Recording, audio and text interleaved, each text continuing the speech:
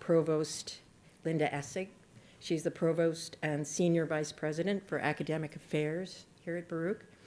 She has a kind of dual background, both in fine arts and in public policy and administration, and she has brought those two things together to bring a focus on entrepreneurship, creativity, and teaching to Baruch, and Baruch has greatly benefited from it. So we're honored to have you here today, Provost Essig, and I'll turn it over to you.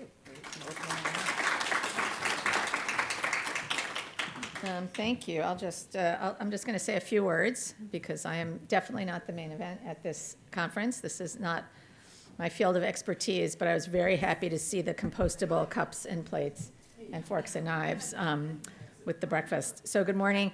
I'm really thrilled to be able to welcome you and on behalf of Baruch College to host this conference on climate and compost. Baruch College, and especially its Marks School of Public and International Affairs, and I know you'll hear from Dean Sherry Ryan tomorrow, has embarked on a 5-year strategic plan that really centers the city of New York. And we strive to leverage our location in the middle of Manhattan to maximize the success of our students and provide fertile ground for faculty research. And in the case of this conference, I mean that both literally and figuratively. The conference will help build Baruch's capacity in the areas of climate policy and environmental justice, reinforcing the college's leadership in these vital fields.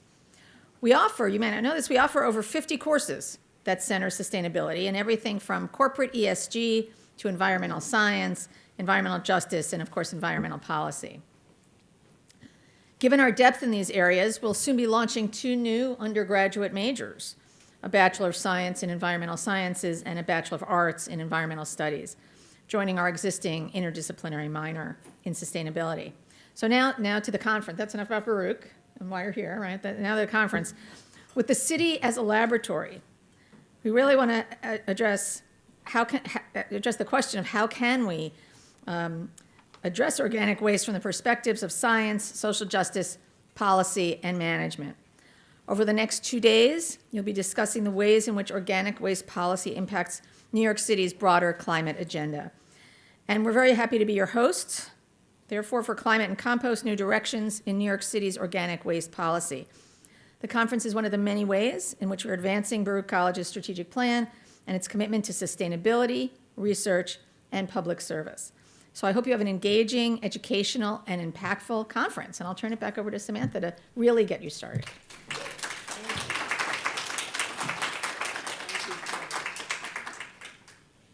Okay. So this is going to be a full presentation for the live stream here.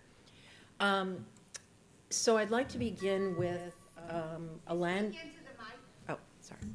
I'd like to begin with a land acknowledgement.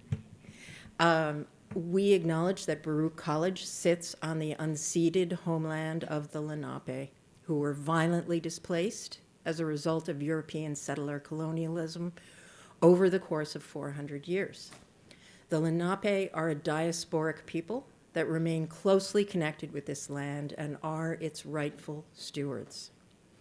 We also recognize that New York City has one of the largest urban Native American/indigenous populations in the United States.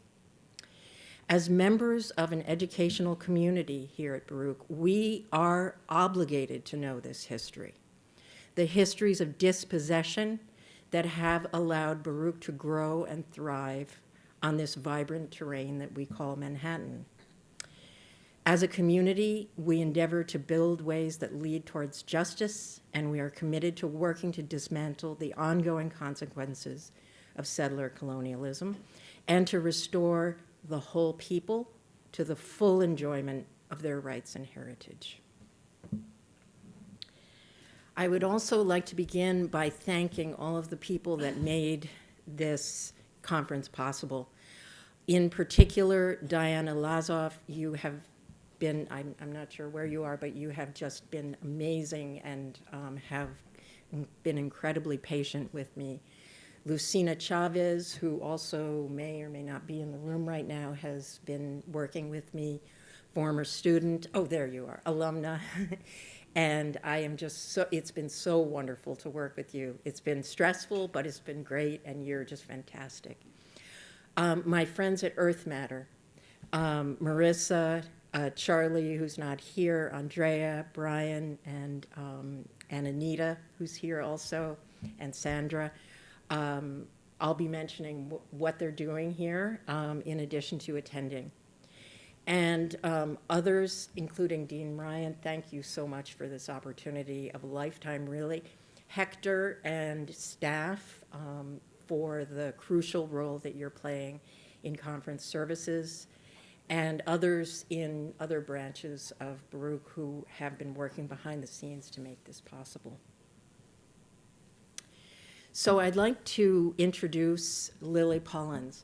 And in this conference, there are official biographies up on the web that you can read. But I'm going to introduce people by how I know them, because I know pretty much everybody who's speaking at this conference. So Lily and I met years ago. I can't remember exactly when. We were both deeply influenced and continue to be deeply influenced by the work of Max Liboiron, who is a professor up in Newfoundland, the province of Newfoundland and Labrador, at the Memorial University of Newfoundland. But Max did their PhD at NYU, and that was when I got to know them, as I was doing my PhD at the same time. And Lily and I connected about that, and we have been people at CUNY who are doing discard studies. And discard studies is a nascent field. It's very interdisciplinary. It's drawing from science and technology studies, feminist epistemology, and very close attention to science studies, and also bringing in a lot of, let's say, non-Western perspectives, or non-mainstream perspectives on social science. And Lily and I are working on a long-term research project about scale and organic waste management in New York City. And without further ado, I'd like to turn it over to Lily to start us off. And Lily, I'll get your PowerPoint up while you're coming up.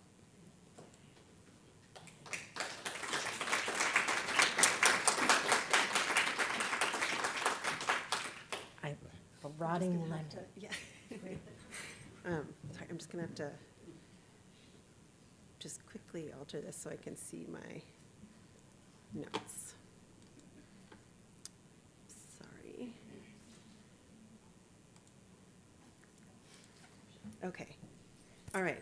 And the lemon is only because I find the way that lemons decompose to be especially beautiful. Good morning, everyone. Thank you for the introduction. Samantha, thank you for working with me and inviting me to be part of this.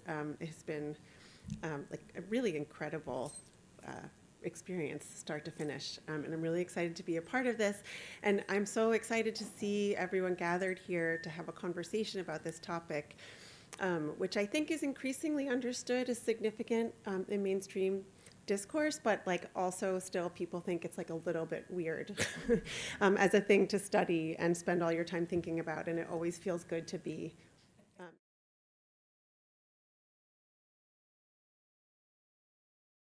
So I'm going to begin today with just a brief overview of a few key ideas, and then I will turn the stage back to Dr. McBride to sort of dive a little bit deeper into some of these ideas. So I just want to start with kind of an overview that I think will be familiar to pretty much everyone here, just as a way to kind of start with a sense of scale and a sense of urgency. So in the United States, it is estimated by the EPA that a bit more than 1/3 of the total municipal solid waste stream is organic. So that's everything from wood to food to yard trimmings. And these are the EPA estimates and how they kind of, how they count things, which is something we could talk about a lot more, but I'm just going to leave it at this. About 1/3 is organic. And we also know from EPA statistics that of that total pie, about half of it ends up in a landfill, and only a very small amount is composted, which you can see down in the tiny, sort of some of the yellow, and then the tiny little bit down on the bottom. So if we look at just the stream that's going into landfill, all of this pie represents what ends up in the landfill, and more than a third of that are those same organic materials. So that's almost the same as the generation rates, which means that we're not successfully capturing through composting or other means a lot of that organic material. And the EPA kind of only counts, they only look at certain waste streams in certain ways at certain times. But this particular report from 2019 looked just at food waste and indicated that at least 60% of food scraps are going into landfill. So we know that when organics end up in landfill, that results in greenhouse gas emissions. It is kind of capturing and losing soil nutrients permanently. It results in leachate and other forms of pollutants in waterways and air pollution as well. And then, of course, we're trucking this material often great distances, resulting in emissions from transportation and also quite a lot of fuel use. So we know that this makes no sense. And, you know, the big question for all of us is, why is it so hard to do better? So I'm just going to start, you know, from my perspective as an academic asking this question. I try to conceptualize not just the waste itself, not just sort of like the description of those end materials, but the entire system that results in those wastes. And there's a lot of different ways to do that, but for today, we just wanted to introduce the kind of basics of systems theory, which basically asks us to identify a few key elements. So the environment, right, just the field in which a system occurs, the system boundaries, which are represented by that big circle in the middle with some gears doing the work. And then the inputs and outputs of the system. So if we're going to talk about organic materials in a city or organic waste in a city, it might be represented something like this. So we have the inputs, which might be food, fertilizers, water, imported plants. And then we have the boundary, which are the limits, the kind of territory or the limits of the city. And then we have the outputs, which would be municipal solid waste, biosolids, air and water pollution, all the things that kind of come out away from the city boundaries in the form of waste one way or another. So it's very clear, and excuse my question marks, I just didn't do the animation properly. They'll be relevant in a second. So if we want to, you know, it's very clear for pretty much, I think, anybody in this room, but maybe anybody who can think logically, that like a linear flow of material where we extract materials from nature and then emit them as useless waste makes no sense. It's unsustainable. Like literally and truly on a finite planet, you cannot continue to extract and waste infinitely. And so at a certain point, people sort of started to think about, well, could we conceptualize, this is the way it works. It is a linear system, but could we conceptualize it as something different? Could we imagine maybe that the lines turn into circles and the materials that are emitted can be reused and transmitted back into that system somehow, which like theoretically would result in smaller inputs and smaller outputs. So this is a very rough diagram of sort of what we might consider to be circular flows. And this was sort of imagined in the 1990s and became a kind of key way of conceptualizing sustainable development and the things, you know, the way that we started to evaluate the circular economy and things like that. So this is lovely. It makes sense. But what would we actually need to do to create those circular flows? That's a whole different question. And it also depends completely on what kind of system we're actually talking about. So if we're interested in organic discards, maybe there is discord, organic discards, they're traveling actually through many different systems at many different scales, even when we're just thinking about what's happening in the city. So if the system is a city, then this simple circle actually represents like a whole lot of different flows and systems and forces that the diagram doesn't show us at all. For instance, and we know this, like a city is rarely a single coherent or singular system. There's in fact a whole bunch of nested systems that have complicated interactions with each other. Each of them has its own logics and its own operational parameters. Some of those subsystems might support each other, others might conflict or create obstacles for each other.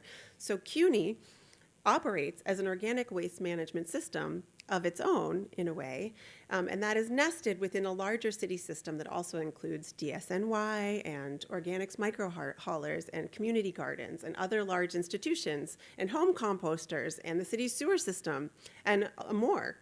So we have all of these kind of side-by-side systems that are sort of working to make a big system, only it's not actually a singular system.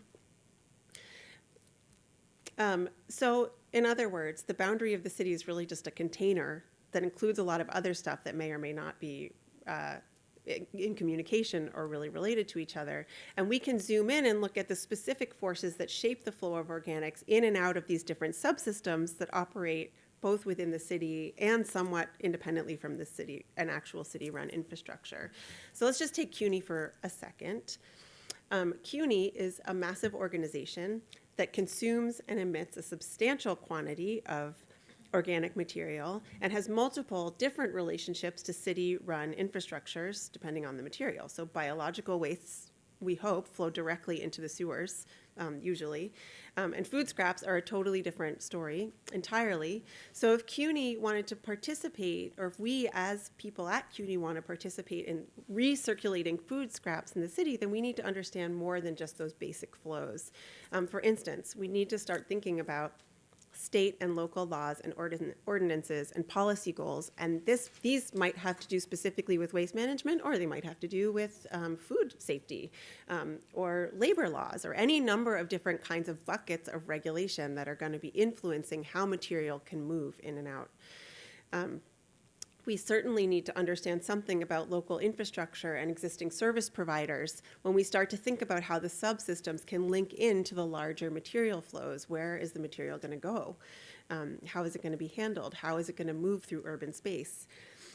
We need to also understand something about the variation across campuses and facilities, because much like the city itself, CUNY is also a nested set of subsystems, and each campus has different operational parameters. And we need to understand the labor cultures and the building architecture, and it's quite complicated, and it's not going to be a simple, this won't be a simple metric for CUNY. We need to think also about specific materials and material use practices. And this is a big one, and I don't know if anyone has noticed, but most institutions and cities don't actually pay much attention to this at all. And if New York does waste audits like very infrequently, but understanding what's actually in the waste stream is hugely important for organic waste, because as many of you know, like we're really talking about chemistry, and you can't just like put anything in a pile and assume that the same outputs are gonna happen. Like it's not industrial in that sense. And so we have to start to think about what's we have to know that. And then we need to be thinking at all of these kind of different levels of granularity while also considering system-wide data. And ways that like what happens at Baruch can be compared with what's happening at Hunter. We need to measure things in a format that can be shared and understood widely at CUNY and beyond. So all of these different details kind of require a whole different orientation to what a system is and what organics might mean within that system. I'm going to now turn it back over to Dr. McBride to give us a little bit more detail on some of these, some of the specifics of organics at CUNY. Just going to get my PowerPoint up.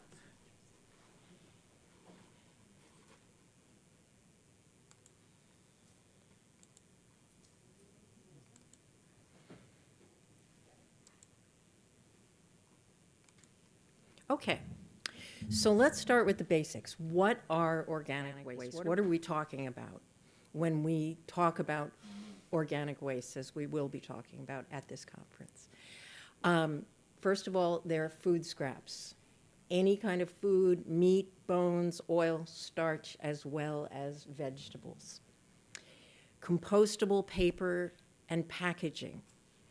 a category that seems like recyclable paper, but isn't really. Here we're talking about paper napkins, paper towels, soiled paper plates, and other types of food soiled paper. That can also go with organic waste to composting, as well as the small amount of compostable packaging that is in the waste stream right now. Another major category is yard trimmings and landscaper debris. So this is from raking, mowing, pruning, and landscaping activities. Treated sewage sludge. This is what is coming out of the anaerobic digesters at DEP facilities. There's some other categories that we don't have as good data on, and I will not be emphasizing them as much in this conference, but they include fats, oils, and grease, which are collected separately by law from food service establishments, often for rendering and reuse as biodiesel. Untreated wood. Treated wood cannot be composted. It's highly toxic in composting. Untreated wood can be, although the highest and best use is to reuse it if it's in good shape. Woody debris, especially fallen trees with the increasing storms that we are experiencing in climate change. When we have these storms, we generate massive amounts of woody debris all at once. And there are tree removals and down trees going on year-round. The other two categories, which I realize are coming up lighter on here than I'd planned, include biogenic industrial sludge, so that would be mainly paper mill sludge, and animal mortalities and manures. There's even less information about that, and I'm really not going to be emphasizing those streams in this conference, but they do properly belong in a comprehensive inventory of municipal solid waste in New York City.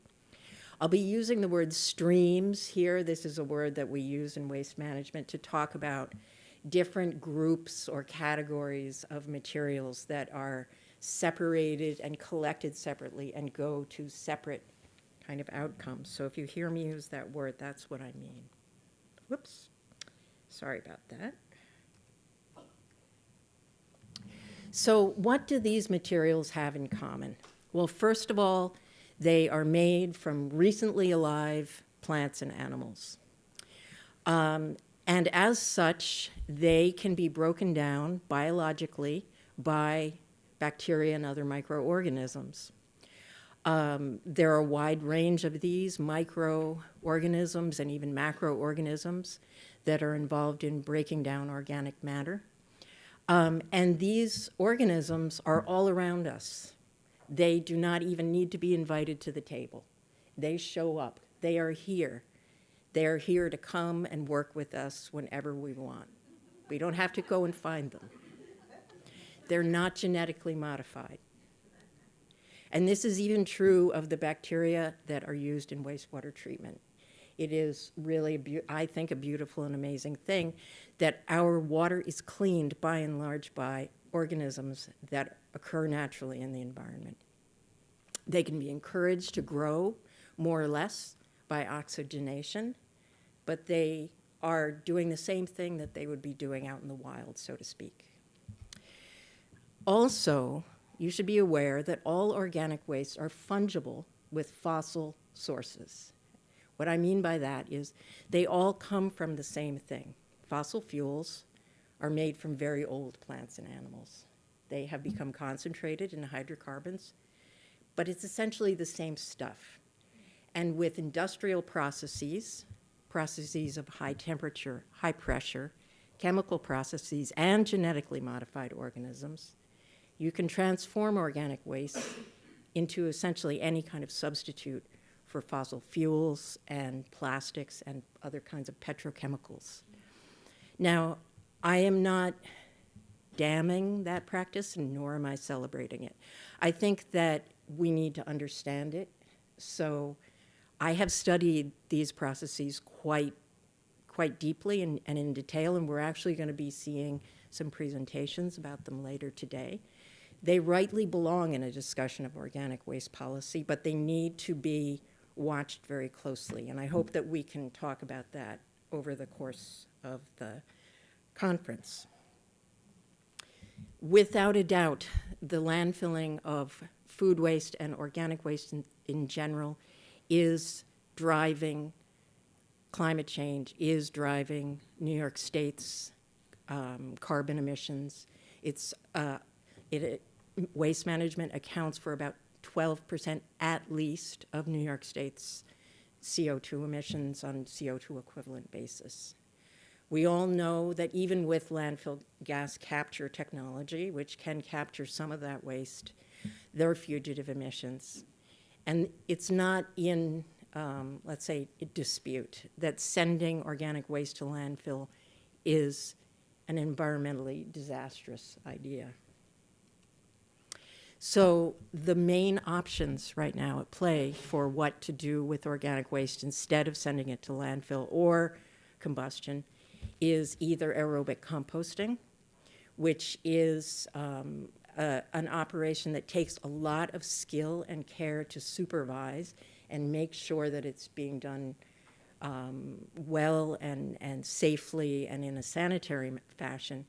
But again, once the conditions are set, it's the bugs that are doing the work. And the bugs are also doing the work in an anaerobic digester. It's different bugs.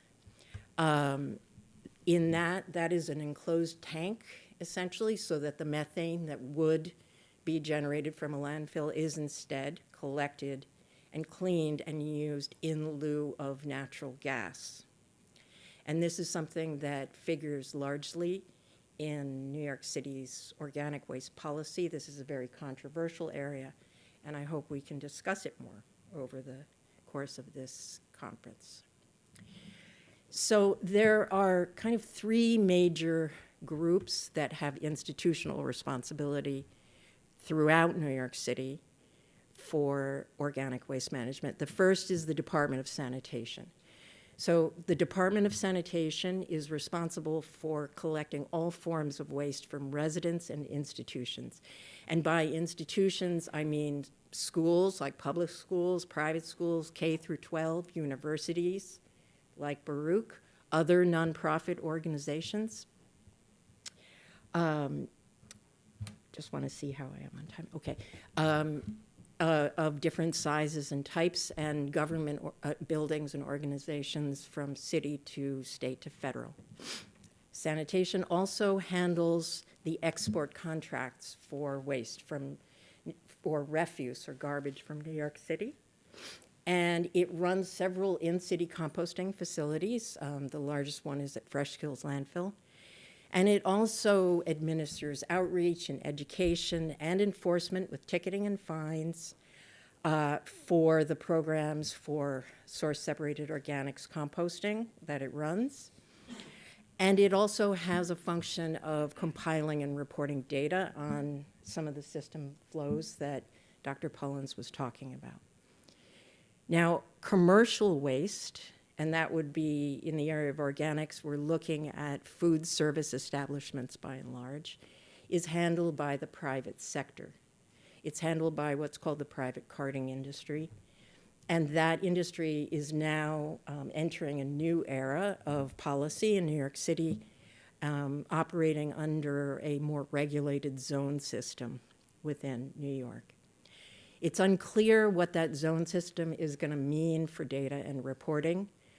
Right now, the data that we have on the flows of commercial waste is much, much worse than it is for residential and institutional waste, mainly because there's one big organization handling the former, and commercial is still a range of different players and actors. And finally, there's the DEP, which manages not only our water supply, but also all of our wastewater collection and treatment. And it is involved in this story because the after anaerobic digestion, what comes out of digesters is also organic waste.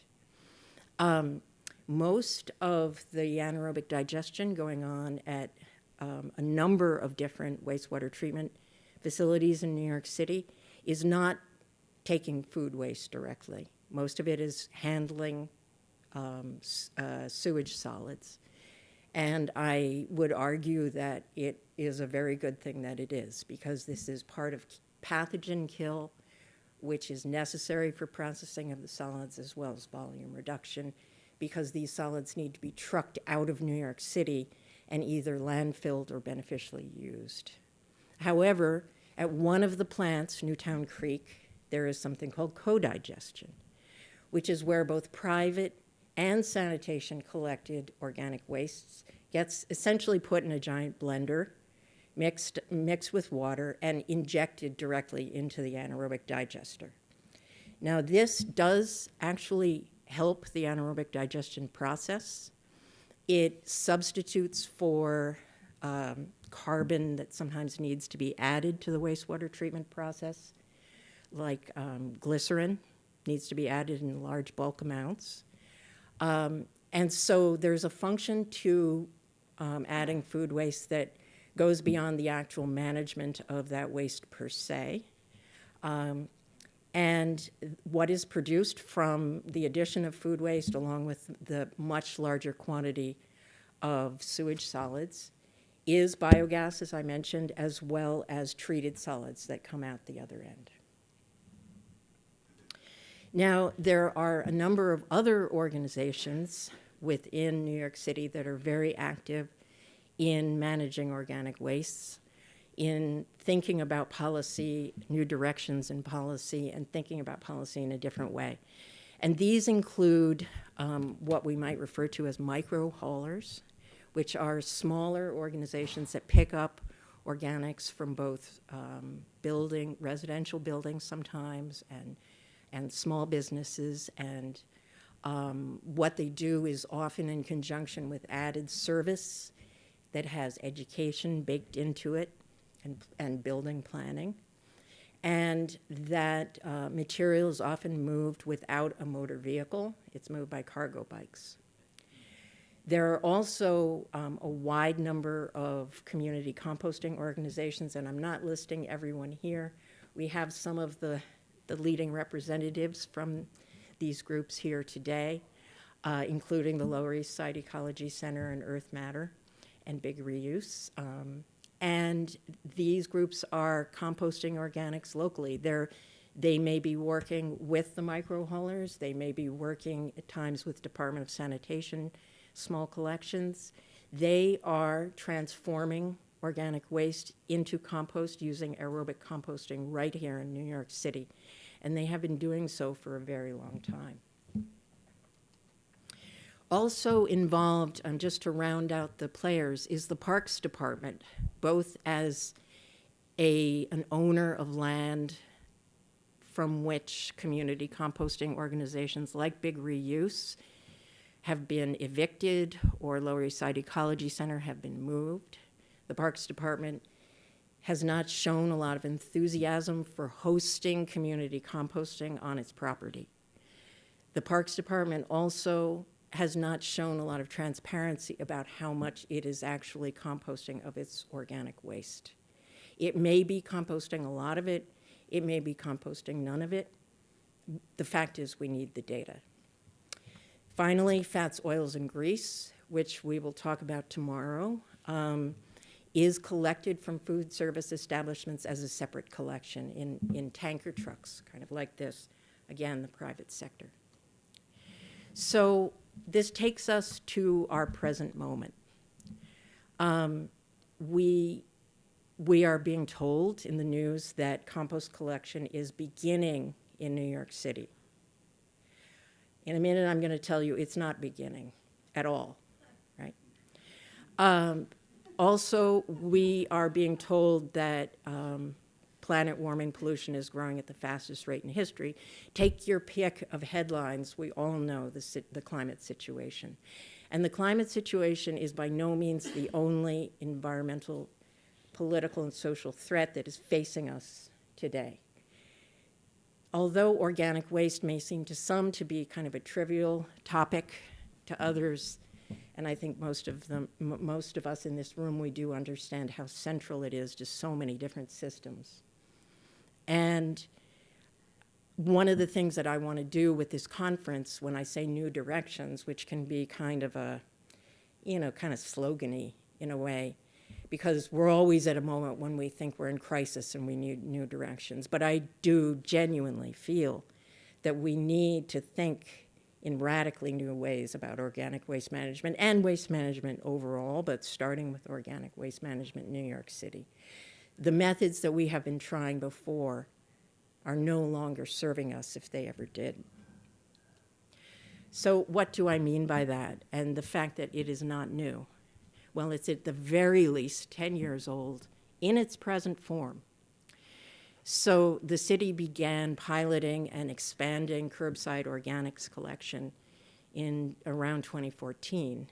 It was rolled out district by district in different boroughs of the city in an admittedly confusing order of progression. It also was rolled out to 1 to 9 unit households only, with apartment buildings needing to enroll. Other than that, it was pretty much identical to the current program that is being now rolled out throughout the city. And what you can see here, the sort of brown bottom here is the calculation of food scraps, yard trimmings, and compostable paper and packaging that during that period was sent to disposal. And the thin layer on top is the actual separated organics that were collected, which increased a little bit until 2019. Granted, it was increasing because more districts were being added, not because people were doing it more.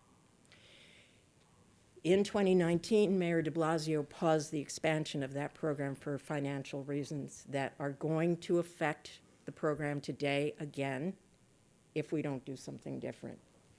And when that pause happened, you can kind of see at the top here, even then the amount of that was collected started to diminish. And then we hit COVID, which is the spike here. Municipal solid waste, residential waste spiked during COVID, largely because people were staying home. So it was a transfer of waste from the commercial system to the residential system. And we have had the reintroduction of curbside organics collection under the present administration with what I think a lot of people would agree with in this room, inadequate preparation of the public, especially after a lot of the public has already gone through the first round of rolling this out and then canceling it. And so we have this program, it's going, the tonnages are gonna probably increase next fiscal year simply because it's being rolled out to all the boroughs. But what we see is actually declining participation, declining capture rates that are very, very low. And a capture rate is essentially just telling you how much is getting collected out of everything that could be collected in the way of organic wastes. In these programs, we're talking about 4%. And when you have that low a percentage, you cannot financially, fiscally sustain a municipal collection program such as is run by Department of Sanitation. We also have had commercial organic rules on the book in current form since 2013. As I mentioned, the data for this stream is much spottier, so I can't really show you a similar kind of longitudinal graph. But we badly need information about what is going on in this sector. Then we have the DEP that has been working for over a decade on both getting the biogas connection at Newtown Creek hooked up to the actual gas grid, which I will grant has taken a very long time, and also increasing the beneficial use of treated sewage solids as opposed to sending them to landfill. And as opposed to the progress that, or lack of progress, that has been shown in the DSNY managed stream, we actually do see genuine progress by DEP. We also see genuine data sharing by DEP. And a lot of a lot of what I will talk about in this conference has to do with the need to put data sets up on open data. This is from an open data set. And what you see at the bottom is a declining quantity that is being sent to landfill and an increasing quantity that is going to other beneficial uses, including the largest part there is compost, is making compost out of biosolids or sewage solids. Now, again, this is a controversial area, and there are those that believe that we should not be making compost or land applying treated sewage solids, and I think that there are strong arguments for that. On the other hand, there is no alternative. And unlike food waste, biosolids are not something that are going to be affected by waste prevention. They're going to be there, and they're generated pretty much equally by everybody. So this is something else that we can discuss in this conference. So where does CUNY fit in? Well, as Dr. Pullins pointed out, CUNY is a complex multi-campus system, and each campus has its own, it has its own student body, it has its own faculty, it has its own culture, but really what's important for what we're going to talk about is it has its own different land uses, it has different situations for buildings and grounds, and it has different material streams of organics and processes for generating organics. And CUNY is integrated in a very interesting way into both New York City and New York State government, for better or worse. It is part, as a state agency, it is part of orienting its activities towards the Climate Leadership and Community Protection Act. It is also complying with city regulations and requirements about buildings and about so much more, about land use. And so it is truly what I would say in this sense, it really is truly the public's university. And that makes CUNY, I think, a really unique setting to deeply engage with questions of organic waste management in New York City. So we have, throughout CUNY, we have faculty that are doing research that relates to organic waste all over the CUNY system. Discard study, whether it's called discard studies or not, in most cases it's not, is a highly, highly interdisciplinary field. We have CCNY as a real leader in environmental engineering as well as chemical and civil engineering, and we have at least one person, a future engineer from CCNY here today. We'll be having talks from a professor tomorrow. And I want to point out that both its engineering school and it has a School of Sustainable Systems are absolutely central to the work that we need to do on organic waste management in New York City. We also have a lot of other schools and programs that deal with soil, that deal with environmental psychology and behavior, that deal with land use and planning. There's a CUNY Climate Justice Hub that has been organized to coordinate the relationship between CUNY researchers and community-based organizations so that their research is actually helping those organizations more than just studying them as objects of study.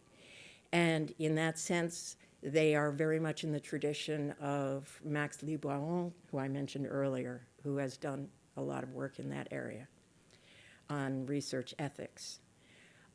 We obviously have Baruch. We have the Newman Real Estate Institute, which I wanted to mention because to talk about organic waste management in New York City, you must understand buildings and understand buildings as systems.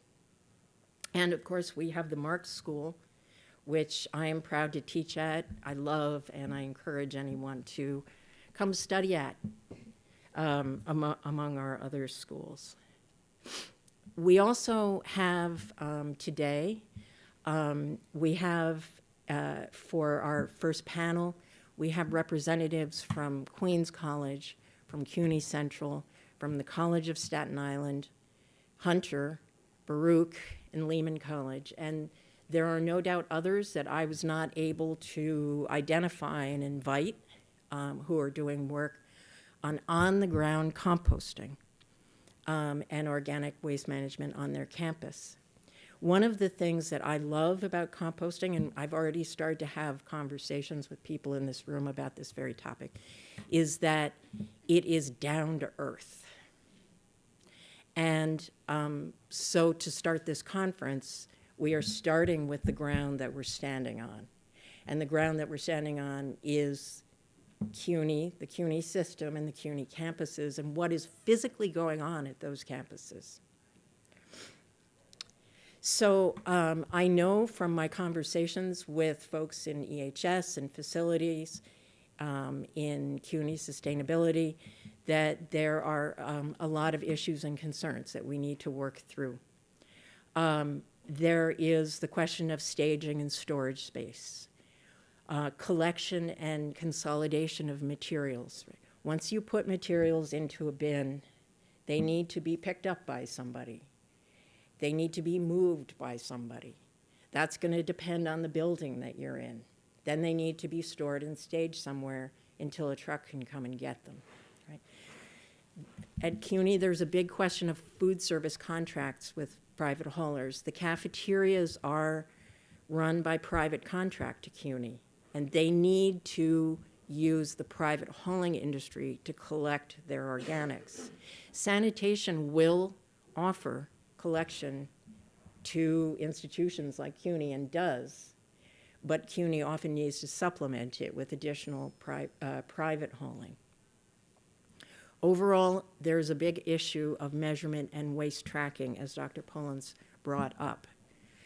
I cannot overemphasize the importance of knowing how much waste you're dealing with in a system overall, to contextualize what you're doing and see whether your efforts are focusing on a little symbolic piece or a big, materially meaningful piece. And within this complex, there's, of course, the enthusiasm of the students. The students at Baruch are vitally interested, that I've worked with at Mark School, are vitally interested in waste management, and also at the business school. I have been privileged to work with students throughout Baruch and throughout CUNY. I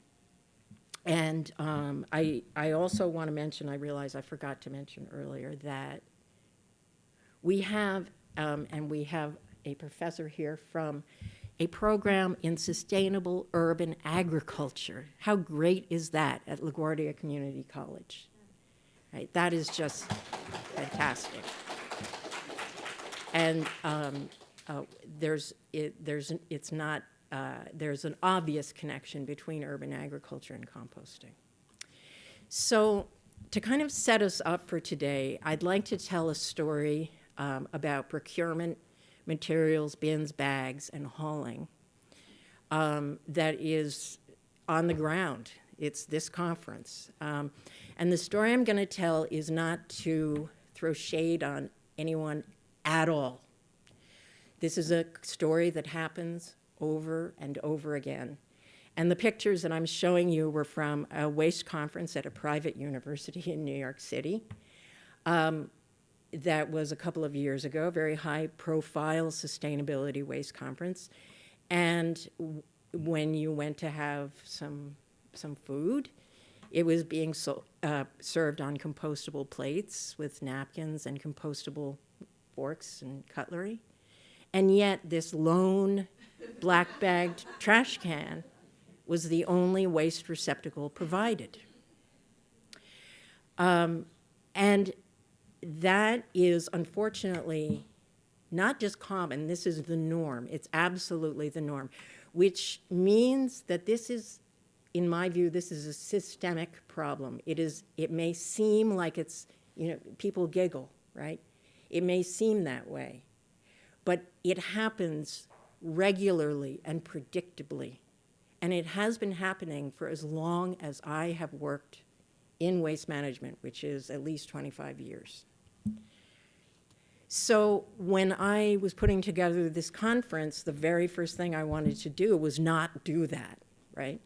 I wanted to have a proper setup for collecting the organic waste at this conference. What a contradiction it would be if I did not do that, right? I knew, just from experience, that we needed 4 bins. This is the setup for zero waste schools. We're a school. It's no different than that, right? So we need a trash can, an organics bin, a metal, glass, and plastic, or bottles and cans recycling bin, and maybe a paper bin for the spare pieces of clean paper. And so I went to, with that in mind, I went to then think about catering. And this is even a pre-lesson. I'm going to draw some other lessons from this story, but a pre-lesson is when you're thinking about serving food, you need to be thinking about waste management at the same time. Right.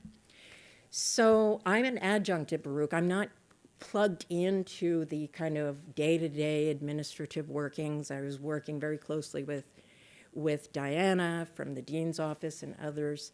And I was instructed to use CUNY buy, which is the city CUNY's procurement system, and the kind of the standard default, and this is actually now not showing at the top, but it was supposed to be default, right? Was that the catering would be what I call it omnivorous, right? So there might be some vegan and vegetarian things, but there would also be, cheese and meat. Hot cups would be in paper cups. Cutlery and plates would be, let me just show you.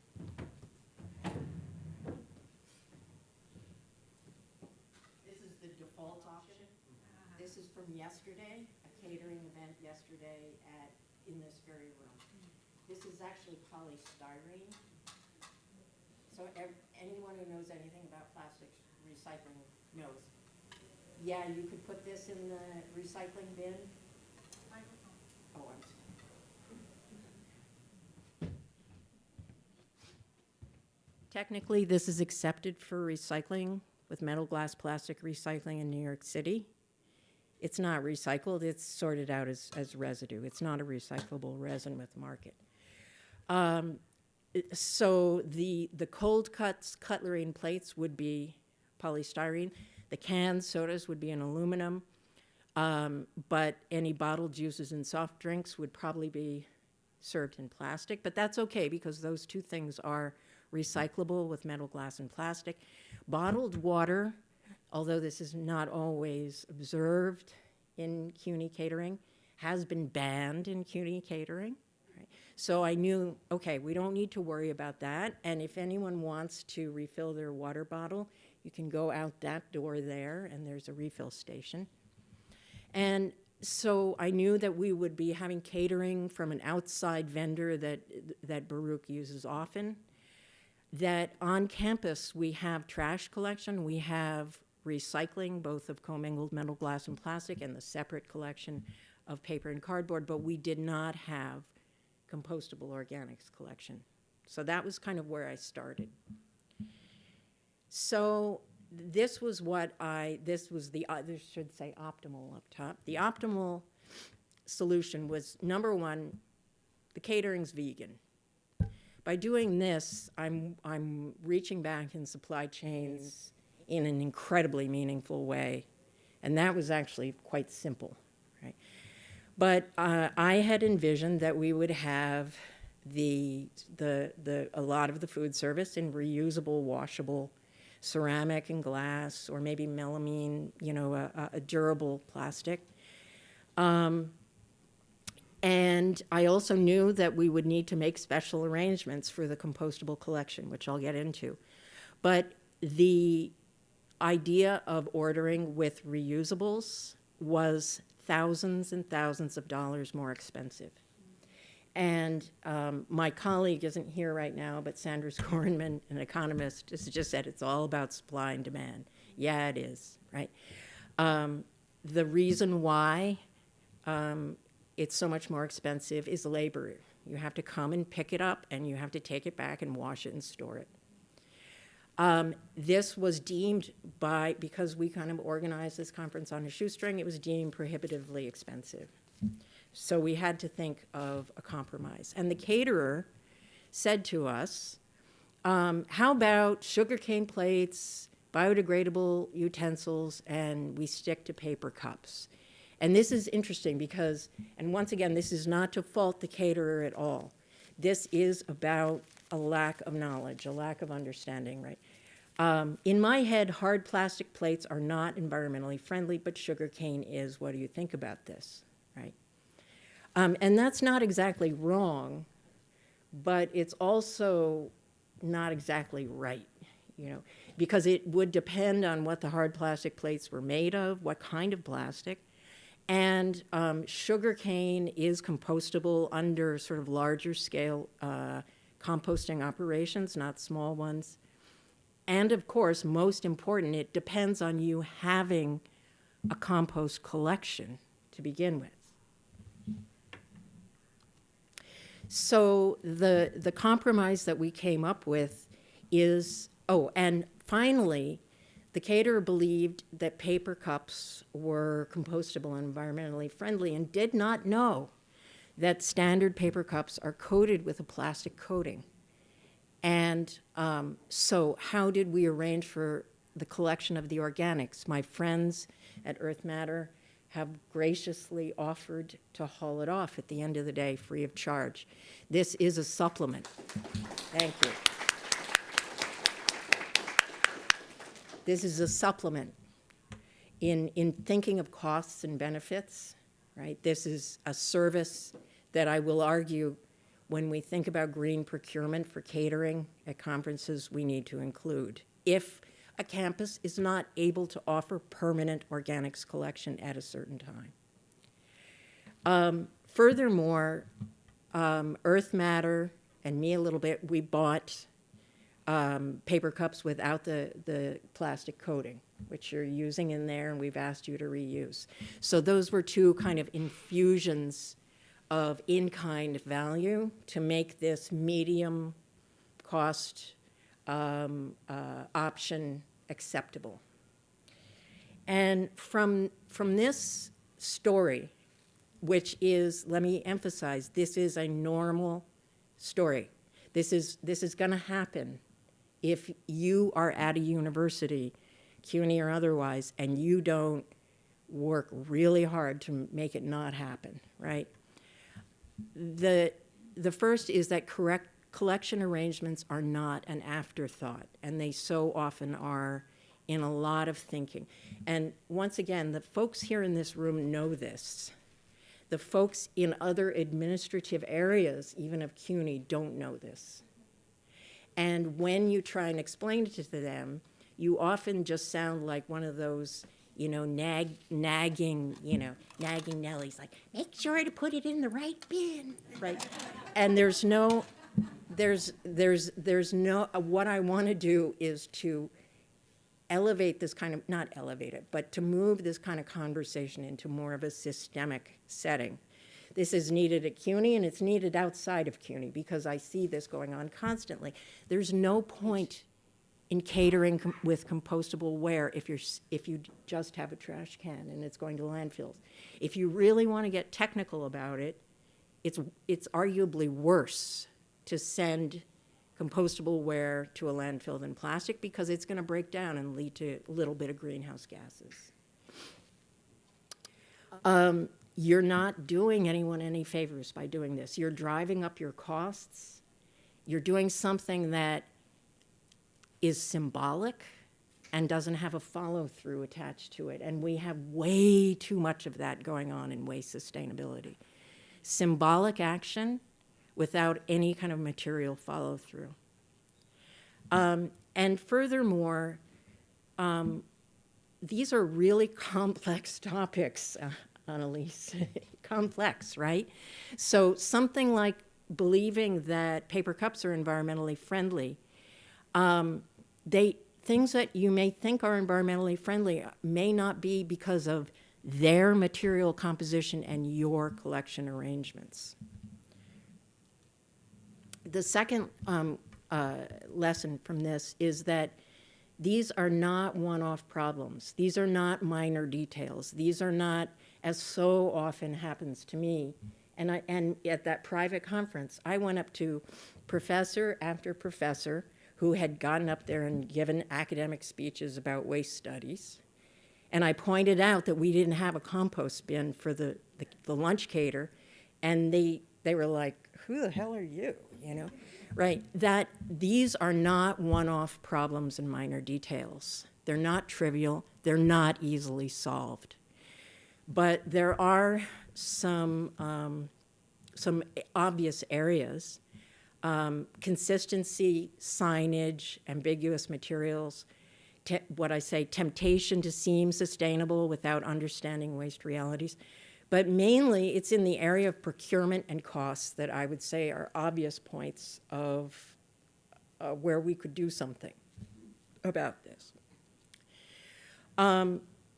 Could we develop, at the very least, green procurement guidelines for CUNY campuses?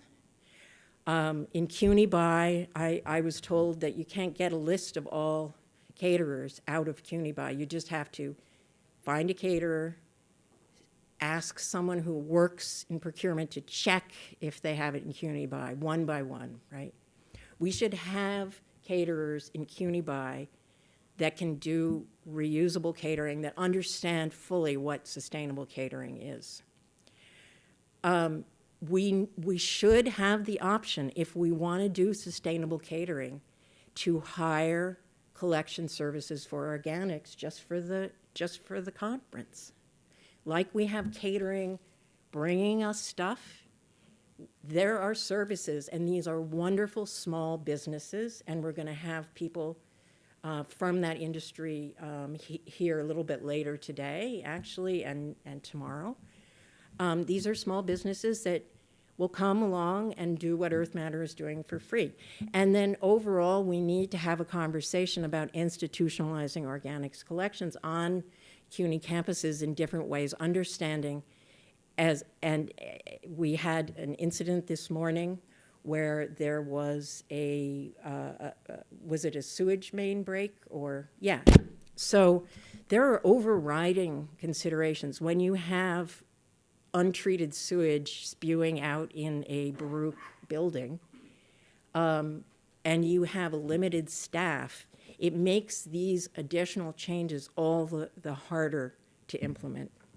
And that brings me to my observation that I have been making this observation since I started to work in waste management, and it cannot be emphasized enough, that there are many different important aspects to waste management, but to me, labor, and specifically the labor of washing the dishes, moving the materials, storing the materials, is unacknowledged, it's undercompensated, it's not planned for.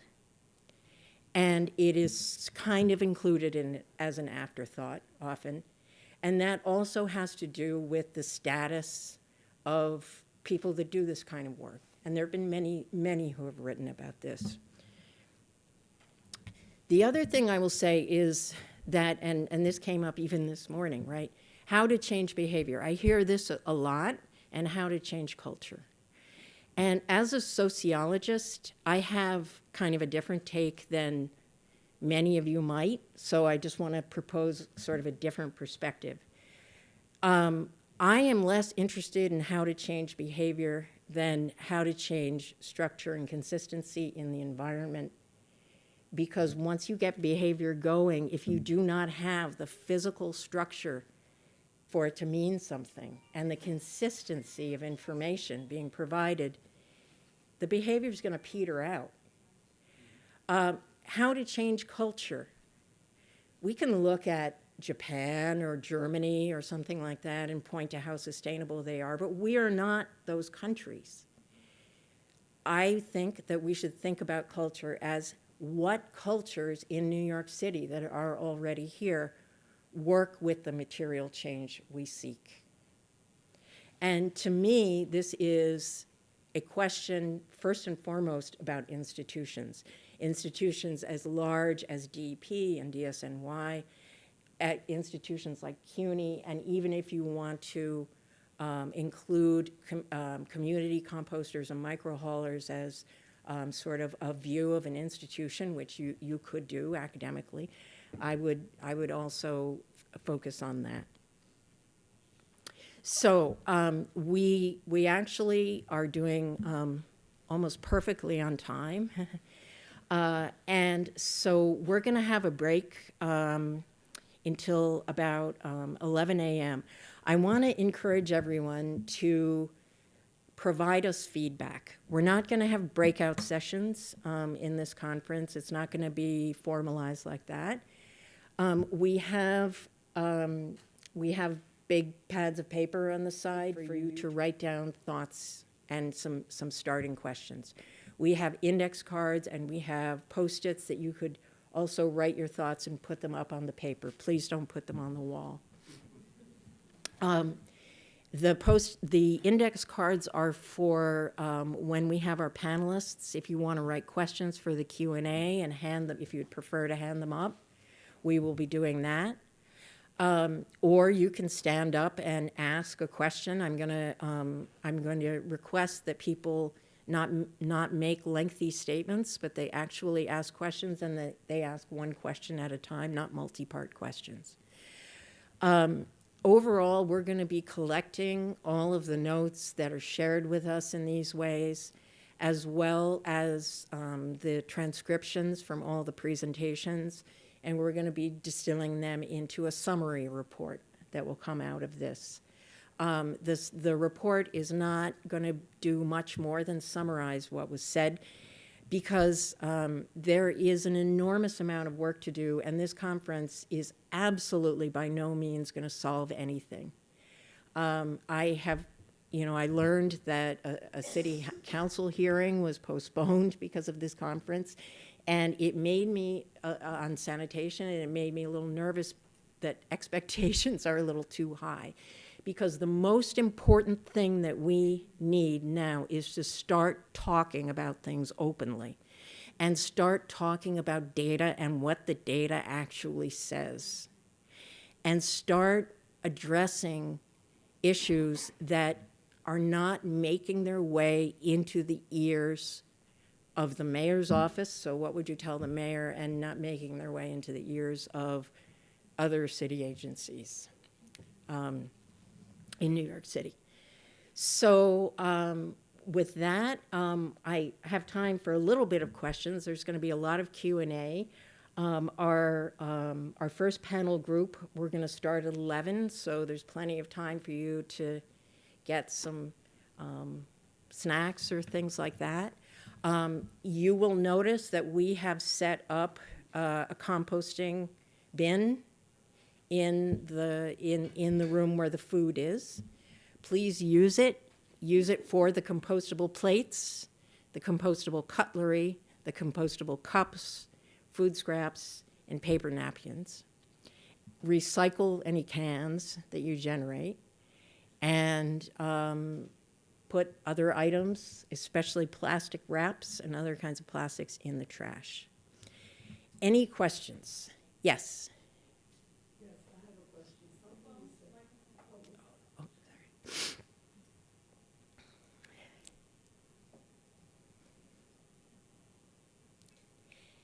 And would you feel comfortable introducing yourself? Absolutely. Okay, thanks.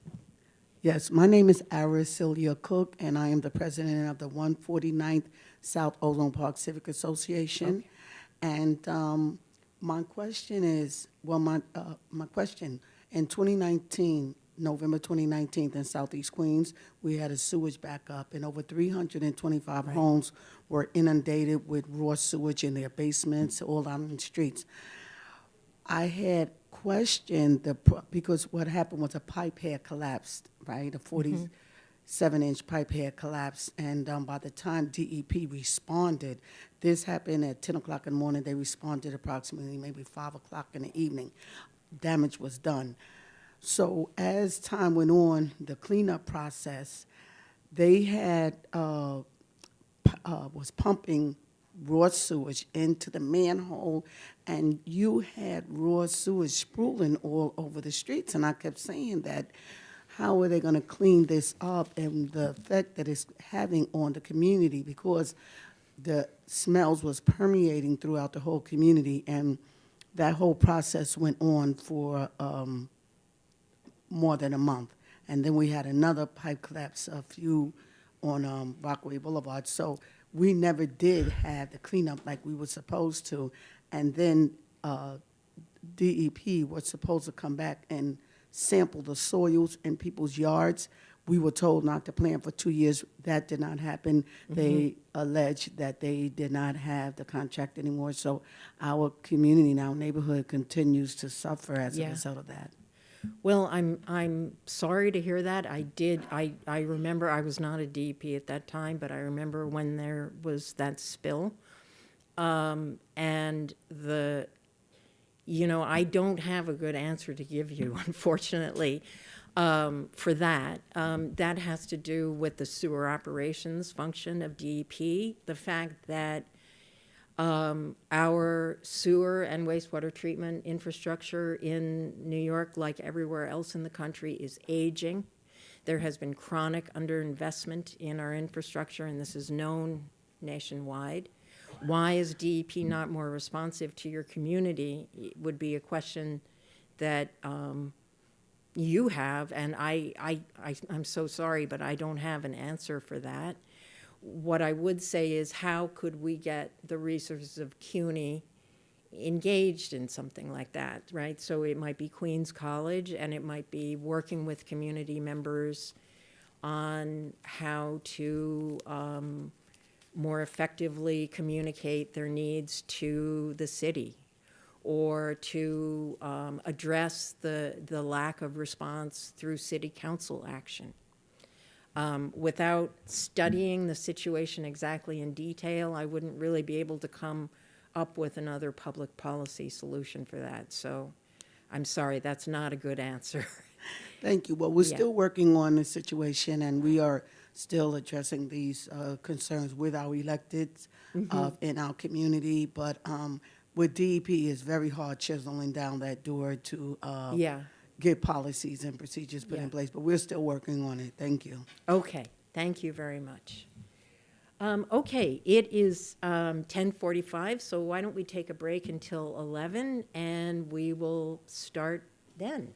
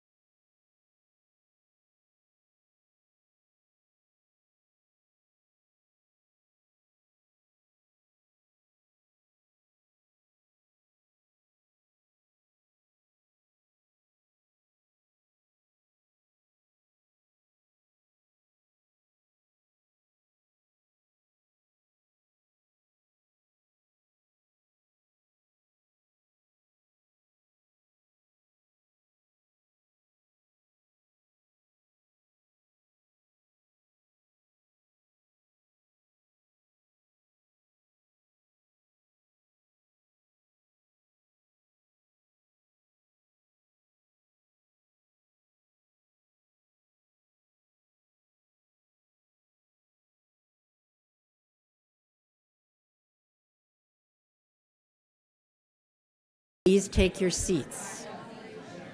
It's a little cramped.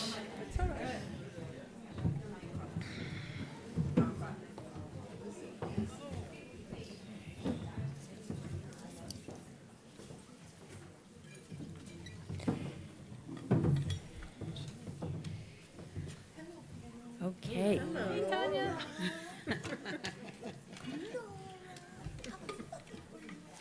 So for this panel, we are not doing PowerPoints per se. We have on the side, we have these slides that the panelists have presented, and it's going to be rotating through them and giving you examples of what's going on at various campuses and issues at various campuses. But I want this to be a conversation, which is why we're all around a table. So to get us started, I would like all of you who work directly in campus operations to, starting with Tanya. Oh, actually, I'm sorry. I'm so excited I didn't even introduce everybody. And let me just do that here. Okay. So, and this is in alphabetical order. The first person I want to introduce is Kier Brown from the College of Staten Island, who I've gotten to know. All of these folks I've just recently gotten to know for this conference. And Kier is both a graduate student and working in campus sustainability operations. So she is unique in that she has one foot in both worlds, and we're going to be talking about the synergies between academics and campus operations. We have Tria Case, who is our University Executive Director of Sustainability and Energy Conservation. Involved very much in the regulatory and compliance and other aspects of this issue, as well as the day-to-day operations. Whoops, sorry. We have Jim Koznowski from Baruch. Jim has been so helpful with the collection arrangements, setting them up here, allowing us to have composting at this conference. And also juggling that, and this is an issue that I raised before and I'll keep raising about labor, juggling all of that additional work with everything else that needs to be done with a staff that is assigned to sewage main breaks, among other things. It was just mentioned earlier. We have Ilona Linens from Lehman College, who is, talking with Ilona, is absolutely passionate, the way that we all are, about composting, and talks about it in such exciting and philosophical ways. Next, we have Tanya Prochet from Queens College, who had told me about their, is it their food and hospitality program? Finesse. Yeah, Finesse, right. So they have a program for hospitality, and that at Queens College that involves restaurants and catering, and so there's a lot of exciting work being done there on composting. Nora Santiago is from the College of Staten Island, a full-time sustainability program manager, and you guys are in for a treat to hear about what they're doing on that campus. And then last but certainly not least, we have Kelly Stevens from Hunter College, where Dr. Pullins is from, who's going to be telling us about what goes on there with their composting. So I'm going to set up the slideshow just to keep moving through, and we will begin.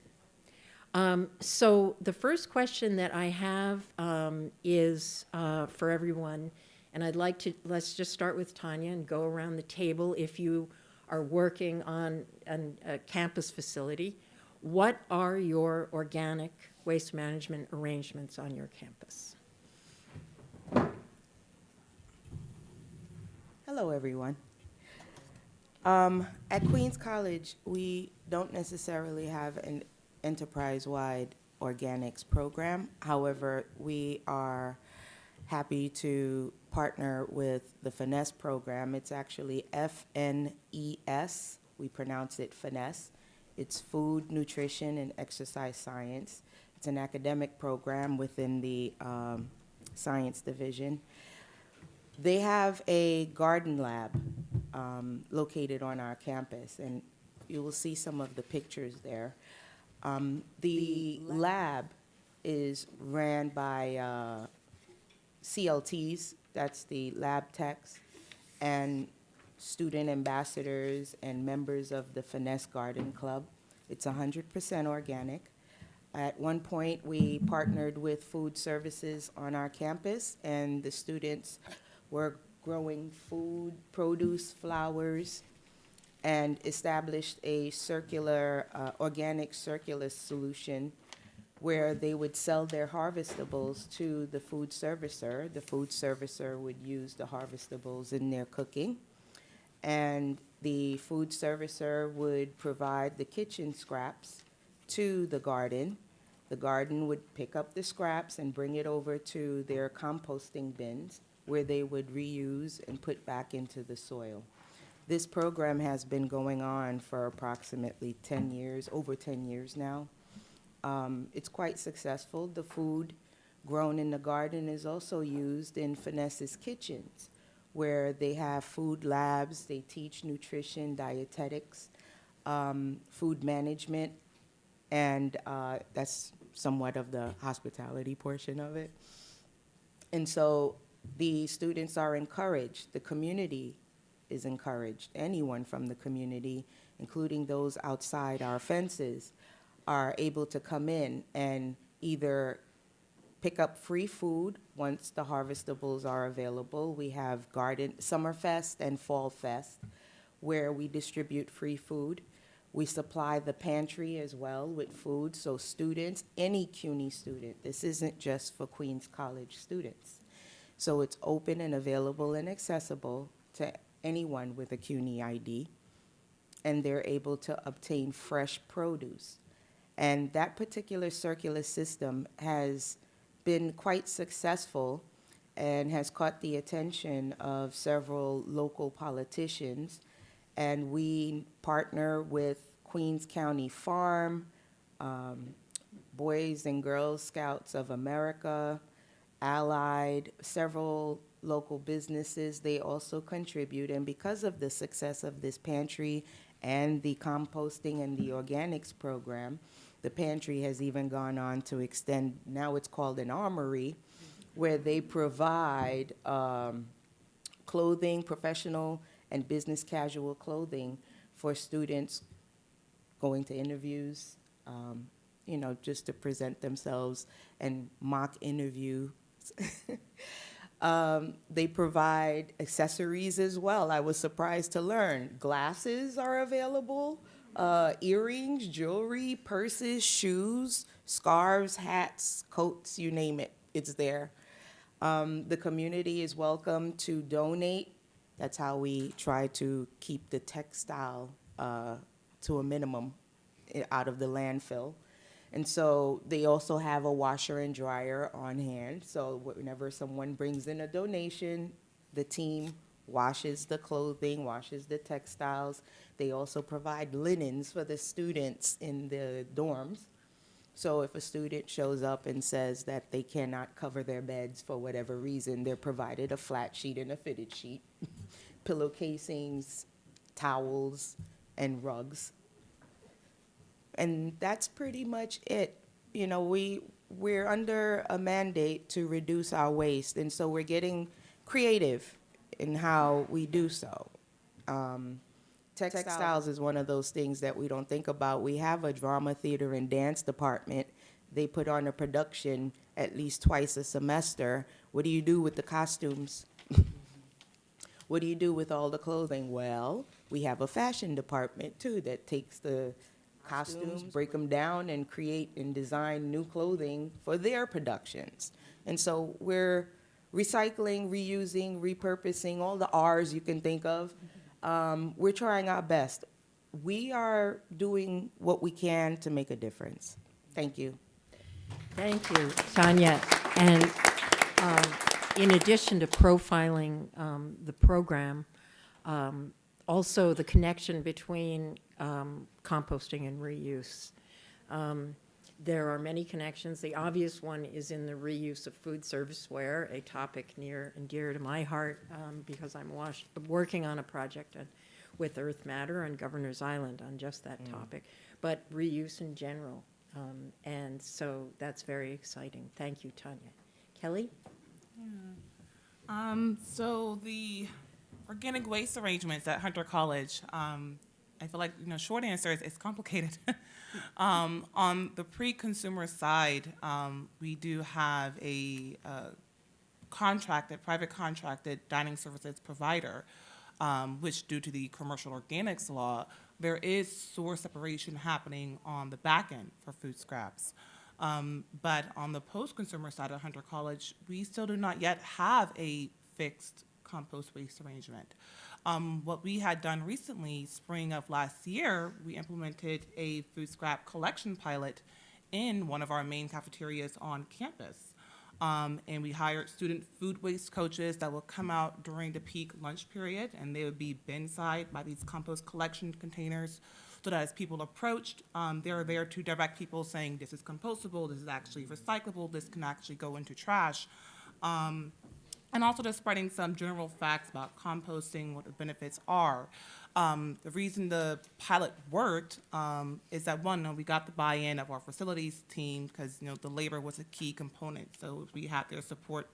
We knew the pilot could be successful. And we also secured the services of a micro hauler that was able to collect our food scraps on a daily basis. And as an added perk, they had the capacity to also weigh and provide metrics of how much of that food scrap is being collected on a daily basis. We were only able to put it up front as a pilot because we wanted to test it out and get a sense of, okay, if we make this permanent or on a continual basis, like what will we need? Where are the gaps that we need to fill? And so right now we're still working on figuring that out.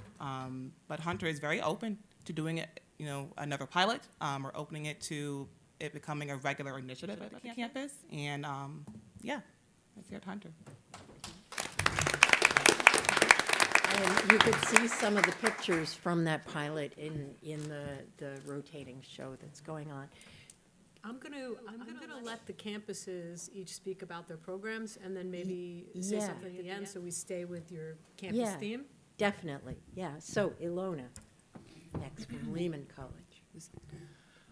Okay, so at Lehman College, all of the organic waste, that's the gardening waste, the leaves that are collected in the fall, and the food scrap waste, food preparation scraps from the cafeteria operations and from the food lab are all composted on site using several different types of composting approaches, and it's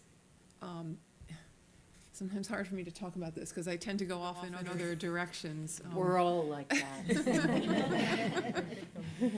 So the food scraps are collected daily and composted daily in several different modes of composting, and the system for food scraps has been in place since about 2009, but composting the gardening waste has been on site since the early 1990s, I'd say. Somebody just said, "Hey, why don't we compost this stuff?" And that was it. We had support from the president down, and it was and it's been quite a success. That being said, I don't think it's necessary to have such a large infrastructure like we have in place. It's highly dependent on the campus that you're at. Anyway, so that's what we do. We just compost everything. And at Baruch, of course, we don't have yard waste, right? So that's definitely not going to be part of the, so Jim? can you- Yes, we don't have, I'm Jim Kaznowski. I'm the Director of Environmental Health and Safety here at Baruch College. And often with the CUNY schools, health and safety, environmental health and safety often takes on some of these sustainability initiatives. So the first thing I can say is that we represent a vertical campus where it's incredibly challenging to have organic waste programs. Not that we're not open to it, it's just the amount of space that we have in order to do it. We're lucky enough, and I say lucky, we're lucky enough not to have a commercial kitchen here. There are a lot of opportunities, cheaper options that are available for our students, our staff, and the neighborhood. Varied and that speak to pretty much the types of things that they want. So a lot of our food waste comes in from the outside. It's not actively being produced here. That being said, all of you have probably either walked in through the plaza, have walked down Lexington Avenue, and you can see that most of our vendors here are, it's tough to get sustainable options in here. So we have, I'm giving a roundabout version of this. We have renewed interest in trying to create these programs here, but what we're trying to really think about is who are our biggest organic waste producers? Where is it actually coming from? A big portion of it is food. A portion of it is these conference centers. We have 2 large conference centers like this conference center. We have one across the street at Vertical Campus. We have clubs, student clubs. A large amount of our food comes in from these student clubs, and it's not just the food waste per se, right? We're talking about any of the soil things that might be traditionally recyclable. Pizza box, right? We're not going to throw a pizza box pretty much in our organic material. We have things coming in that way. We're trying to get a sense of, before we start to do our waste audit, and we'll talk about our process for waste audit, of where we need to focus on, who are our biggest clients, and who are our biggest concerns, and where we can get the most bang for our buck in terms of these things. I think one of the things that I've heard that's most interesting is we've had this continual idea that we don't have the space in order to do the organics recycling, to do composting here on site. I was just talking to Alona about, I love the idea of composting. I do composting outside of the college, but the idea of having these third-party, I believe the phrase that you used was micro haulers, is something that is extremely interesting to me, and I'm looking forward to hearing a bit more. Fantastic. And so Nora and Kier, maybe a sort of a joint presentation on CSI. All right, so Kia and I are working together to compost our pre-consumer waste from our dining services. We're lucky enough that we don't have to go with the vendor. We just talk to them. We want to do it, and they were on board from the beginning. Sure. Is that better? So we work together to compost our pre-consumer waste from our dining services. We use 6 different machines to rotate at 2 different locations at 1C and 6S. The reason 1C is because that's where dining services is, so it's easy to just roll out the food waste and process it right there. We use leaves from our grounds. We have 204 acres, so there's plenty of leaves. And we also use wood chips, which were given to us by DSNY. It's been a very successful program. If I look back, we started in 2017, just like a small composting demonstration by Snook Harbor in a classroom. Which grew into a monthly composting program, and with compost drop-off, which Kier monitors. It's exciting to see the students getting involved every month, and they're out there with the ice choppers and chopping and really getting dirty, so they really have a good understanding what composting is. They ask very good questions. Some of them write papers on it. So it's really nice to see the interest from them. We are at the point where we are running out of bins. We have bins, composting. Bins. Manual You said bins, that's machines. right. Yes, You said yes. machines, but No. we actually run manual composting bins. Right. So it's a lot of manual labor. That's why we need the students' help. Right. But it's enjoyable. But in the cold months, it's a little hard. But we do it anyway. So besides that, we also just like Queens College, we have textile bins on campus where people can donate. We in contract with the company who then uses it for either installation, or they sell any of the clothing that's in still good condition, or new, they cut it up for rugs. In addition to that, this summer, we started a new initiative at the dorms, because when our dorm students move out, they leave a lot of stuff behind. So we started collecting them and organizing them.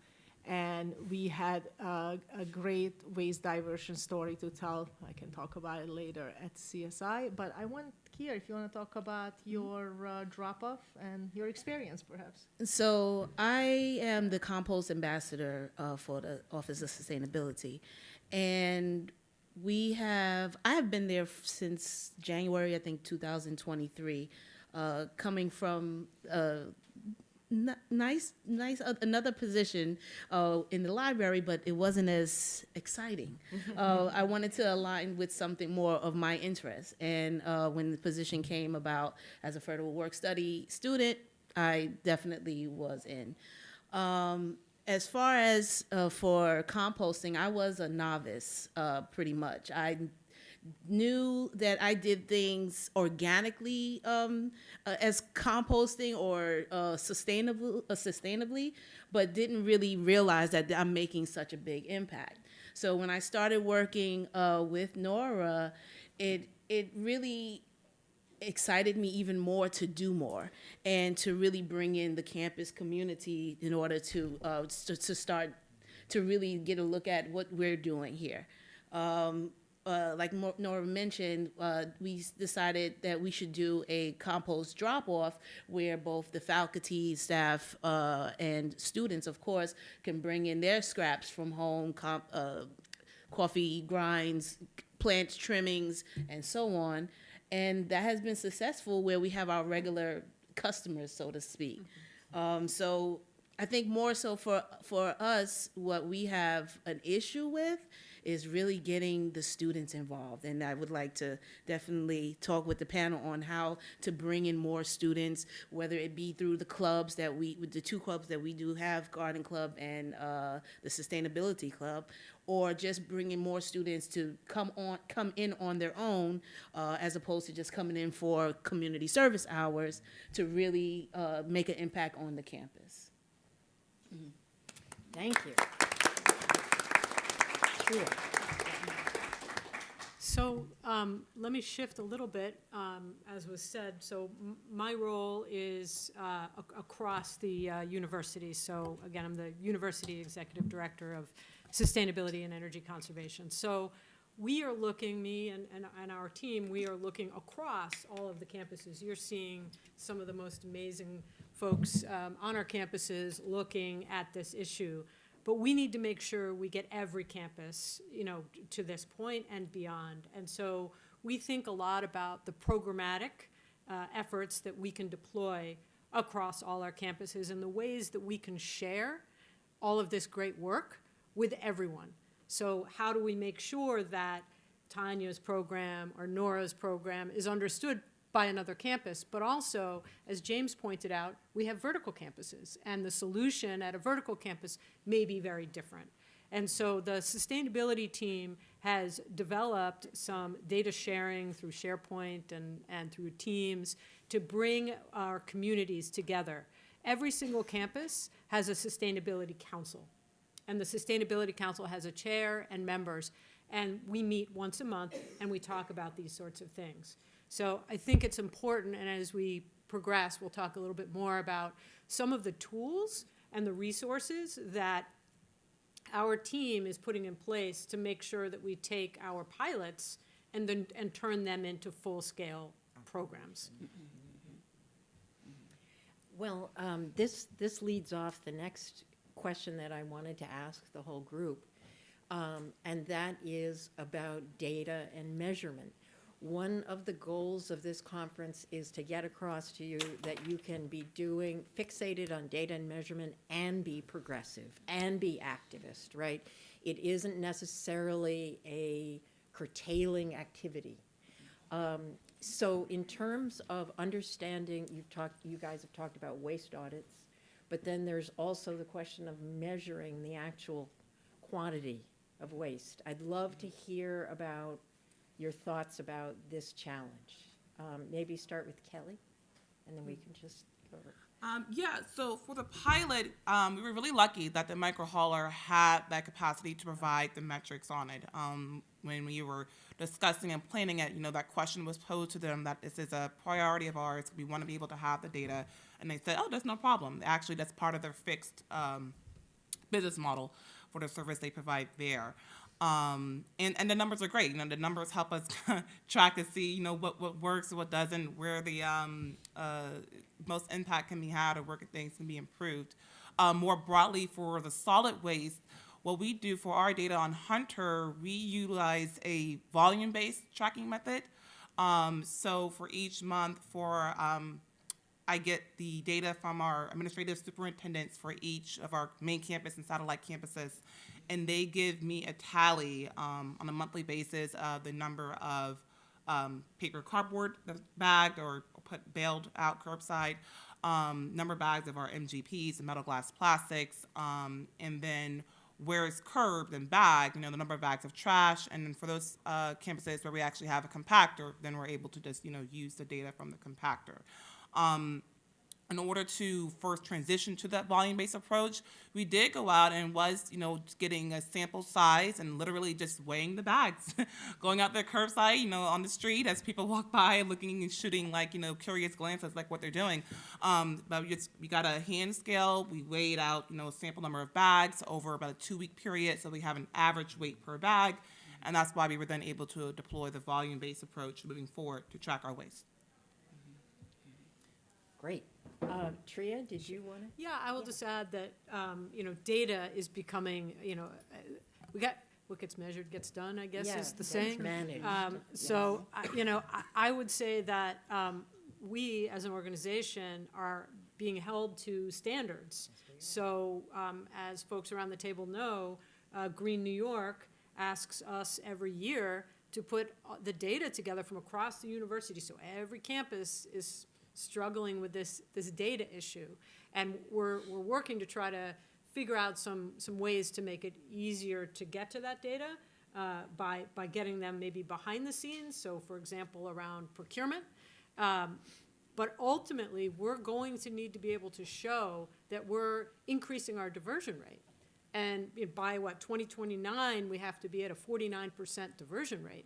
So we're going to have to figure out how we get this data at scale and get it from every single campus so that we can show that we've gotten to that number. So I think that's also included in that. We have to talk about training and education, because it's not just us, it's everybody. Everybody has to be a part.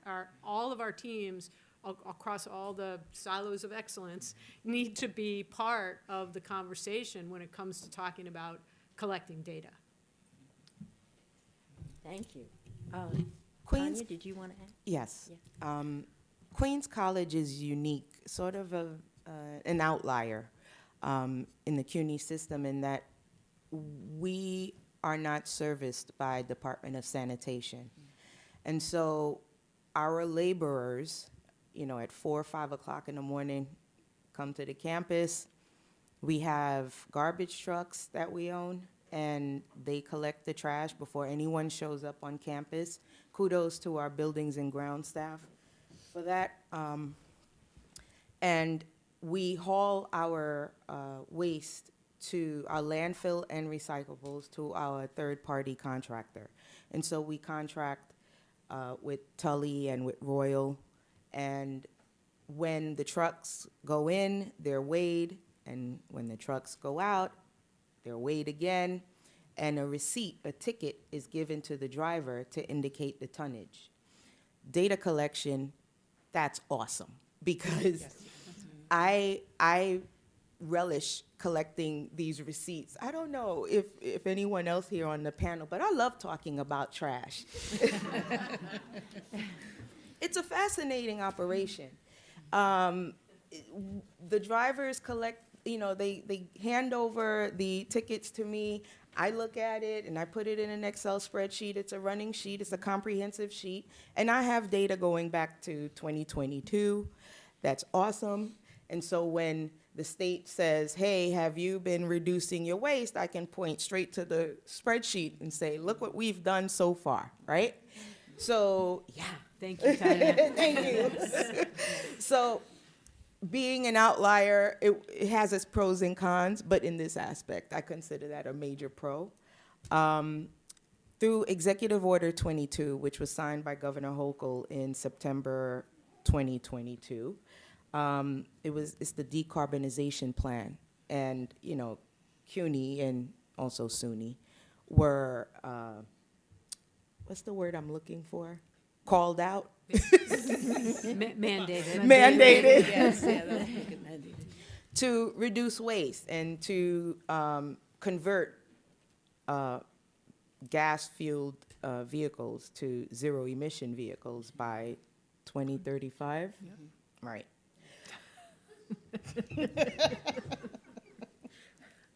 Let's talk about trash. So we were prompted, we quickly, got together with all the campuses through these monthly meetings and said, okay, what's your campus doing and how are you approaching it? And this is the collaborative effort that the campuses have been working on for the past 2 years now, right? And so we get ideas. Okay, well, Cozy, I call you Cozy, by the way. Even though your campus is huge, right? It's not so cozy. College of Staten Island, they have an awesome, textile program. Why reinvent the wheel? Talk to one another and find out what they're doing, what works and what doesn't. And it's during these meetings with Sustainable CUNY, with Tria, and with Tino, hi Tino, where we get to share ideas. We bounce things off each other. We get procurement ideas, which vendor are you working with who's sort of amenable to this new executive order, who has an understanding of what we need, what the requirements are per campus. We talk to, the vertical campuses have different approach to waste management than, say, the horizontal campuses like Cozy or Queens College or Lehman, right? So this monthly meeting is not just, hi, how you doing? What's going on? It's a meeting of, okay, what are you doing? How is it working out? Where are you in the process? And of course, we also commiserate about the report every year, providing the report. And this report is incredibly robust because it doesn't just address yard trimmings, food scraps. We're talking about lamps, batteries, e-waste. What else was on that list? Refrigerant, paper, refrigerant, construction, debris. Yeah, very robust. That's the word I'm going to use. Tanya, I'm so glad you brought up this issue about the trucks and the scales, because you have hit the nail on the head. Yep. And that is that waste data, when it comes from truck-based measurements, there's nothing better than it. It is measuring every single truck that goes across the scale. Why? Because this is tied to the economics of the business and the business operation. So this is one of the reasons why Department of Sanitation data is so good, because they are measuring and consolidating in a central database all of their truck fleets and their scale in and out. And in the commercial sector, this is more decentralized, even though there have been efforts to kind of corral it. That's one of the reasons why we don't know as much about it. But also, when you have a truck that is collecting, let's say stopping and picking up a little bit of waste from a campus and then going on and collecting in the neighborhood, which may happen, right? then you're not going to know, right? Then you're going to have to do something like volume-based tracking or weighing at the site of generation, which is extremely time-consuming. And so I'm very glad you brought up this idea, the centrality of the notion of the scale house as being a really core item in thinking about waste data. So among other things, thank you. Ilona, did you want to talk a little bit about your data tracking? Well, I just want to add to what was already said. The important thing is, you need to be willing to spend some time with the waste. You need to get to know it, know the different waste streams, and know who to talk to about how much is being generated, because sometimes it comes down to weighing everything. But after a while, with experience, you can sort of eyeball it and get a pretty good estimate of what it is. But it takes that training, it takes that waste training. It's very important, and people just have to be willing to do it. And and to get students involved, I mean, if you want to do that, you need to make it somewhat fun, efficient, and not that much of a mess. So that's what I would like to add to that. But sometimes it comes down to just weighing everything, at first anyway.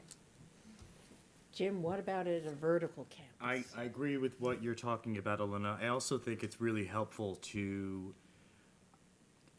walk around and really talk to who is actually moving your waste. So we also do volume-based measurements. We have a sense of what our staff, what our B&G staff is capable of picking up and bringing down to our waste collection areas. We have curbside pickup, and we also have a dumpster, Department of Sanitation dumpster as well. I think the biggest piece of information I do get is really from our custodial staff. I can talk to them shift by shift. I can get a sense of what is happening out in the field day to day. I know when we're getting pickups,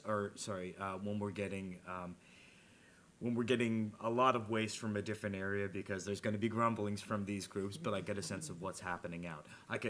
What's happening out in the ground and in the field. I can go easily take a look, like Ilona said. You get a sense of what a bag is going to weigh after measuring it a number of different times, where you can kind of now get a sense of what's happening during different times of the years. Our biggest times of the years are obviously going to be during the semester, during the ends of the semester, holiday periods, right before semester begins, any clean out periods that we have. That's typically where we have these things. And I do want to say that as being an environmental health and safety director, a lot of what we do is we have to track regulated waste. This is the easy part for us.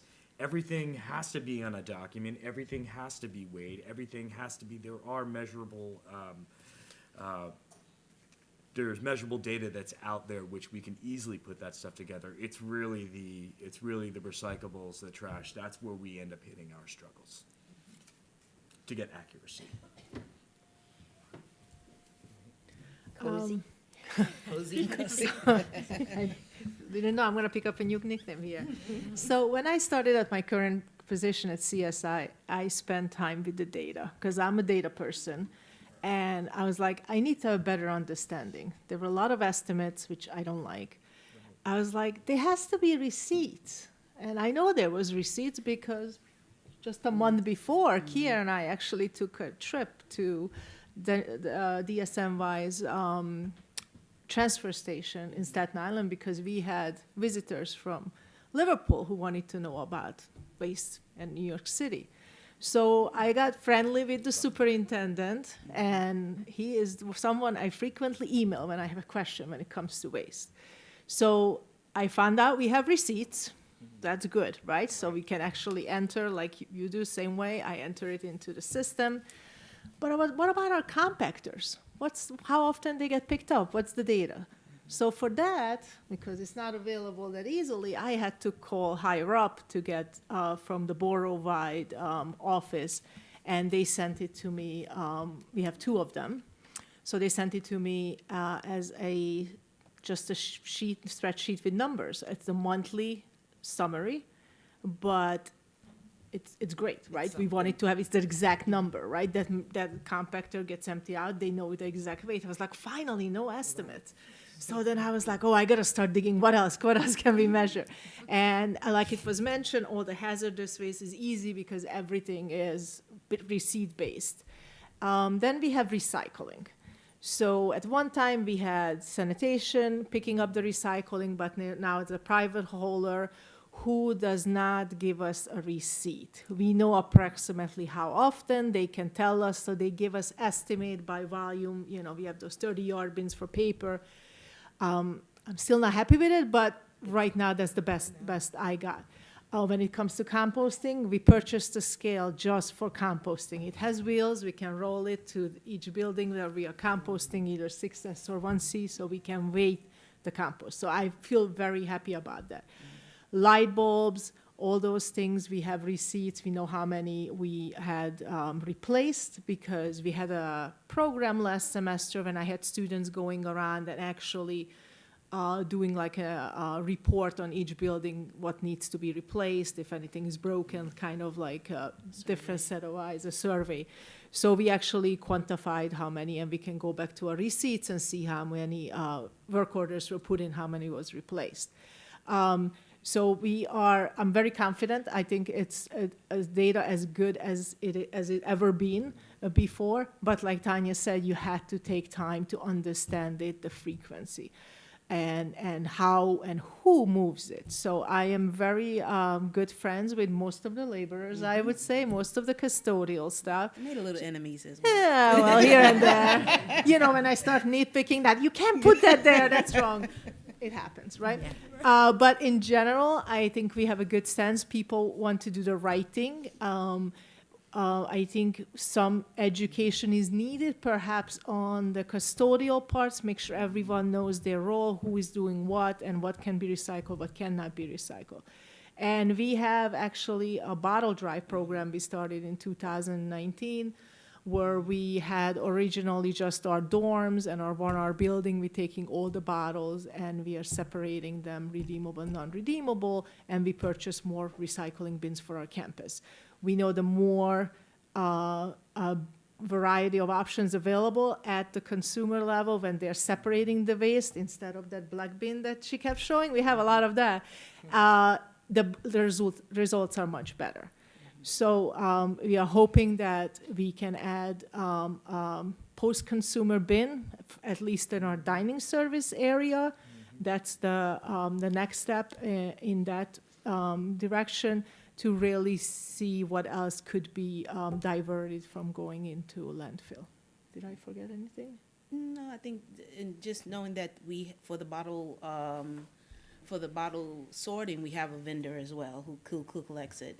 Yeah. And we use that money to buy the bins. Mm-hmm. So it's always somebody working with somebody on something. Okay. I'd like Thank to you. piggyback on Jim's response about the custodial staff. Sure, Tanya, can Lucina was reminding Sure. me. If you guys have questions, write them down on index cards and hand them to Lucina or her assistant. And if you prefer to ask questions in that way, or you can, when we have the Q&A that's going to start at 12 o'clock, you can get up and ask from the microphone, just reminding you guys. And also, please, if you have thoughts while we're going on, the conference volunteers are here to collect them and help us compile them. So please go on, Tanya. One of the key takeaway with Executive Order 22, it forced me to walk the campus. Now, we have 82 acres. I've walked the campus. I have the sore feet to show for it too, but by walking the campus, I initiate conversations with the custodial staff, with the laborers, with the groundskeepers. It's very important to, one, convey the importance of the work that they do, and two, to ensure that they understand why they have to do it, right? So it's not just, okay, take this trash liner and just throw it in this bin, and what happens to it at the end, that's beyond the scope of their work. But if you paint the big picture and then bring it down to where they are and show the connection, the process, the workflow, it gives them a sense of, it boosts morale, to put it in a nutshell. I'm friends with my laborers. We're actually friends on Facebook. They send me pictures because I'm not allowed to go on the runs with them, for liability purposes, even though I've asked to ride in the garbage truck. Oh, you haven't lived till you've ridden in a garbage. I agree. I want to very get in that high garbage truck to see what the operation's like from beginning to end. But, the lawyer said no. So they send me pictures and videos of, 4:00 in the morning when they begin their day, and they're going to the campus, picking up the bins, the external bins, how the trash gets thrown in, explaining why we have mesh baskets as opposed to closed bins, security purpose. I didn't even think about that we hold commencement on our quad, and it's not just our commencement, it's other schools' commencement as well. So for security purposes, they prefer the mesh metal baskets, which I tend to call rat ladders. We don't have any rats, though. We have possum on campus. Marsupial, same thing. But if I didn't speak to them, I wouldn't know why we have these metal mesh bins. Meanwhile, I was trying to push a certain type of bin on the campus, to make it look smexy, smart and sexy, with branding and everything, school colors. And, the superintendent said, no, that's not going to work. And, shot it down without any explanation, but through conversation, buy a cup of coffee, hey, let's walk around, let me see what your day is like on a regular basis. And that's when I learned that, there's a safety issue with trash bins. Who would have thought, right? So talk to your staff, talking to the staff, talking to the students.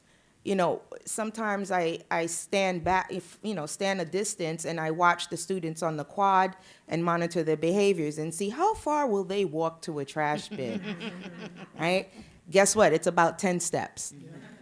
Anything beyond that, it will most likely end up on the ground or somewhere in the bushes or in their backpack, but it will not end up in the bin. So 10 steps is the max. Okay, great. So now we know how to space our bins.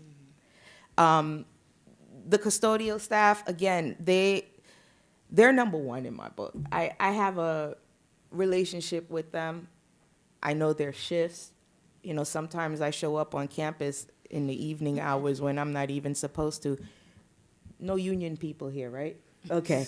So just to monitor what goes on after 5 o'clock.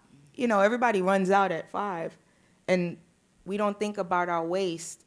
But what I like to tell the community, our campus is beautiful and it's clean, and you don't think about that. You don't complain about it, because imagine what would happen if custodial buildings and grounds didn't do their job. You'd have overgrown bushes. They're very important. They're VIPs in my book. So, and especially now that I need the information from them, that was a good bonus to Executive Order 22 for me at Queens.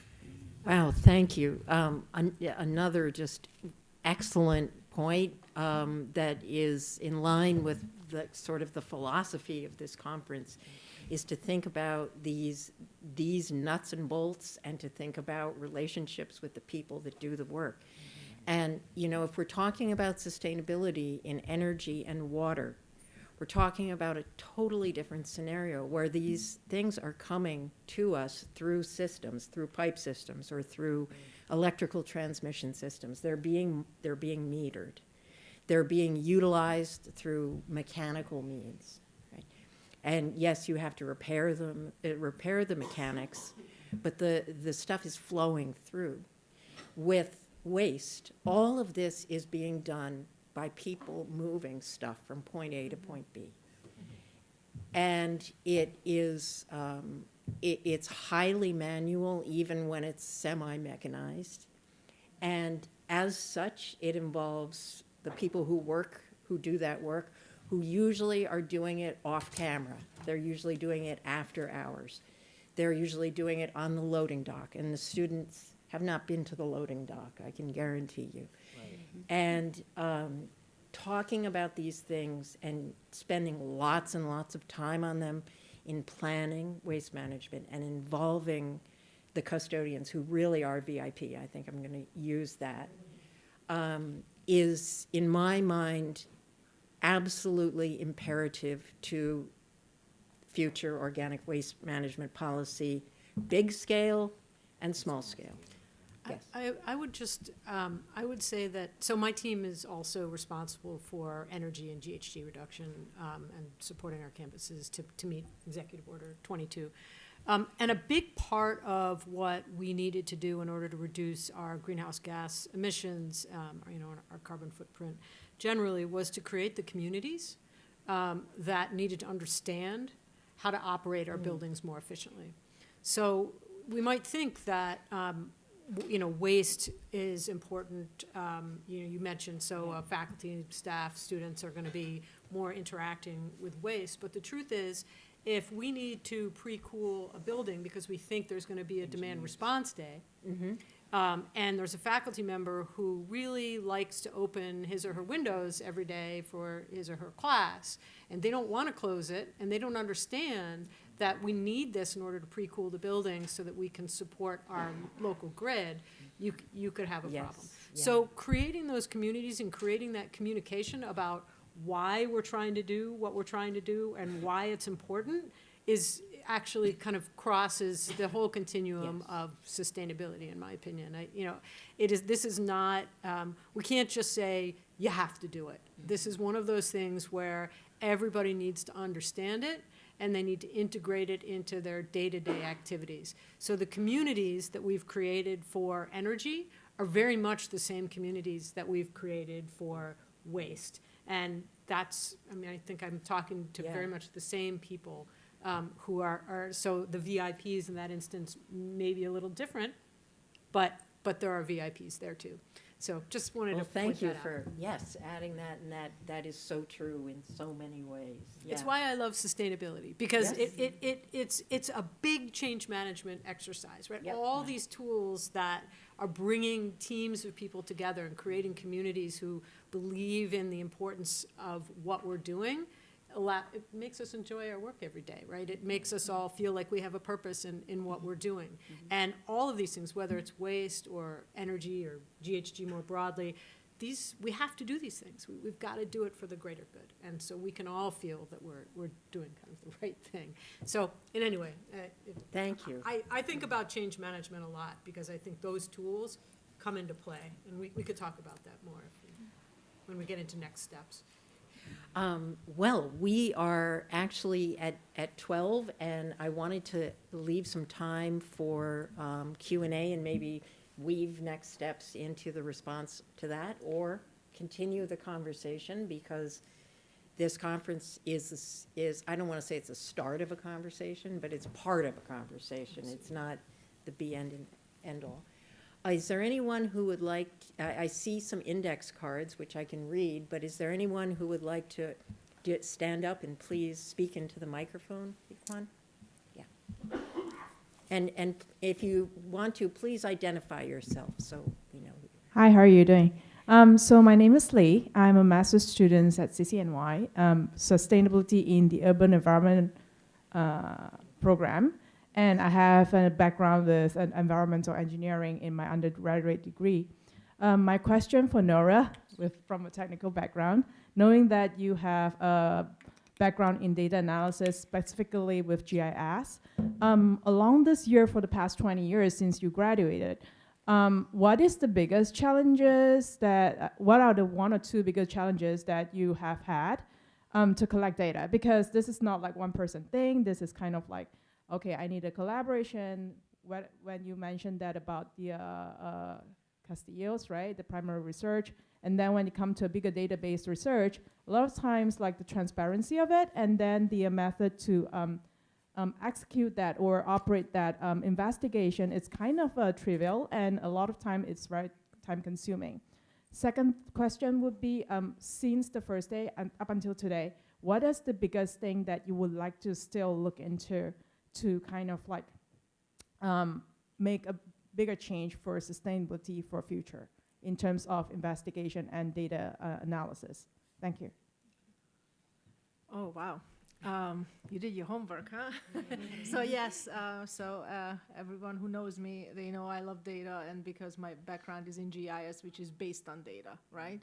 And thanks to some of the open source databases in general for New York City, we can get data.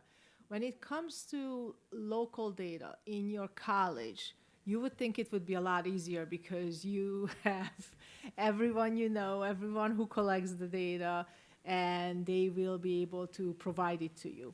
So most people are not used to collecting data. So this is, some departments never done it. So when we go to them and ask for a particular, let it be paper purchasing or other items, they are not aware how to pull the data. So maybe they have the data in-house, they have receipts, they have orders, but when it comes to looking at a system where you extract the data, then there's like, they don't know how to do it because never done it before. So of course I said, well, I can do it, just give me access to your database. I'm very happy. So I think they got a little scared when I tried offering. I was like, I'm sure I can figure it out. I was like, I've been doing this for a while. Sometimes convincing people that you have to give the data because I have to report to CUNY because this is going to the state. I had issues with data collection there. But over the years, I think some of those people understand or left the college, and I no longer have to deal with them. But like Tanya mentioned, everyone has to know the big picture, why we're doing this. That goes a long way. Like, okay, so she's asking me, and she's gonna ask you next year and the following year. So I better figure out how to do this.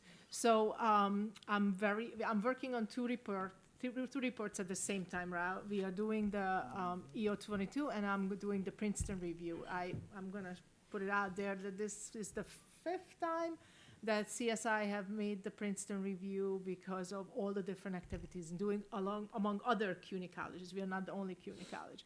But what it does, what it teaches you is to have data on hand. And like Tanya mentioned, you need that spreadsheet running, you need that data. And if some people give it to you on a napkin or whatever, you take it. It's data, right?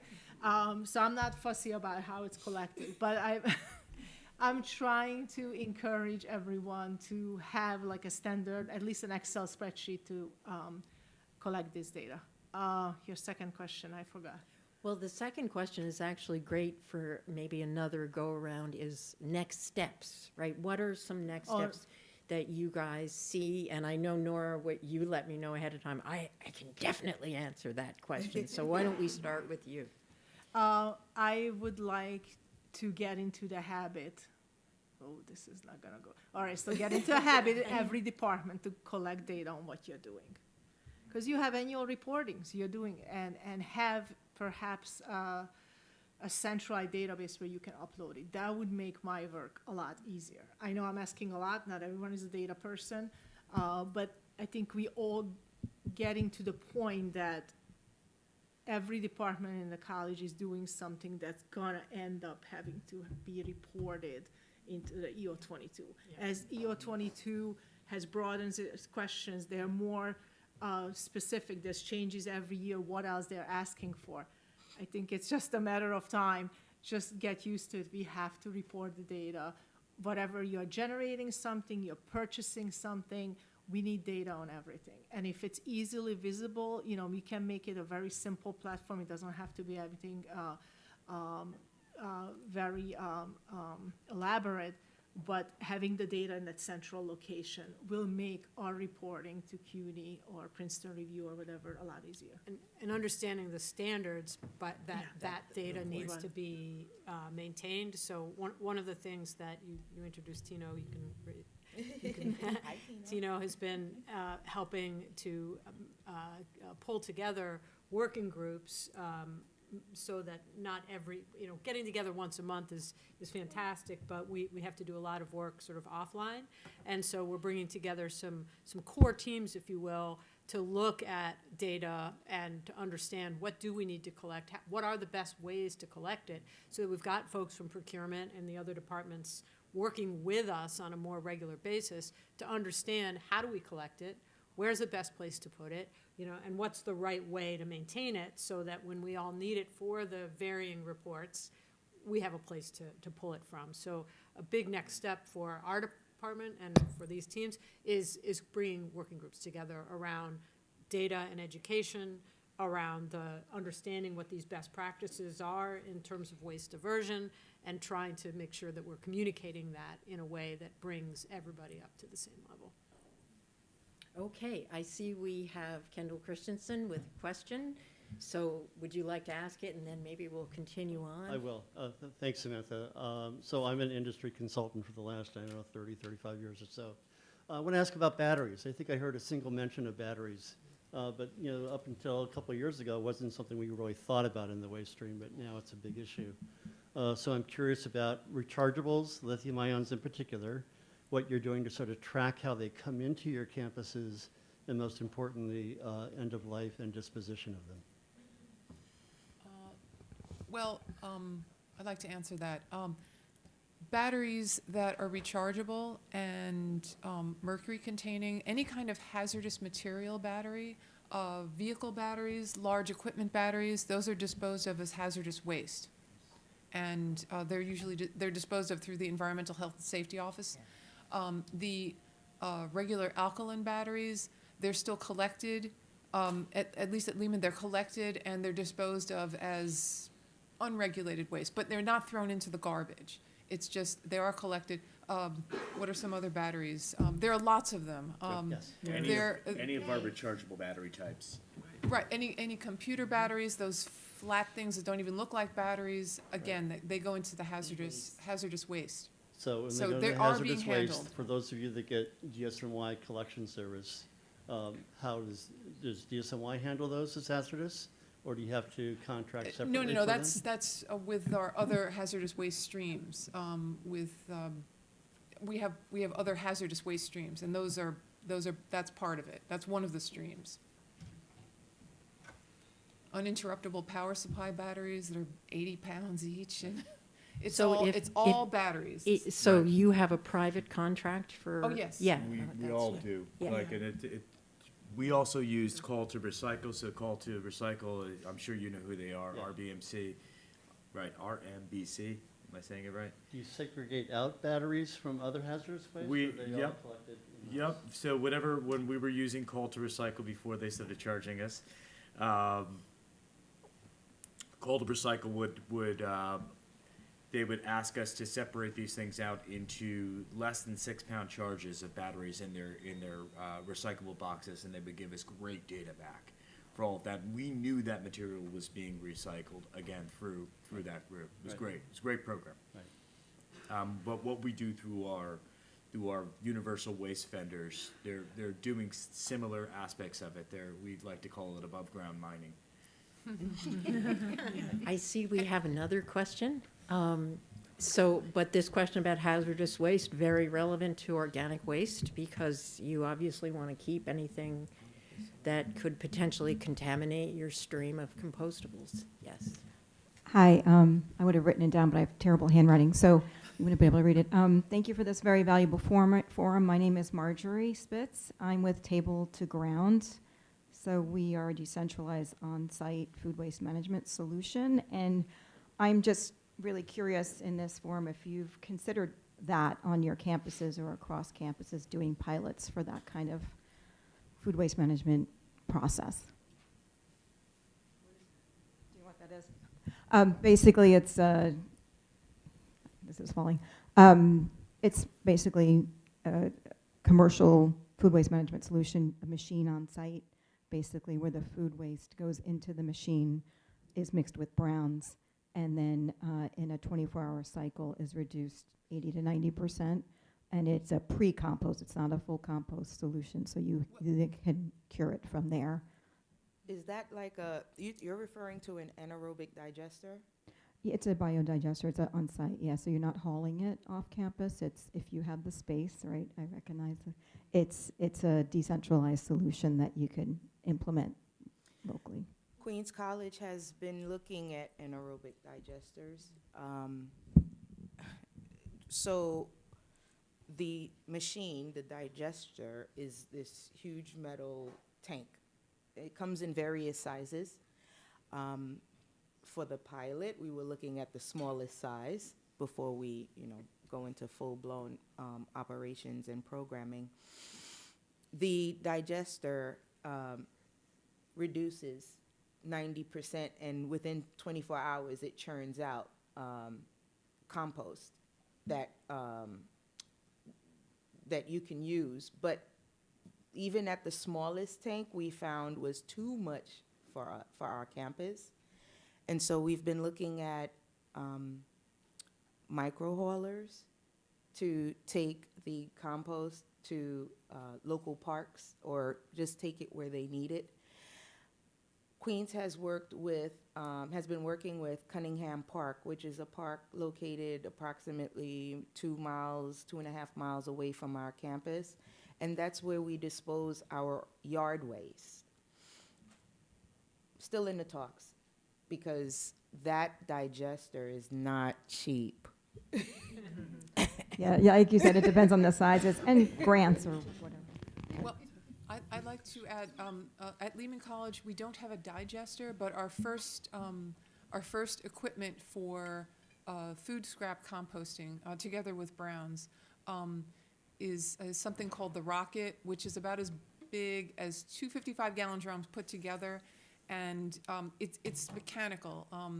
It has a central shaft through the middle, and then these projecting arms that mix it. And that's been very good. I don't think it's necessary anymore.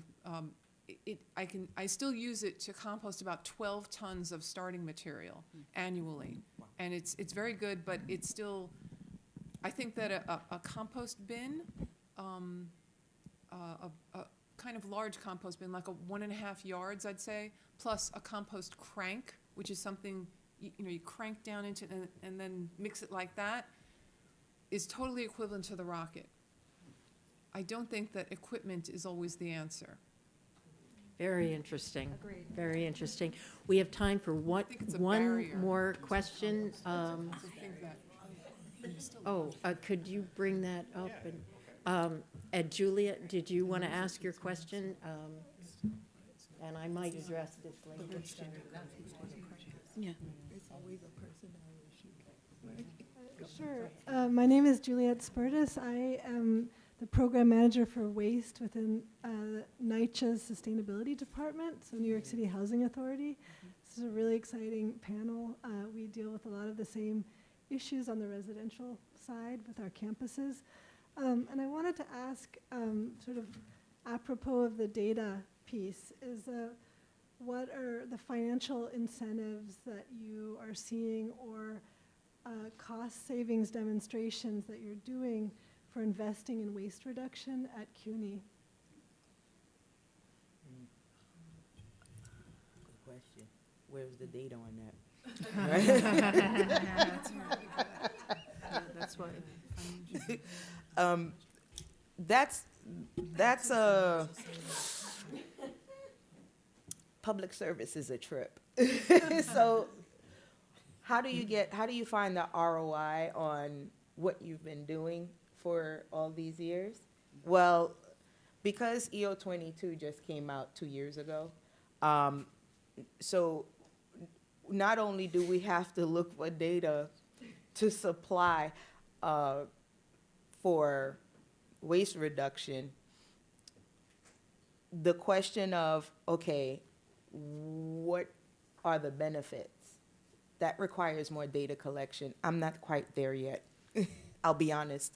I've been so preoccupied with the collection of data and understanding the different operations and the big picture of things that I haven't even began to question, okay, where are we saving money?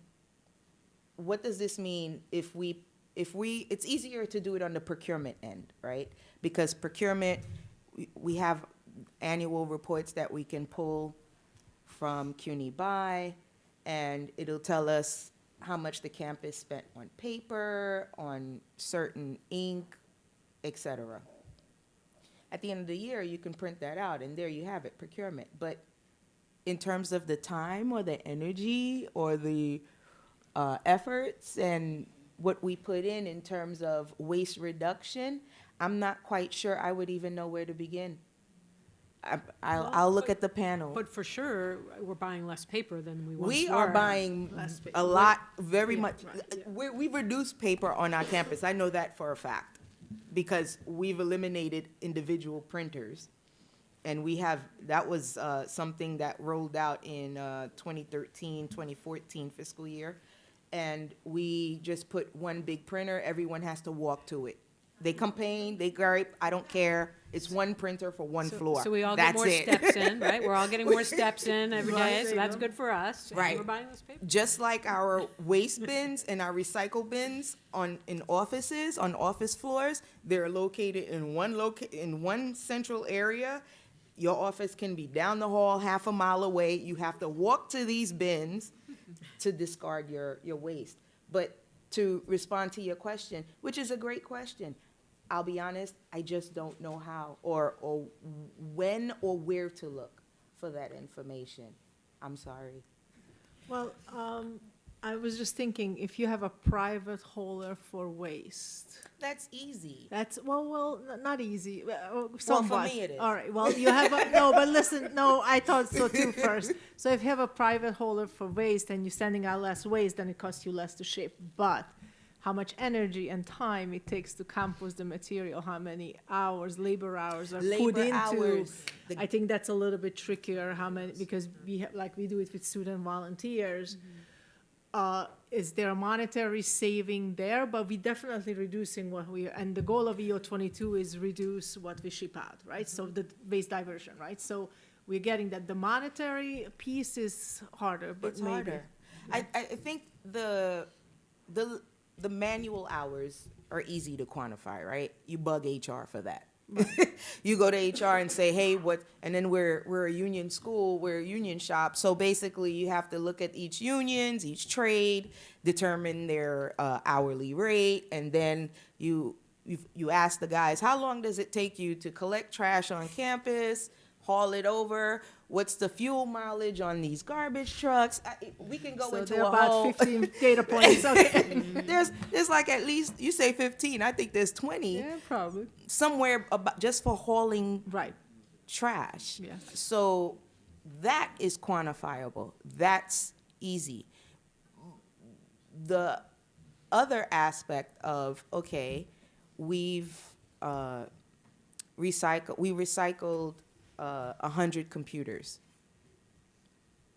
Well, we don't get money back No, we don't. when we recycle But you get the computers. weight, you get the weight on the We get the receipt. weight, But- right? But when we reframe or we redesign where our bins are, and we do things like take bins out of the classrooms, which I think Baruch did, that does change the custodial, the amount of custodial time in terms of Great. going into every Now we single gotta look at classroom. So there's custodial there are some places you can look to if you can change the standards for how you design the system.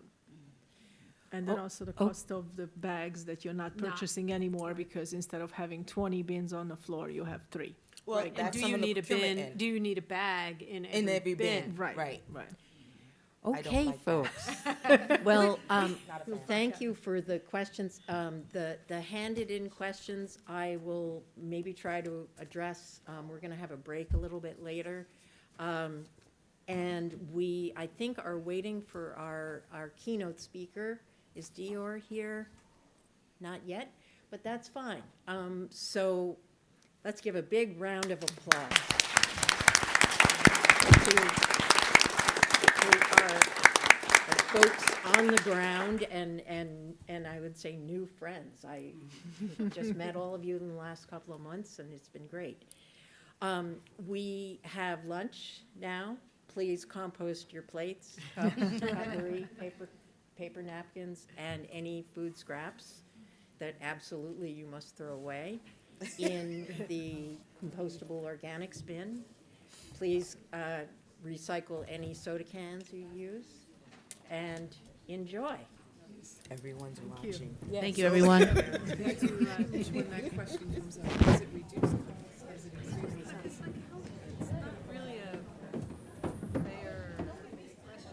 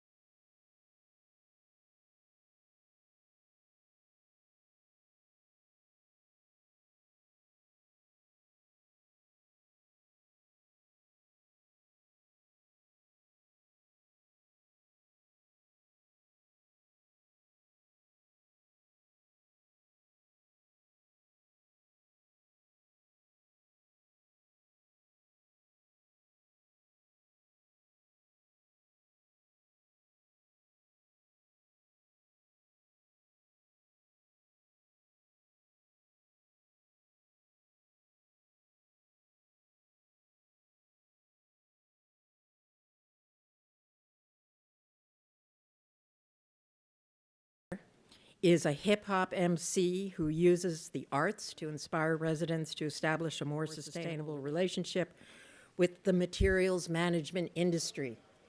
Talking my language, yeah.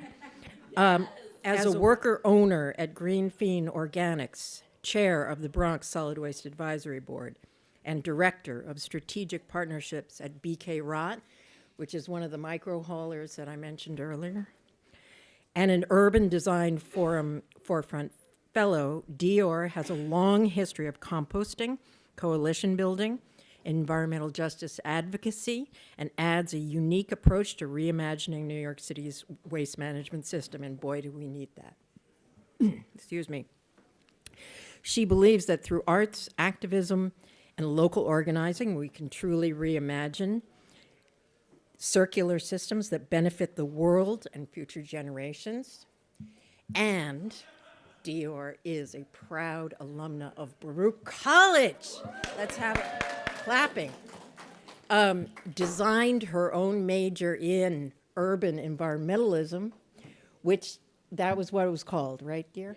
Yes. Which happens to be the unofficial name of the course that I teach, right? The official name of the course that I teach is called Greening and Growing Cities, but I call it Urban Environmentalism. So without further ado, I'm so happy and honored to have Dior here to talk to everybody during lunch. Dior.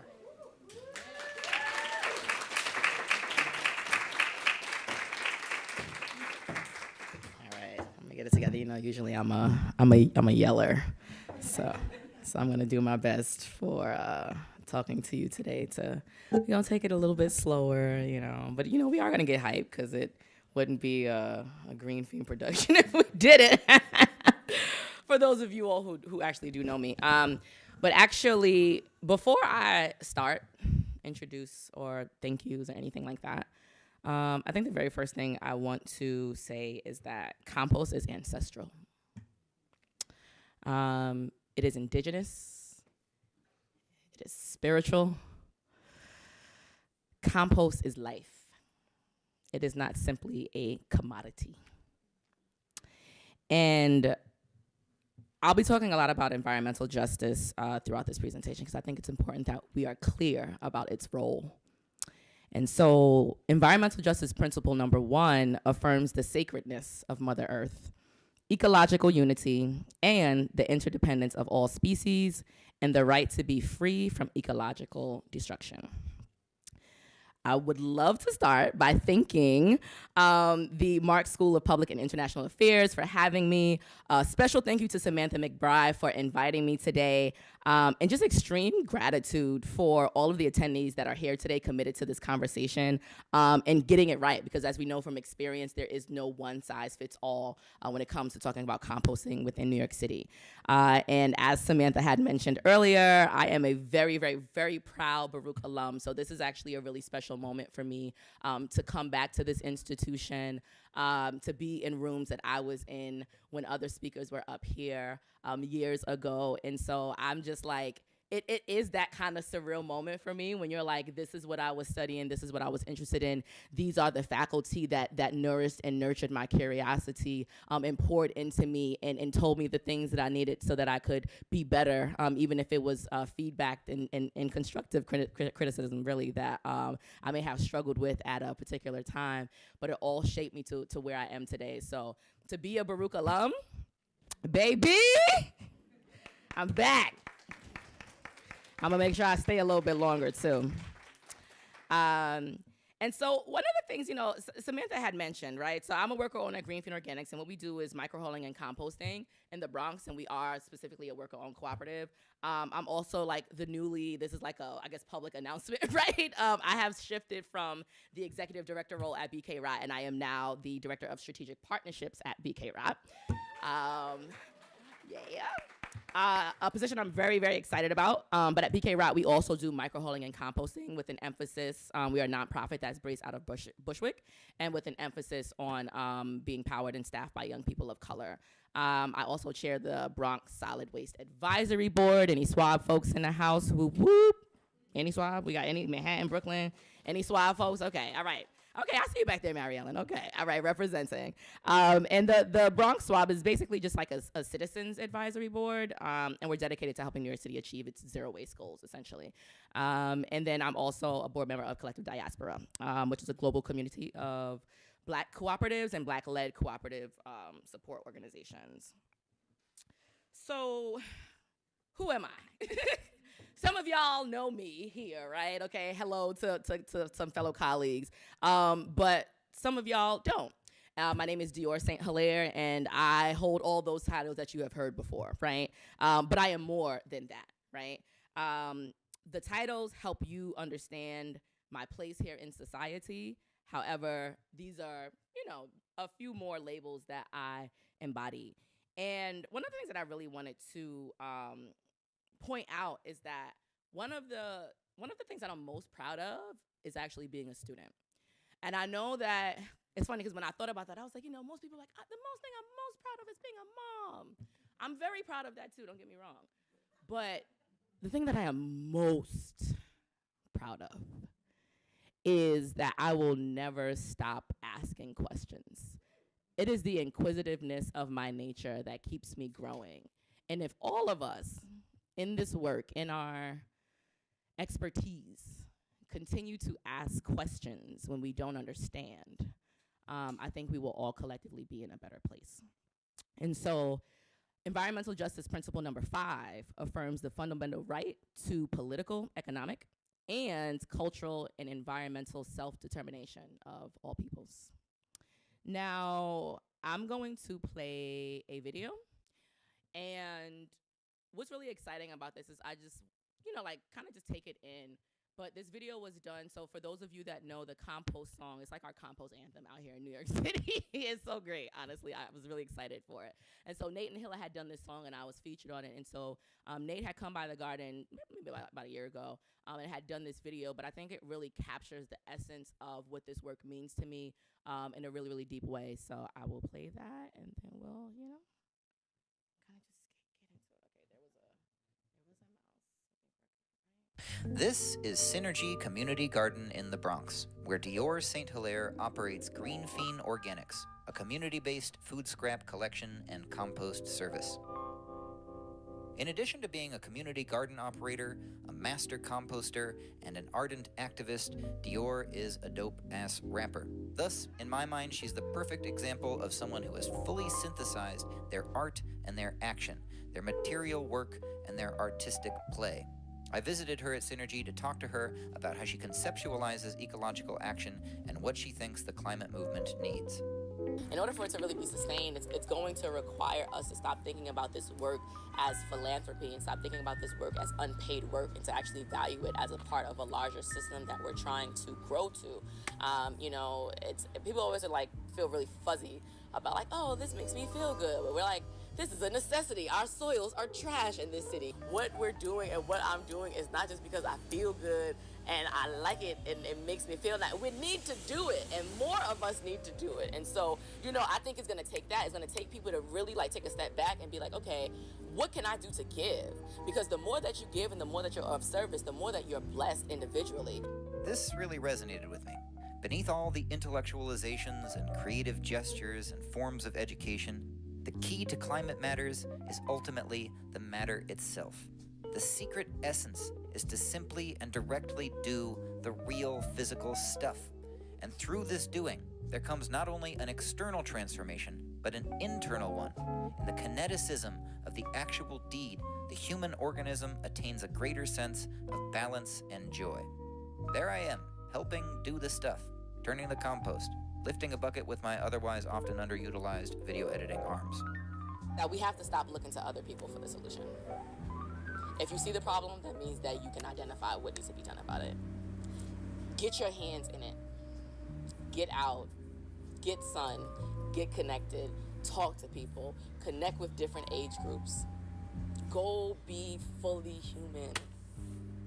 Be on the land. Just because we're in the city doesn't mean that we don't have life all around us. And so go find a community garden, go to the park, find your nearest watershed, go and be human and live.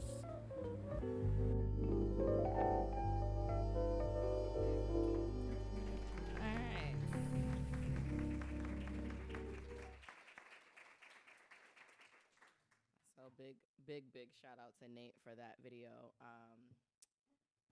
This is Synergy. No, it's not. Okay. The other principle that I would love to read for you is environmental justice principle number 4. And it calls for the universal protection from nuclear testing, extraction, production, and disposal of toxic and hazardous wastes and poisons and nuclear testing that threaten the fundamental right to clean air, land, water, and food. Now, my journey to Compost, wow, like there are so many other organizations that I could not fit on here. And it's such a beautiful thing. And as I'm thinking about it too, I was like, oh, I don't think I got Baruch up there. I'm like, oh, do I? Okay, all right now. Okay, see? Okay, all right.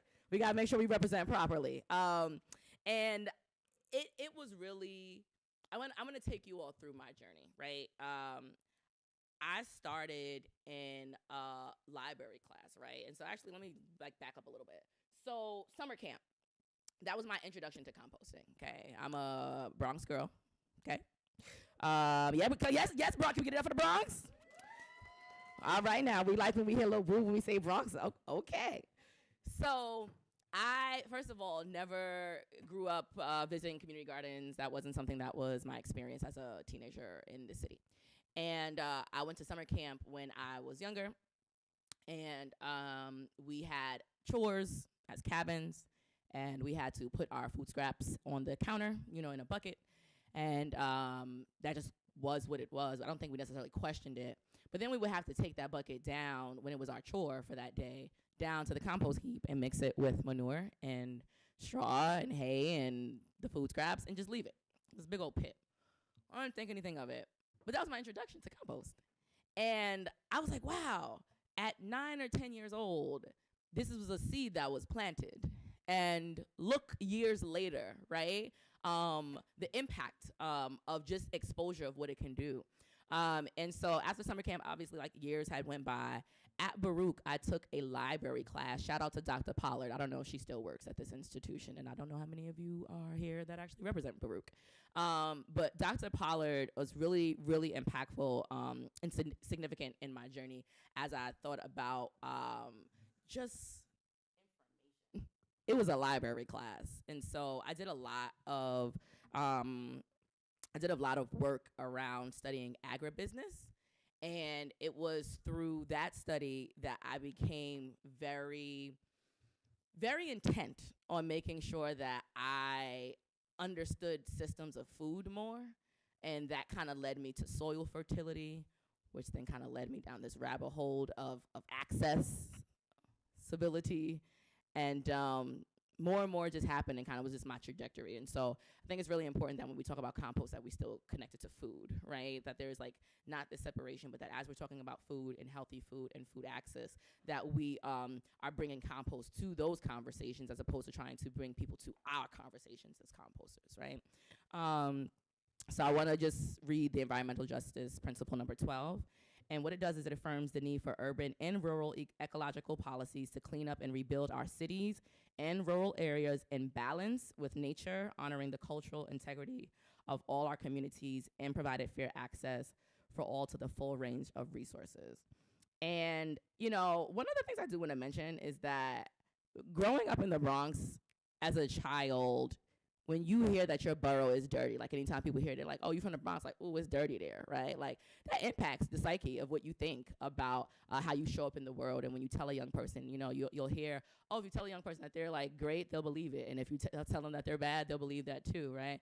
And so it's important that we speak life into our young people. And so I think this is one of the reasons why this work is really deeply important to me and connected to me at a heart space, is because I come from a borough where people tell me it's dirty, but it's the greenest borough in the city. Let's be clear.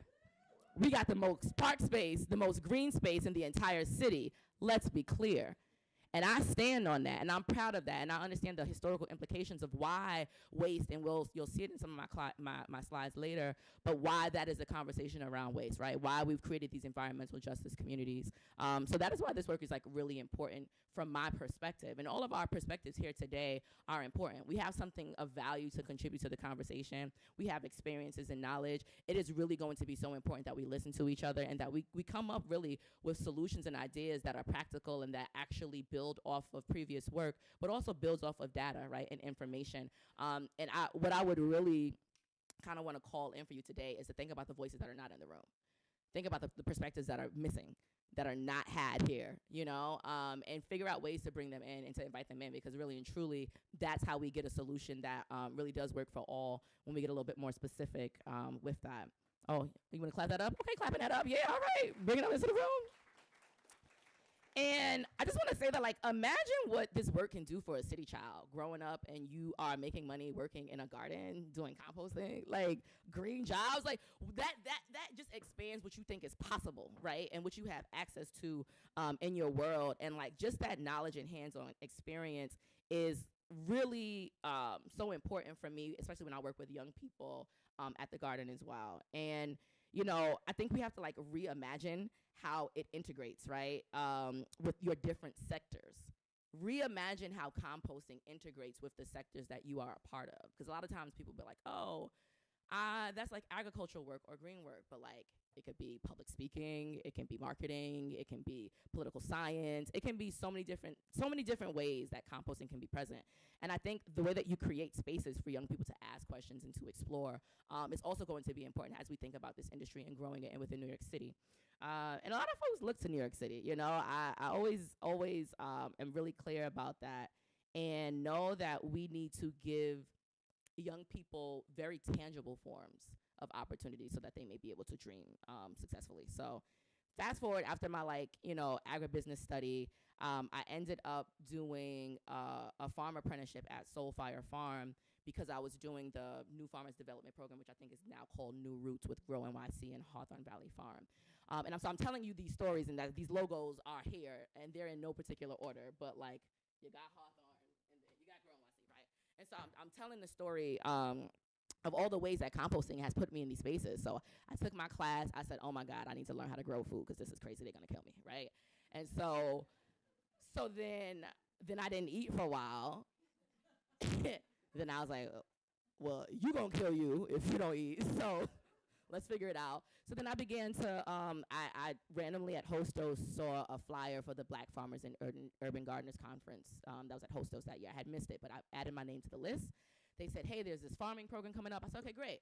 So I learned how to farm, learned how to start a farm business, but like went and learned up at the farm. Again, yes, I had some time living in the suburbs, but like I'm a city girl. Like I'm a Caribbean as well. So obviously like I have a natural connection to the land.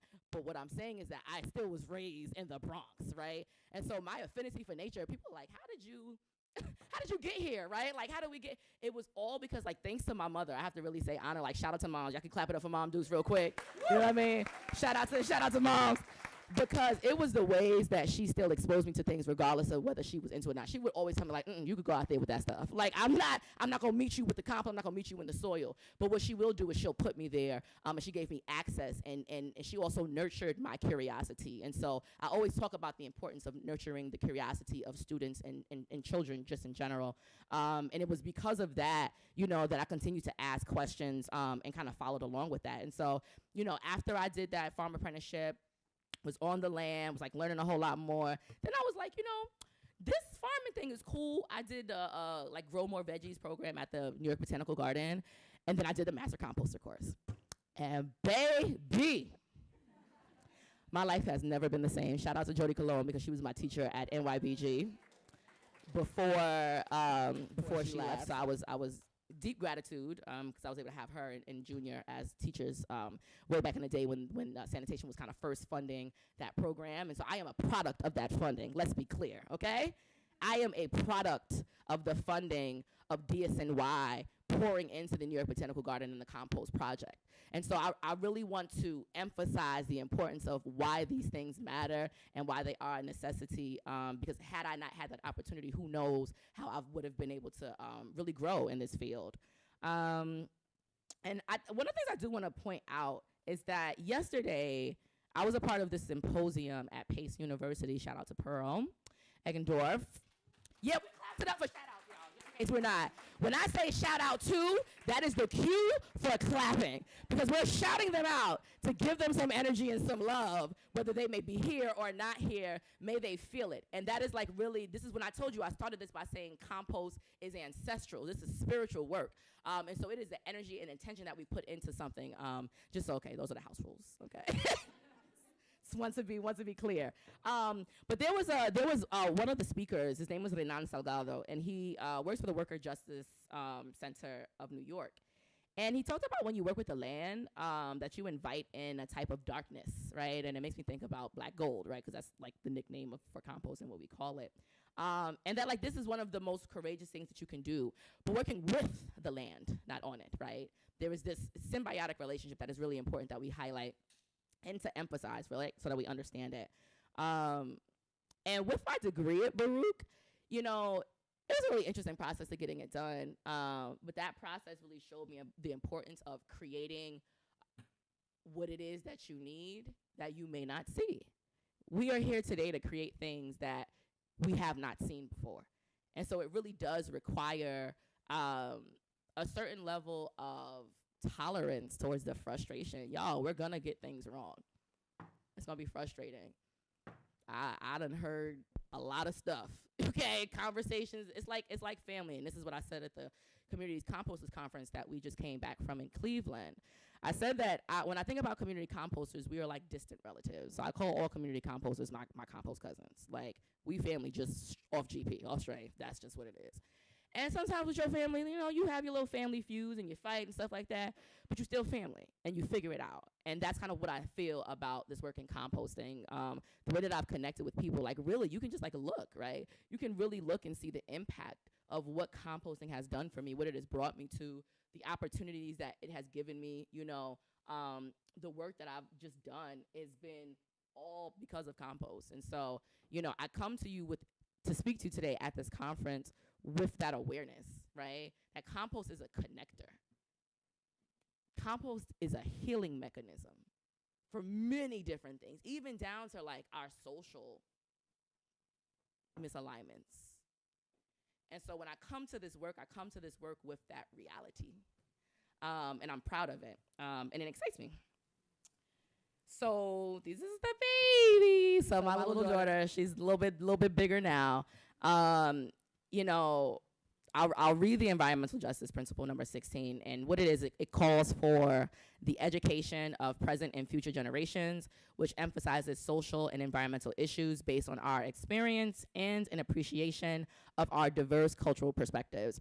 My daughter is the kind of child, because of the work that I do, obviously she's been around it. She's making sure people are not throwing stuff in the trash, okay? She was like, I told Grandma Bev the other day that doesn't belong there. And I was like, well, what'd you do? She was like, well, she still put it there. But I told her that isn't where it's supposed to go. And we'll be driving in the street and she'll see the orange bins, little smart bins, and she'll be like, Mommy, look. And then she'll call me like, I saw a compost bin the other day. This little girl's 9. And she's excited about it. Imagine if we captured the enthusiasm of our young people now. How whatever it is that we're planning, they will pick it up, carry it, and make it their own, because that's what I did. That's what I did. I was young, and I picked up what they had done before me, and I'm picking it up, and I'm making it my own. And so, I think it's important that we continue to just think, and dream, and forge new paths. Now, this was really, really dope. So we did the United States Composting USCC. Thank you. Somebody asked me today, like, how are you still standing up? I've done a lot of speaking lately. So, but yes, thank you. And we did this course like years ago, and again, excited to be around other composters who are like really serious about this work. And so one of the things that I really want to emphasize are the New York City climate goals that we have. So we talk about this work from a institutional perspective, We talk about it from an economic perspective. We talk about it with a cultural lens. We talk about it with a technological lens. There's all these ways to think about it. And, you know, New York City has some waste reduction goals, you know, and I think that even in us considering what those goals are, we have to see community composting as a valuable piece of how we think about these things, right? How we get the information, how we utilize it in order to try something new. There's a very unique perspective that community composters have, and I know that the city of New York is, because there are so many, you know, people, it's very grand scale, right, when we think about solutions, and it's important that we consider the grand scale, you know, application, but that while we also consider the micro scale of thinking about it as well. And environmental justice principle number 8 affirms the right of all workers to a safe and healthy work environment without being forced to choose between an unsafe livelihood and unemployment. It also affirms the right of those who work at home to be free from environmental hazards. So we are going to see this really quickly. So before I play this video, do know, and I really, really, really want to emphasize and stand in it and deepen it. The justice lens cannot be ignored from this work. The environmental justice lens cannot be ignored from this work. You cannot separate what it is that we're doing from environmental justice. And so I just want to be clear about that.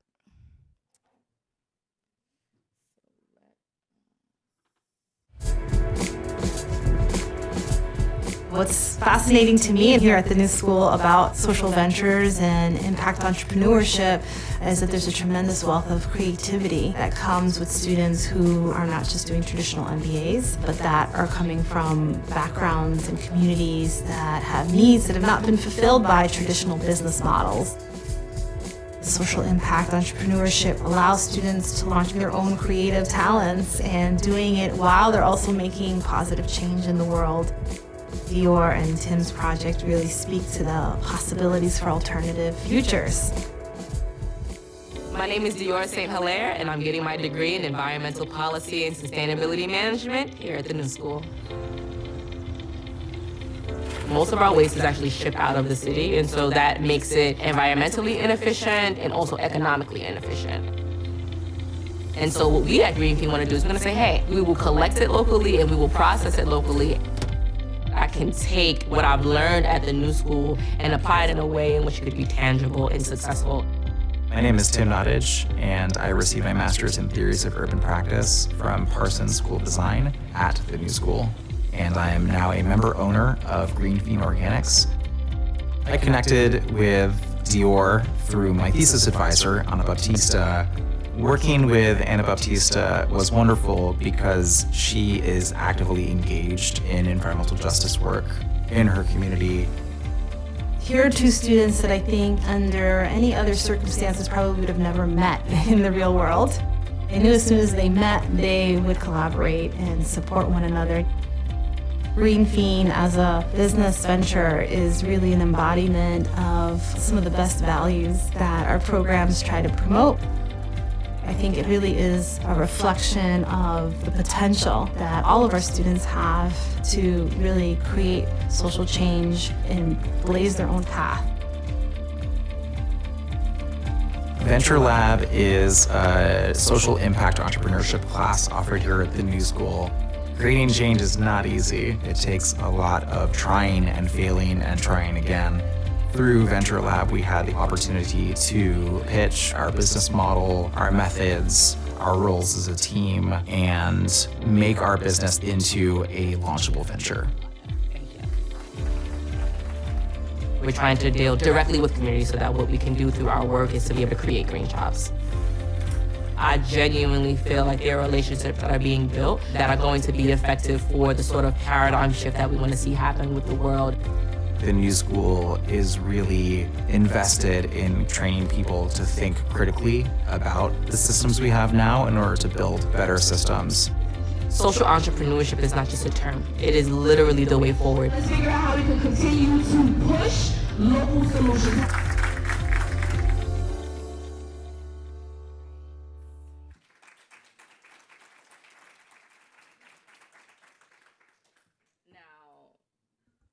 environmental justice principle number 14.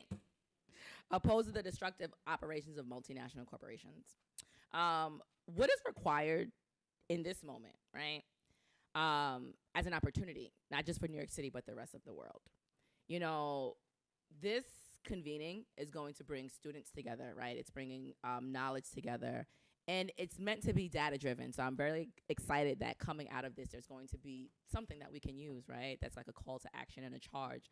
That's a referenceable document, again, that we can use as a means to try and then fail and then try again and then write some more and then see what the progress has been, right? And that's what's so fun and exciting. It's really fun and exciting to know that we have, and I'll hold that thought though, because I'm gonna get real excited about thinking about when you are on the other side of a piece of legislation doing a bunch of work and to see something pass. That is like a feeling that I can't describe as exciting until you realize that maybe it doesn't actually get implemented, because New York City is like quite notorious for passing laws that we don't really enforce. So you know, it's something to it's a space to navigate. But I think how we assess these challenges are why we're here today, right? It's how we're coming together, thinking about it and talking about it the real way, and really and truly having faith, right, and believing in what it is that we're contributing to the conversation. So one of the biggest things too that I do want to point out is that this is a conversation around conservation. Say it with me. Conversation around conservation. That is what we're really talking about. And I really appreciated that the conference goals kind of read that we have like all of this will, right? Like the tools, the technologies, the political will, like all of that, right? To recover organics, it's strong. There's a movement. People are here. They're ready. They're talking about it. We got brown bins now. Everybody got brown bins. Not just some people in brown. Like Queens don't just got brown bins. Manhattan just don't got brown bins. Brooklyn don't just got brown bins. The Bronx got brown bins. Staten Island, they got the bins, right? And so everybody has them. But despite all of this, still, we're missing something. We're not capturing it. We're missing something.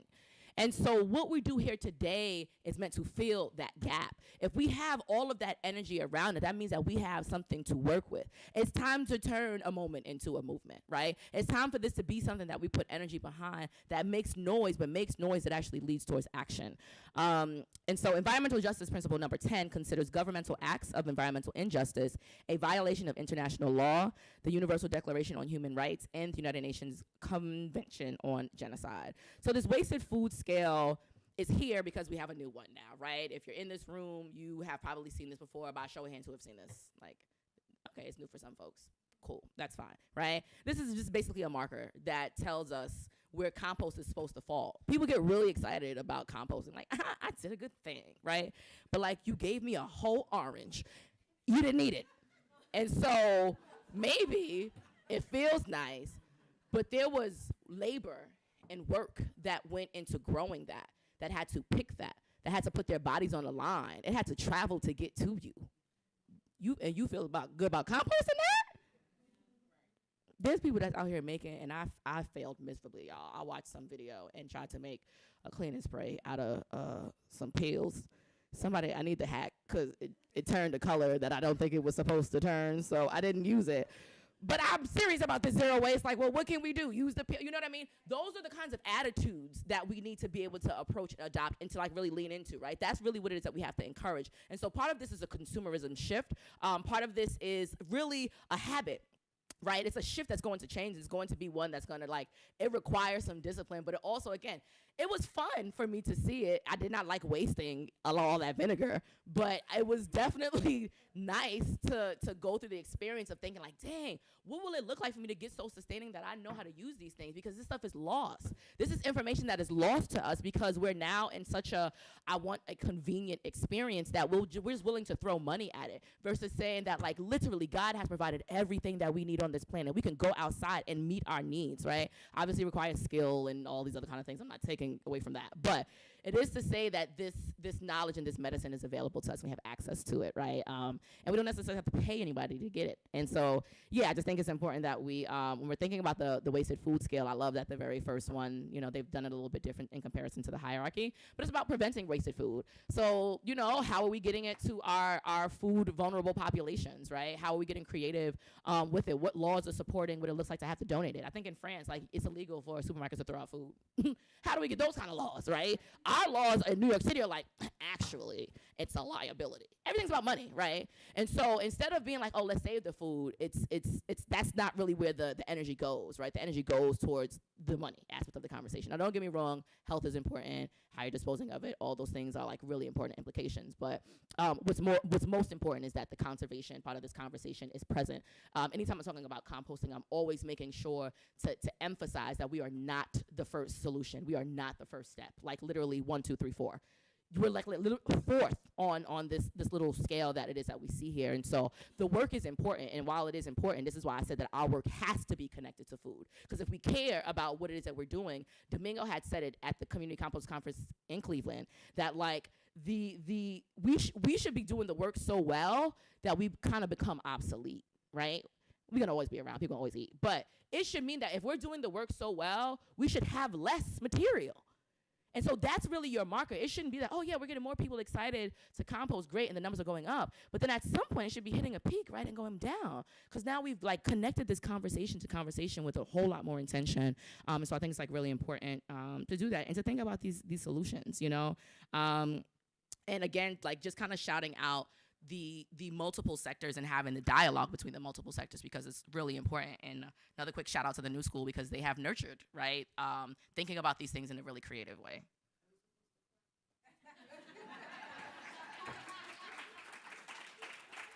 My good sis, y'all, my good sis, all right, she reminded. I love it. Here we go. Yes, ma'am. Yes, ma'am. Yes, we do. And I got my little, you know, all right. New School got some problems too, but you know, who don't?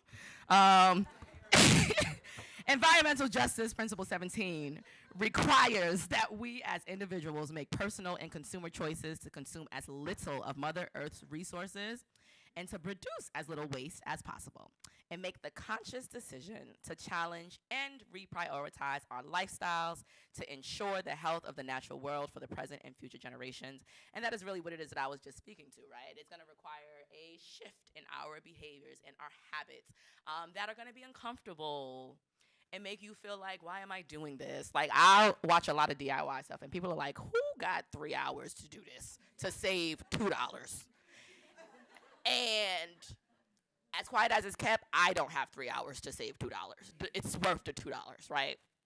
But it is the act. It is how you flex a muscle. It's how you sharpen the muscle. You know, you go to the gym, you work out over and over. It's the repetition. It's the nature. It's just the ideology, right, that will get you there. And so maybe you spend that $2, but maybe you save a food scrap, right? Maybe you eat something. Maybe you give it to a neighbor like, hey, I got all of this food from this event. You want to share? Like, it's all of these creative ways, but it is the consciousness of conservation, essentially, is what it is that I'm speaking to, right? When we're thinking about this. And so we've seen a journey of organic waste policy, you know, throughout New York City. Commercial waste zones we have now, right? We just like kicked off in September. There's some conversations happening there. There was a waste equity legislation, which is what you see here. Reynoso is going to be your keynote speaker for tomorrow. Shout out to Reynoso. But we were here for, you know, this signing of this bill. And then, you know, we got the solid waste management plan from the state. There's the IRA. There's the, you know, there's like all these things, EPR. There's all these legislations trying to have conversations around this work. And, you know, I want to just take a moment, because I mentioned that environmental justice cannot be removed from this conversation. And so Principle 2 demands that public policy be based on mutual respect and justice for all peoples, free from any form of discrimination or bias, right? And this one is number 7, which demands the right to participate as equal partners at every level of decision making, including the needs assessment, planning, implementation, enforcement, and evaluation. And so now we see that we have like the commercial organics law. Now we have like mandatory curbside. A shout out to Sandy Nurse for really being a driver of what that legislation looked like. And who is also the founder of BK Rod, the organization that I work for. But it is really important to note that one of the reasons why people was like, the Bronx is dirty. Yeah, because they decided that because we were poor and black and brown, that like that's where all the waste transportation should go when they closed the landfill in Staten Island.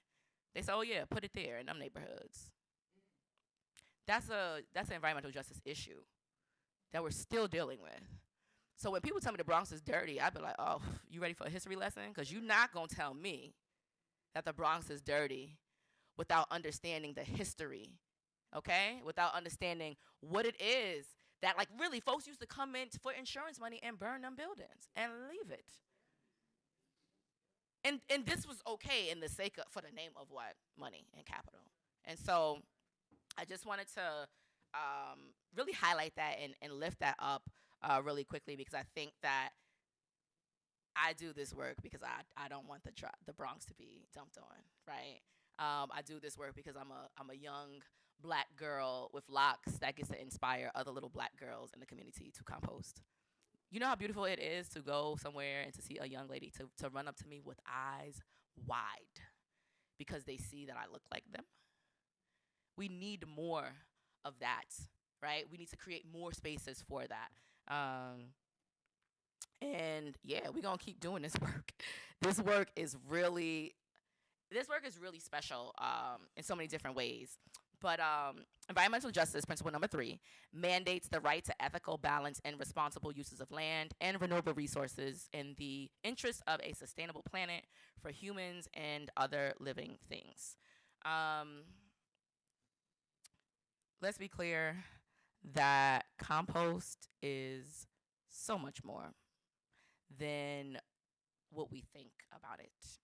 I think when we think about compost, we see it as like, it's gonna sequester carbon, and it's gonna be like great for soil fertility, and it's gonna build jobs.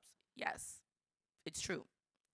It also keeps jobs local in New York City, right? And keeps resources local. It also helps to build community. I can't tell you the amount of people that I actually have genuine relationships with just because we compost. Anna said it in the other video. I would have never come into contact with some of these people that I have in my life right now if it wasn't for compost. That is impactful. That is a disruptor. That is a disruptor. Let me be clear. That is a disruptor. For whatever it is that happens in the world that tries to get collective thought to go in a particular way, the way we build community as composters disrupts that status quo. It educates, right? We bring young people into it. We bring elders into it, right? My mother has collected food scraps and stuck it in the freezer and put them in the garbage in St. Croix. Ma, I love you. I'm sorry that I'm making it hot. I'm making it hot. I know I'm making it hot. But it is to say that just the education around it, my passion around it, sharing around it, she was in St. Croix like, oh, now I know the flies not gonna come. We're gonna keep the smells out the trash. She froze them scraps, y'all. But that's step 1. That's step 1. We've made progress. Instead of putting those scraps in the trash, she saved them and put them in the freezer. That to me is success if you ask me, okay? Because that is a changed behavior, even though it still ended up where it needed to end up, right? But we're working together to figure out what that needs to look like, right? Because we need to be able we should have composting programs down in the islands, right? We should have that down in St. Croix and the Virgin Islands, right? Especially because we have land where we can put it. And so it also increases biodiversity. Composting encourages environmental literacy. There are ways that young people have come to this conversation because of compost and have language that can equip them to come to the conversation around environmentalism in a very particular way, in a just way. It's important to equip young people with like justice language so they understand what it is they're talking about and the importance and impact of what it is that they're actually doing, and can see why just them engaging and working in these jobs, that in and of itself, how that they are an example of what this change actually looks like that we dream of. It inspires future leaders. y'all, I keep saying I am a product of compost investment, right? I am a product of what that looks like when you invest in young folks and to say like, hey, you know, this is what the work is. This is how we do it, and how do you think it should be done, right? Inviting that in more is really, really, really important. Green spaces for mental health. I can't tell you how many times I've had young people tell me the benefit of being in a garden, chopping up some food scraps and helps them get their aggression out. Or being, and oh yeah, y'all know that too? Y'all got some similar, y'all got them stories too, right? You know what I'm telling you? And so there are ways that, like, you know, we talk about an alternative to incarceration. We talk about these programs to reduce recidivism. You know, like get them in the garden. You'd be surprised like what that does, right? And so I think these creative ways come by way of composting, and we get to reclaim cultural practices. I said this is ancestral. Compost is just a word that we're using to put on a thing that we do that just explains our symbiotic relationship with the land. And really it forces inclusivity. I think composting is one of the, again, I just have to just keep saying it, it's a connector. It's a connector. I've seen people who think they don't belong. I have to talk about this brother. I don't remember his name. I met him at the conference, and he said, I know I don't look like a composter. He was a little uncomfortable in the space. He was a little uncomfortable, a little self-conscious, you know, about being there. He was formerly incarcerated, and I guess they had a program. And, you know, he's working with them, you know, after having been released, and loves the work and talked about how impactful, important it was while he was incarcerated, like having access to these programs. And when he said that to me, I looked at him and I was like, yeah, you do. Yeah, you do. I don't look like yeah, you do. If you're a composter, you look like a composter. That's it. There's no much more to it, y'all. If you're doing it, you're doing it. And I think that it said a lot to me, because guess what? I saw pictures of him doing the, what do you call it, the polar jump? Is that what they do when they go dive in the water? When it's cold, the polar plunge, right? He was so happy in that polar plunge. I saw them photos. I was like, I know this is his first time doing the polar plunge. I know. But his inner child danced. His inner child was released and free around community composters that created a space of inclusivity. Compost is so much more than carbon sequestration. And I want us to understand that. I want us to understand the importance of community when we're talking about this work. And so I will leave you with this environmental justice principle, which is number 9. And it protects the right of environmental injustice to receive full compensation and reparations for damages, as well as quality health care. This is a book that is coming out soon to be released. Shout out, you can clap it up for the ABCs of Compost book now, y'all. It's coming. And the reason why I say like where art and sustainability meets innovative education and creativity is because like obviously what we've been doing ain't working. What else do we need to do? This is my take on what else we need to do, right? I plan to use art, you know, really to get families, students, businesses, and New York residents as a whole just excited about this topic. I can't tell you how many times I walk through the street, if I got this costume on, people is yelling out, hey, Mother Nature! I'll be like, hey, what up? And then they come to a conversation. When I go somewhere and I'm like rapping and people are like, oh, what's that? It opens up a conversation. Everything is about opening up a conversation, and I think that art is a beautiful conduit and tool to use to be able to open up a conversation and to influence behavior. And so, you know, they ask questions, they come, and it's great. And so feel free to scan the code that's there. You'll be able to stay connected with me, and also, like, if you want to connect with the book, we can talk a little bit more about that. And I just kind of want to bring back again what was written in the program, which was, despite 10 years of local and state goals, legislation, programming, and attention to this topic, New York City has not prevented more than minuscule quantities of organics from needless wasting. And so this is a moment where there's an importance of collective action and making space, which means sharing resources, which means that you might have less, right? And that's kind of the point about this work, and we're talking about it from a justice lens. And so I want us to really use this moment to really come together and have really like real conversations that sometimes might make you just a little bit uncomfortable. Lean into it. Have conversations around things that you may not know about it. Ask questions. This is a moment for us to continue to use composting as a conduit for collaboration and unity. And I wouldn't be Green Fiend if I didn't leave you with a slight rhyme. Just a tiny bit. Just a tiny bit, not a lot, okay? So, climate, compost, collective collaboration. Together we teach, sort you sensations, connecting minds to actionable steps. Environmental justice cannot get left. And so I'm going to ask you all to join me in a little bit of a little clapping, okay? Can we do that? Y'all feel okay with that? All right, okay, we okay with a little clap, right? So we're gonna start slow. You're gonna repeat after me. Gather the data.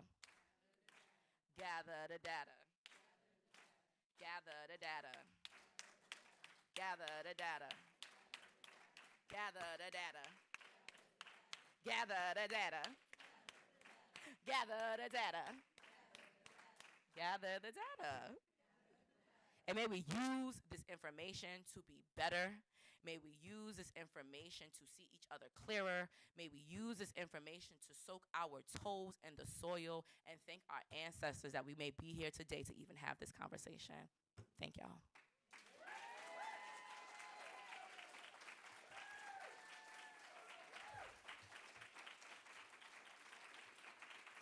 So I know that we're going to do a little Q&A. Samantha, you let me know how we are on time. I know that is of the essence, and so I want to be able to honor that. But if there are any questions, I would love to. Okay. Beautiful.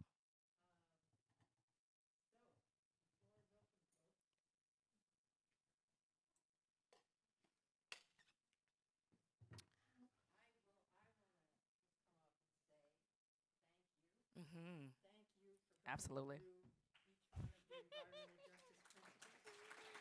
You are very welcome. And demonstrating them. Yep. Thank you for everything you said, which means so much. You know, and we were talking about this earlier, this idea that composting is spiritual, right? I think there are a lot of heads nodding in this room about that. This is something absolutely that it's kind of hard to explain until you're in it. Right? And so also attention to labor. Yeah, I've now said that about 15 times, and we're only half the way through the day. Absolutely. And I agree with what you say. We need to do far more. It can be all incredibly good, incredibly positive. We've seen that already with the community composting movement. They have proven themselves over and over and over again over decades of work. That's correct.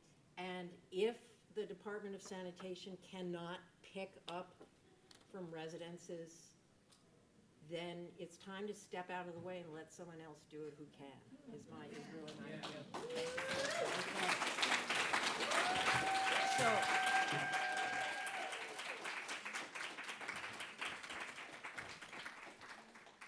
Are there any questions? I don't see anybody. Yes, ma'am. Do you want to stand up and go to the podium? Can someone help? Yes, ma'am.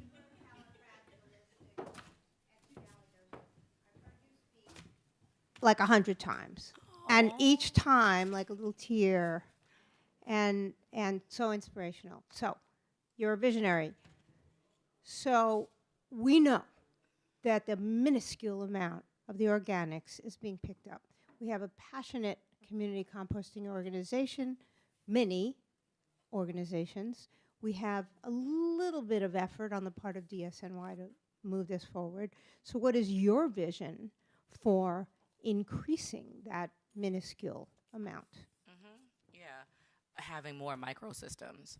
I think we have to develop more microsystems where we are putting residents in power. Like, people who live, and I think BK Rod is actually a really great example of this, right? Like, our youth workers live in the neighborhood. We've had, like, dare I say, like, we have really great, we do not have high turnover, okay? they're not leaving. We almost have to like kick them out of the nest. Like, don't you want to go be great elsewhere? And it's like, you can be great here too, but like we're here to come like nurture your growth from the beginning at a certain way and like go be great, right? But it is to say that we have young people that like live in the same neighborhood that they work. I think that what it's going to take is that we invest in way more microsystems where, and this is why we are a worker-owned cooperative, right? Because we want to be able to hire people from the neighborhood that own a business and can benefit locally. And what are they going to do? They're going to live, make their money locally, and spend their money locally. And so that in and of itself sustains an economy when you're investing in it and it's not leaving it, right? And so I think that this is the reason why I lift up local a whole lot more. But I think what it really is going to require is that we have a bunch of microsystems. Because guess what? There are different communities that speak different languages, that have different cultural practices. You are not going to tell, one group here how to do something when they're not actually wasting any food scraps at all, right? And so, like, what are you even talking about? So then how do you come to a conversation to them, right, to that group of people? And so it's going to require that we want to be so proud that New York City is such a melting pot, but we want to give it such a generic solution, right? We are going to have to lift up creative spaces of people who are doing it locally in their neighborhoods and put money and support and resources and access to, like, institutions and technology so that they can make it great where they are. But I think that that's really what it's going to require. It's going to require those microsystems to have a little bit more emphasis, yeah, and value. You have a question? You want to go to the mic?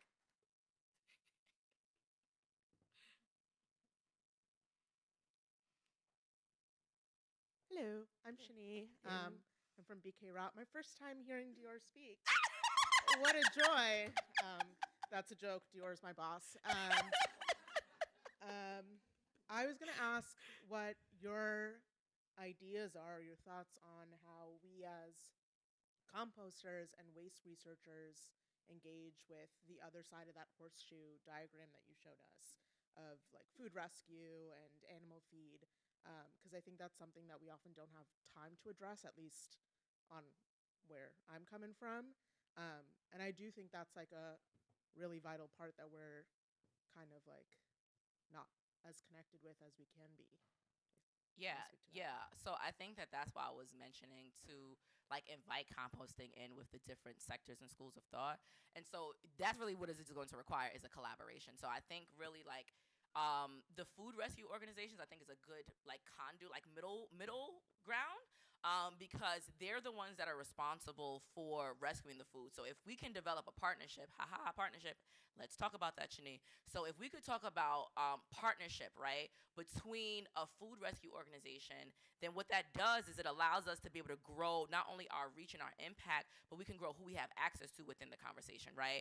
We can be able to support more, like it's almost like connecting the wasted food with people who can eat it, right? Whether it's like shelters or homeless population or soup kitchens or whatever, right? Like maybe there's like a pop-up place where you notice you can get food. Like I think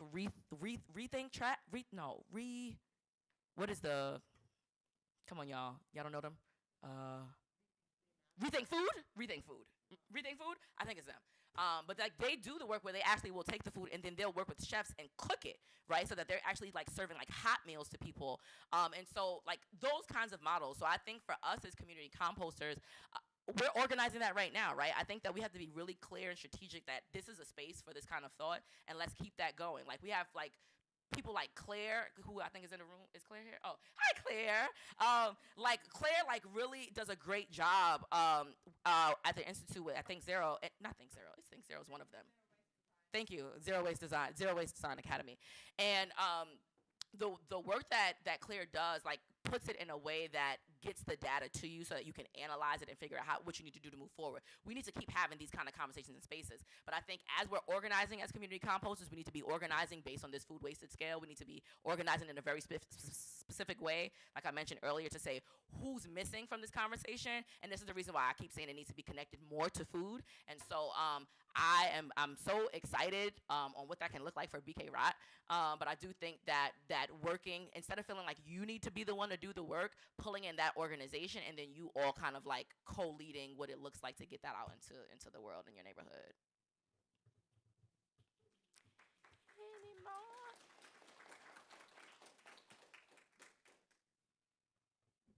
Hey, I I was curious to your thoughts on microhauling. I understand it's changed in the last few years. And where is it now, and where do you see it going? Do you still see it as part of the city's plan? Y'all know how I feel about that, right?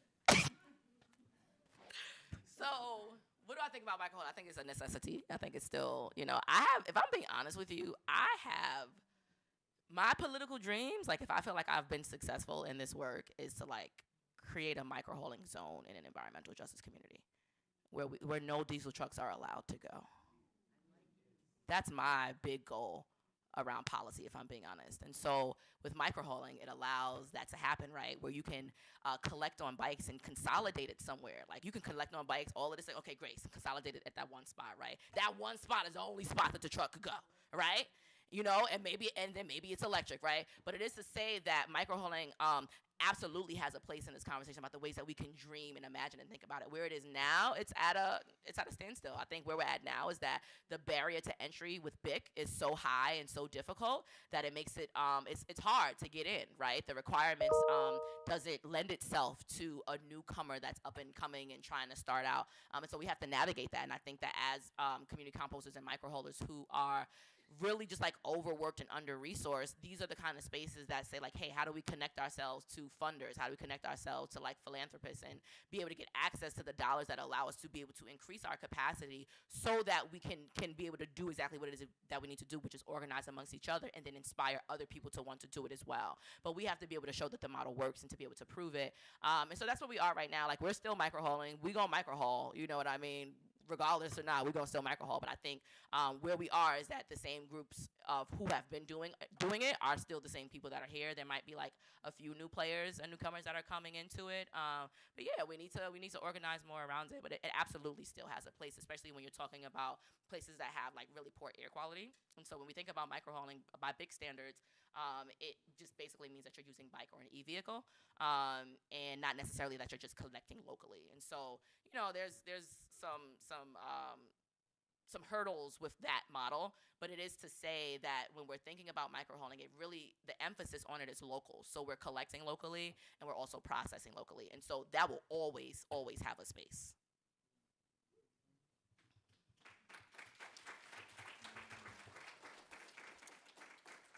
All right. Do we have any other? All right. But I would like to ask y'all a question. Don't answer it, though. It's too many of y'all. I would love for you to explore any trauma that you might have with the land. Ask yourself, do I have trauma with the land? Not now. Don't do that. That's not your space. That's not the space. But go, because whether the trauma is in you or it's in your blood, that trauma is very, very real, and it comes out in how we talk to each other and how we do our work. All revolution is based on land. Explore your trauma. That's it. Thank you, Pearl. Thank y'all so much for this moment. Thank you, Baruch. Thank you, Samantha. I am just so enthusiastic about this work. Somebody asked me would I still be doing it if I wasn't getting paid, and I told them I'm not getting paid now. We have 15-minute break.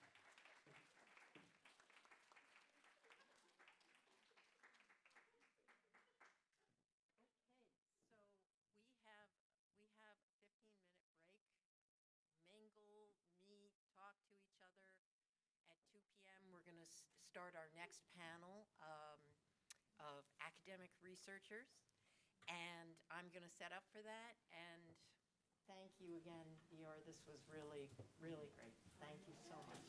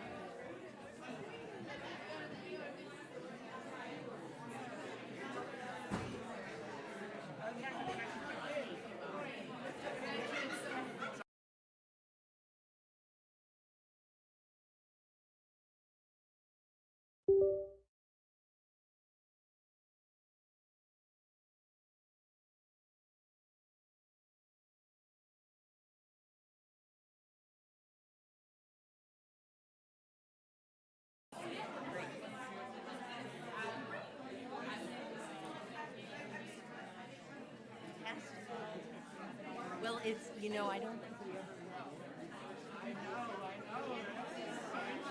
Yeah, and another panelist, she's not here yet, Monica. Trujillo also.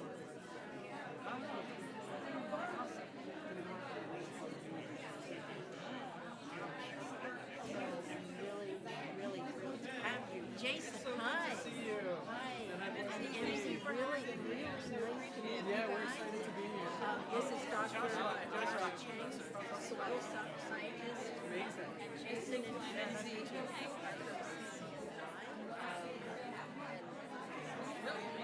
Do a mechanical engineer, designer, and then MC. Oh yeah, we're gonna get into some soils.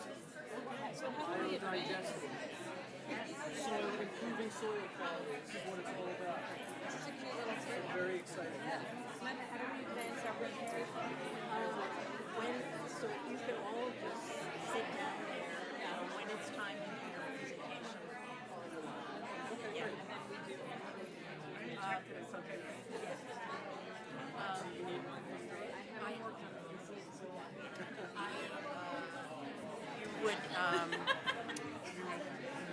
You know what, let me download the other presentations, get them all ready, and then I'll show you. Yep.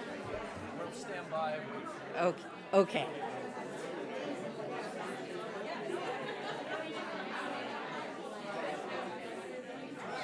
Good to see you.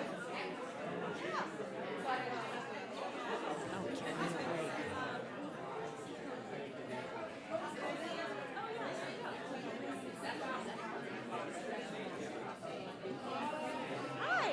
So nice to meet you.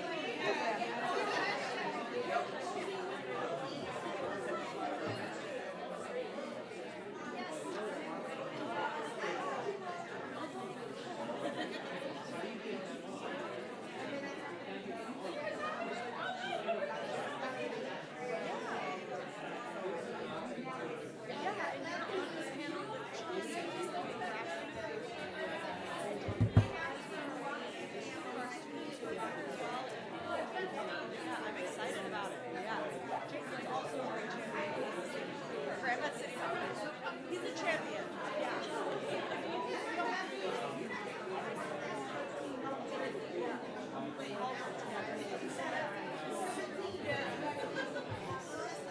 Save the password. Don't make me log in again.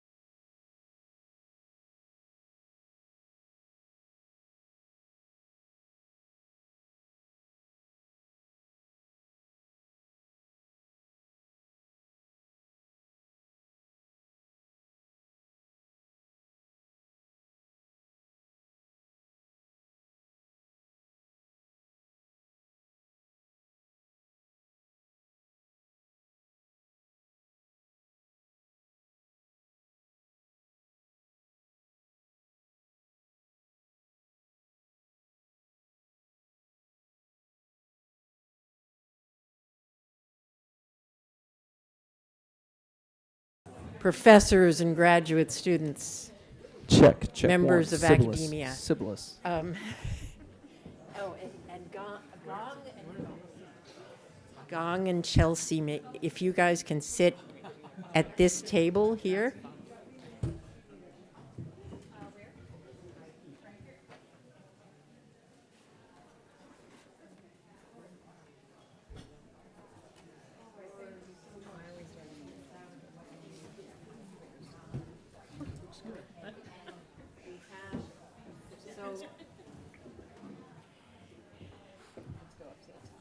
Yeah, actually, we're going to start with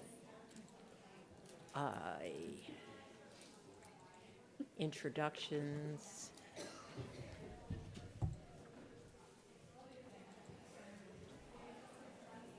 And let's go, you want to corral, just yell at everyone, tell them to come in. You have to be very firm. Class is starting. Why does that feel?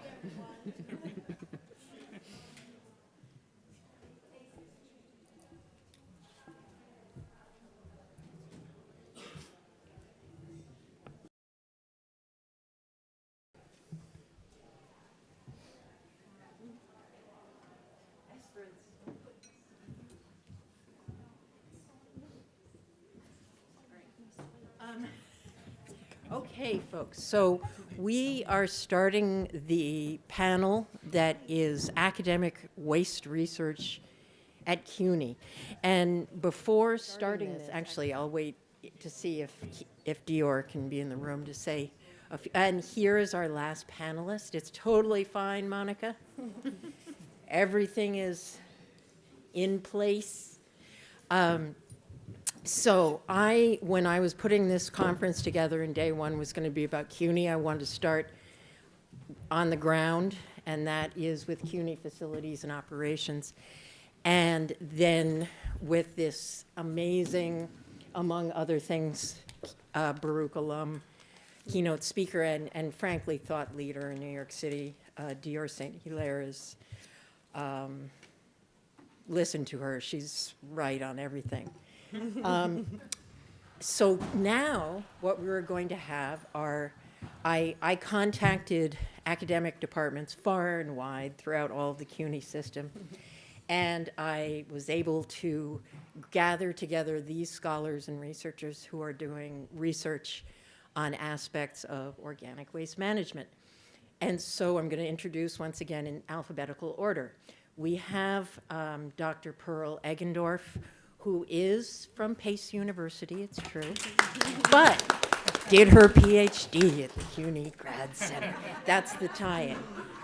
And also what I guess Dior is not around to hear this, she had mentioned at the New School Dr. Ana Baptista, who is another amazing thought leader and has had a huge influence on me. I was specifically looking for scholars who had a tie-in with CUNY to invite. Otherwise, I would have had her front and center. And maybe for the next time around, we can go beyond CUNY. But we also have, as a discussant, Chelsea Ankababian, who is a lecturer in the LaGuardia Community College's Sustainable Urban Ag program.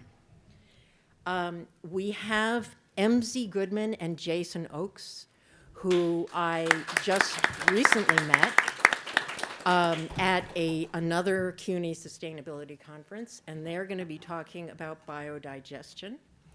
And they are coming from CCNY with that tradition there of engineering expertise and sustainable urban systems.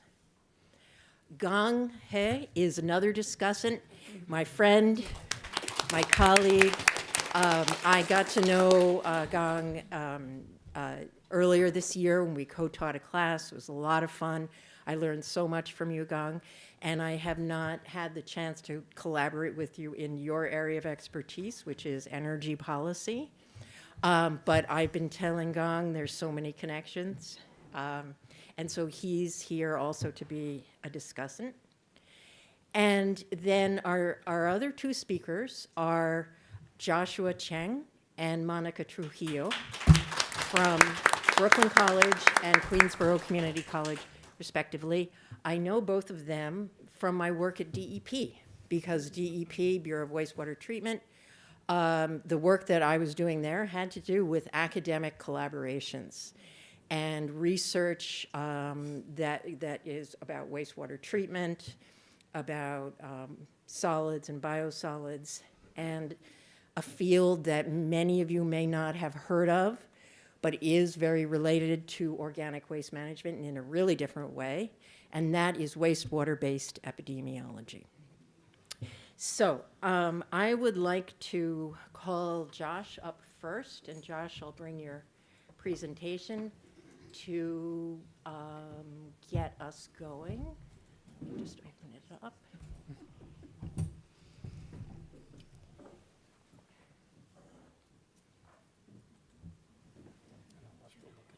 Okay. Please welcome colleagues.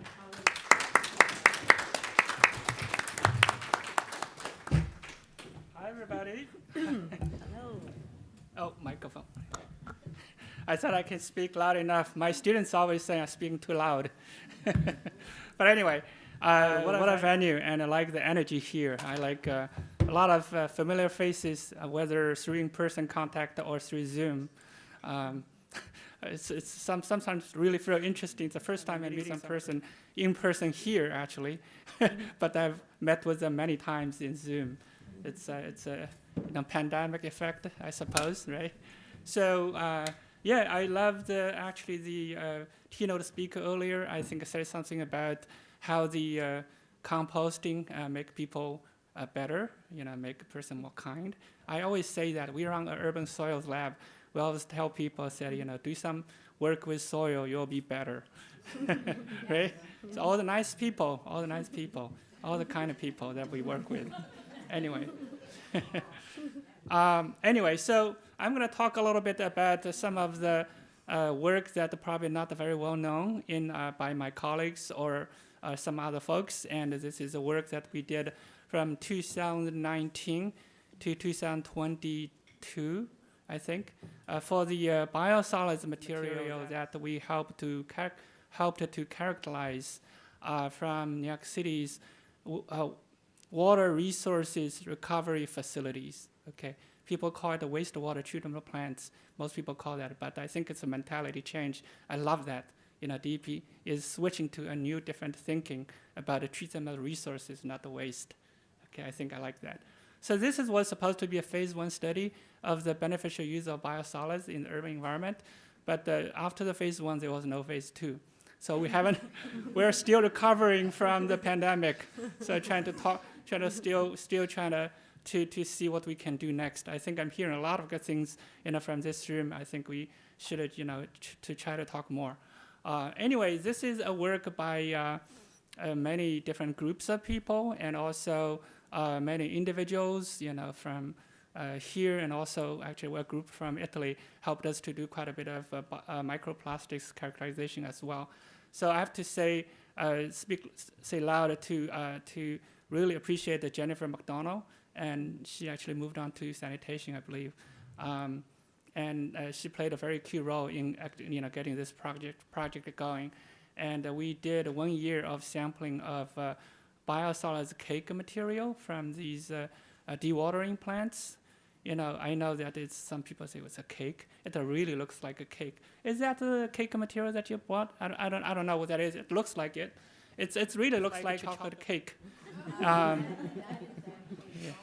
Okay. Anyway, whatever that is, it's extremely organic rich, and it's a very good resource that I think DEP has been really thinking about how to make use of it. And so I brought out my notes. It's been a few years try to study it. Anyway, I have to say that the data was from that period. So we have not updated any of the data since then. I think DEP has been doing a lot more work since then. I have not followed the updates within DEP either. So, and again, also I'm speaking on behalf of myself, not behalf of DEP in any way, policy-wise or what implications. So just be aware. I would say that, recently in the past few years, PFAS had played a big role in terms of policy, beneficial use of biosolids. I don't want to talk detail about that because I'm not very knowledgeable about that aspect. But from my perspective, as a soil scientist, I'm really pro use of the biosolids for many different things, right? Many different things. Anyway, let me go to. Yes, I only have 15 minutes just to have to watch out for time. For some of you who don't know very well what's happening behind the scene, so all the wastewater, from your homes, from many different places, goes to the 15 wastewater treatment plant, and they get going through the treatment process. They have the sludge material being produced, material, and then dewatered basically, and then that creates a biosolids cake material. Okay, cake material. It's a lot of material to work with. On average, a day you have more than 1,400 wet tons of biosolids material produced. Okay, and these are dewatered at only six dewatering facilities using gigantic centrifuges. Okay, centrifuges. So some of the sludge liquid material is shipped to New Jersey, actually to I think 15%-ish to be treated there, to be dewatered there. And you have to have a 24/7 service, basically transport all these things and dewater these materials and ship the biosolids cake material out of the city because we just don't have enough space to work with. So it's a 24/7 operation. It's very complicated. So you don't hear about it, which is a good thing, right? Which is a good thing. No news is good news. If you hear something bad, DEP is doing a good job, I have to say, right, from that perspective. So this is 2019 data. You can see, about 63% is shipped to landfill, landfill, and the 15% is to New Jersey for them to treat it, and about 20% was used as a compost. I think private contractors to do the composting, and 2% of that used for mine reclamation. It's to some areas in Midwest, I think, to do the mine reclamation. So I have to say, 63% is pretty high percentage to the landfill. So it's a lot of organics that, still waiting to be recovered. This is actually a Sankey diagram. It's because of this, I learned how to use a Sankey diagram. So you have the 15 wastewater treatment plants on the left side, and on the right side is the dewatering facility. They have 6 of them there, and actually plus the New Jersey facility. So you can see it's very complicated, shipment of these sludge material to the dewatering facilities, involving very complicated, the operations all the time. So the reason we did actually talk with DEP for a while, eventually came up with this project to do called a biosolids characterization study. We want to know our biosolids better before we can use it, right? If we want to use it for something, we know what's in there, right? What's in there and what's the implication, right? Those kind of things. So it's really to try to figure out what we have, and if we want to do something, whether it's good or bad, right? We want to put some understanding into it. And also, we want to see how, the treatment processes, the digestion facilities, for example, and how that does to the chemistry, to the physics, or other things, to the characteristics of the biosolid material that's being generated. Is there a way that we can, modify the process to generate better quality biosolids material for certain use? I think that was one of the goals. The other goals was really to also trying to establish the baseline, because DEP has been doing some analysis of this material, but it's not like a full scope of analysis. We want to have a baseline, just in case in the future we want to come back, look at it again, see if things have changed. I think that's a good baseline. We may want to establish some sort of like more frequent monitoring in terms of a wide suite of parameters, rather than just being very passive about following the federal and state guidelines, rather than being proactive, looking at things. So that was some of the goals that we have had. So these are the 5 different categories of parameters that I had looked at for these biosolids, including very basic physical characteristics and nutrients. I know that you guys working with soils, compost, talk about nutrients all the time. And there are also risks come with potential pollutant material and microplastics, and also some odor studies. I know odor is, people are aware of odors, but there's very little study actually about odors, what is the implication of odors in the use of these materials. But the one thing I have to say that these actually materials smelled pretty good, mostly. So we went to all the all these facilities, collected a sample, and I think we were okay afterwards, right? So at the same time of this whole project, we collected the samples for a year, monthly samples. We also did a lot of data collection with the help of folks from around the country to get the data from other utilities, wastewater, the water resource recovery facilities. And we did 10 utilities in the country, and for major cities. And then we also summarized the results from other facilities and then compared to what we have in New York City, right? These facilities range in size and the different methods of digestion and dewatering. And most of these are anaerobic digestion. It's a standard process actually for water treatment. So you compare the median values from other facilities and the average of the median values from other utilities compared to New York City. You can see on the right side a table. These are very common parameters. And in all, we have to say that New York City is very similar to what other facilities have been generating. We're not very special. We're not very special in New York City. Okay. I know we always think about it. We're special. We're not in terms of the biosolids cake we produced. We do better in terms of dewatering. We have gigantic centrifuges actually.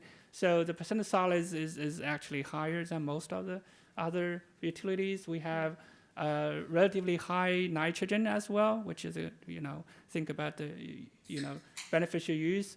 And we have low nitrate, which is also good because nitrate tends to be pollutant when you try to reuse it. And we also tends to have low manganese as well. But it varies from plant to plant, from different plants. So, but in general, these are good things. Think about all the other nutrients we have: zinc, copper, iron, phosphorus. All these things that we have. There's a lot of things that in there that can be, potentially, recovered. So I was given 15 minutes. I took all this data slides out. So I just to say that. The composition of New York City biosolids is very consistent with other utilities around the country, and there are some variations among different plants, different utilities. I mean, of course, some of the utilities, some of the dewatering facilities have sludges coming from several different treatment plants. It's mixed already, so it's hard to tell which is which, right? Sometimes, but there are some variations. Okay, some variations. For example, in Staten Island, the Oak Beach, I think it's a facility we kind of detect the higher levels of manganese than others, right? So, and also, some of the things off my head I can think about, we have, sulfur and iron, those kind of things, they also vary quite a bit, and it's just because of the treatment processes, for example, addition of iron chloride for the wastewater treatment, or phosphate recovery. Some of the plants have phosphate recovery, and some plants have a BNR, biological nitrogen removal processes. So they all affect the different content of these materials in the product. Okay, in the product. So, but within the same dewatering facilities, actually the variability is really small. So it's pretty constant. So, which is a good thing, right? You run the operations, you want what's coming in constant, what's going out constant, so you can can play with it, you can optimize it you don't want things to happen too quickly, right? Too quickly, and then you have to do a lot of things to try to account for it. So again, I learned a lot from these people in the water industry. Actually, maybe I'm speaking something wrong, just correct me. Okay. All right, so we also looked at another categories. These are the potential contaminants. These are not the usual suspects that EPA requires. These are called emerging contaminants. A lot of these people is not in the regulation yet, but potentially will be. EPA has been doing some work, potentially potentially is going to put them into the included in the regulation. So we did some work in for these organic compounds, and you can see that actually the bottom row is the EPA residential screening levels, RSL. So these are the values. You can see that all the median values that are from these biosolids are way below the EPA RSL. And they are even lower than the national survey, TNSSS. It's a national survey of sewage sludge material that, and also New York City tends to be a little bit better in terms of these compounds. So it's really interesting, it's a good news on many different ways. And also looking at a bunch of metals and the metalloids, you can see that, again, the EPS RSL is much higher than our median values. Our median values several orders of magnitude lower in terms of the concentrations, which is really, really good news. And there's one or couple of samples just a little bit higher than the screening levels. I think we, depending on where the sample come from, I think it's really not too much an issue.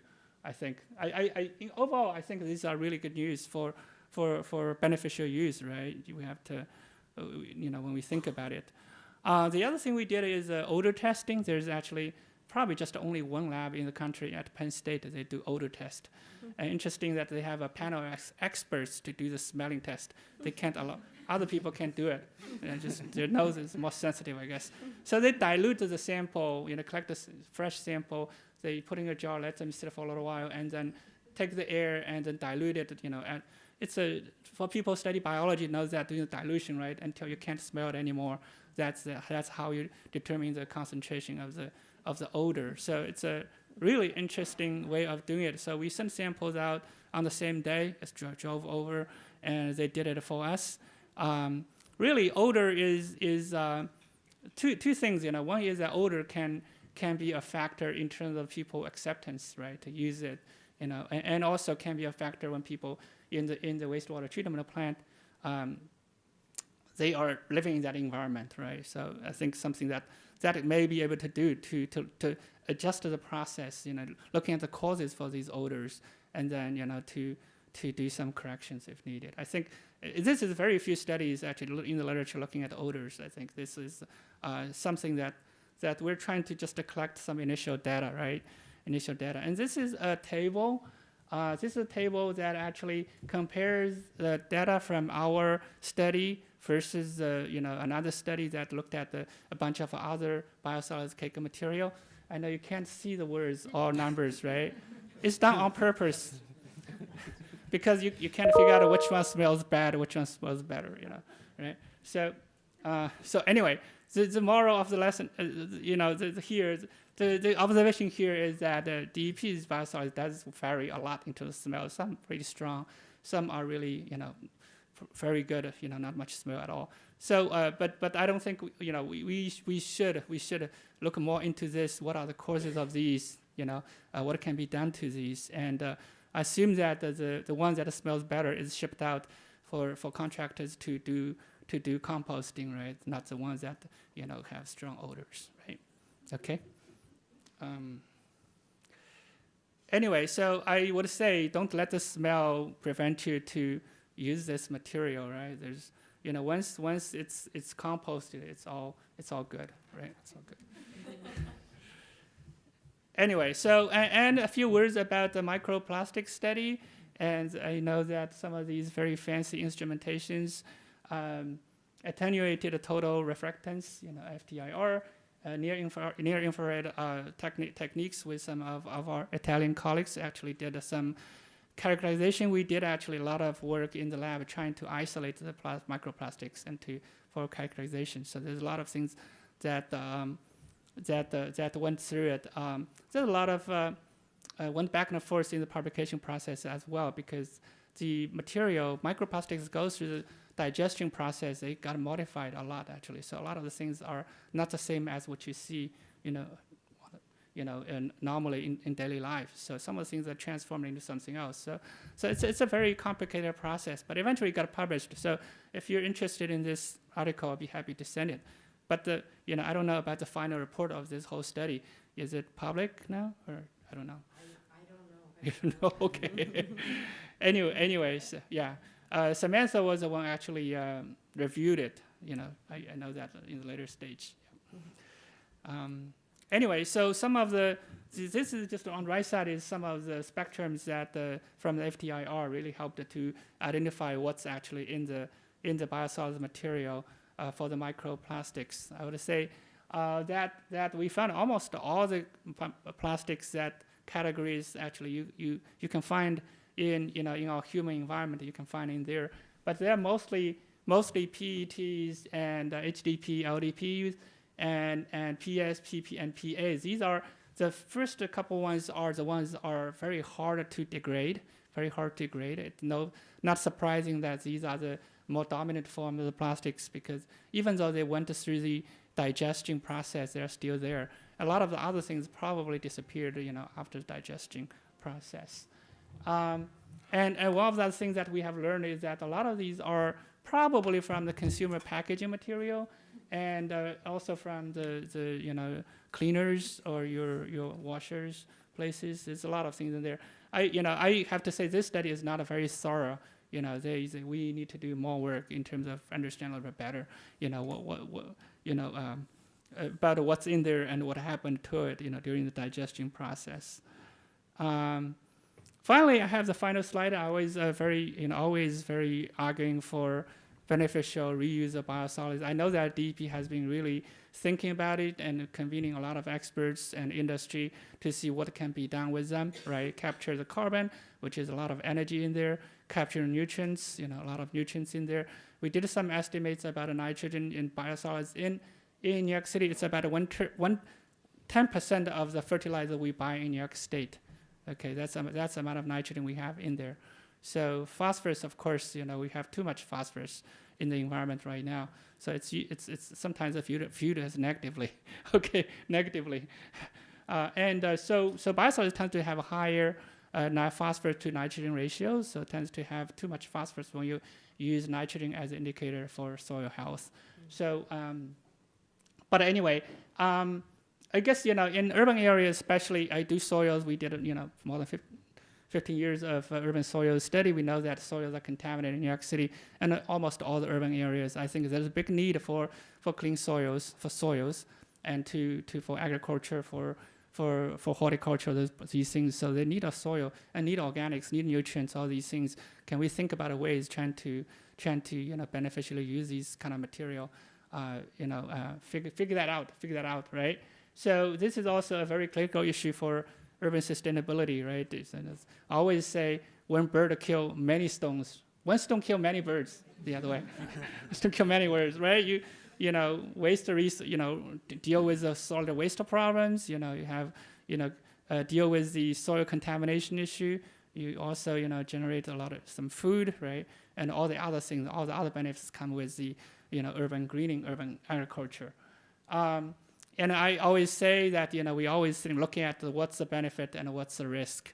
There's always risk coming with doing certain things, You can say, because I might be hit, might be possible to be hit by a car, so I'm not going out. That's not the way to do it, right? The better way to do it, I'm going out, but I figure out a way to minimize the risk from the car, right, hitting you, right? The kind of things, the mentality, I think. So I think a lot of times the policies are driven by politics, news media, whatever that is. So I think, as someone was saying, if we have more data, we can have, more objective way of looking at things, weighing the benefits versus risk, right? Especially in the thinking about climate change for long-term survival. I think that's critical. Thank you. I think that's all I have.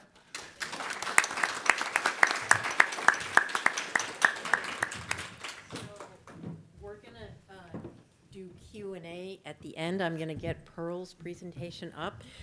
Pearl is also a soil scientist. And while I'm getting this up, here we are. Just to point out, this was very scientific. And when I started working at DEP after sanitation, I was blown away by the level of science that goes on in that area. This was about using treated sewage solids as land application, as compost, right? and the presence of things like heavy metals, things like microplastics, and although it wasn't directly discussed, things like PFAS and other forever chemicals in those flows of waste policy. Because as I said before, even if we stopped co-digestion tomorrow, meaning we didn't deliver another pound to Newtown Creek of food waste, these issues are going to continue. And I have a colleague who is doing research in the area of something called urine diversion, which is to actually take the urine out before the sewage goes to the wastewater treatment plant. So there are approaches to this challenge, but this is a part of organic waste management that is very different from composting as we know it, and is not going to be solved by waste prevention. So with that, I would like to introduce Dr. Pearl Eggendorf, who is another someone I've heard about so much and have only recently met. So, and student of Josh Cheng.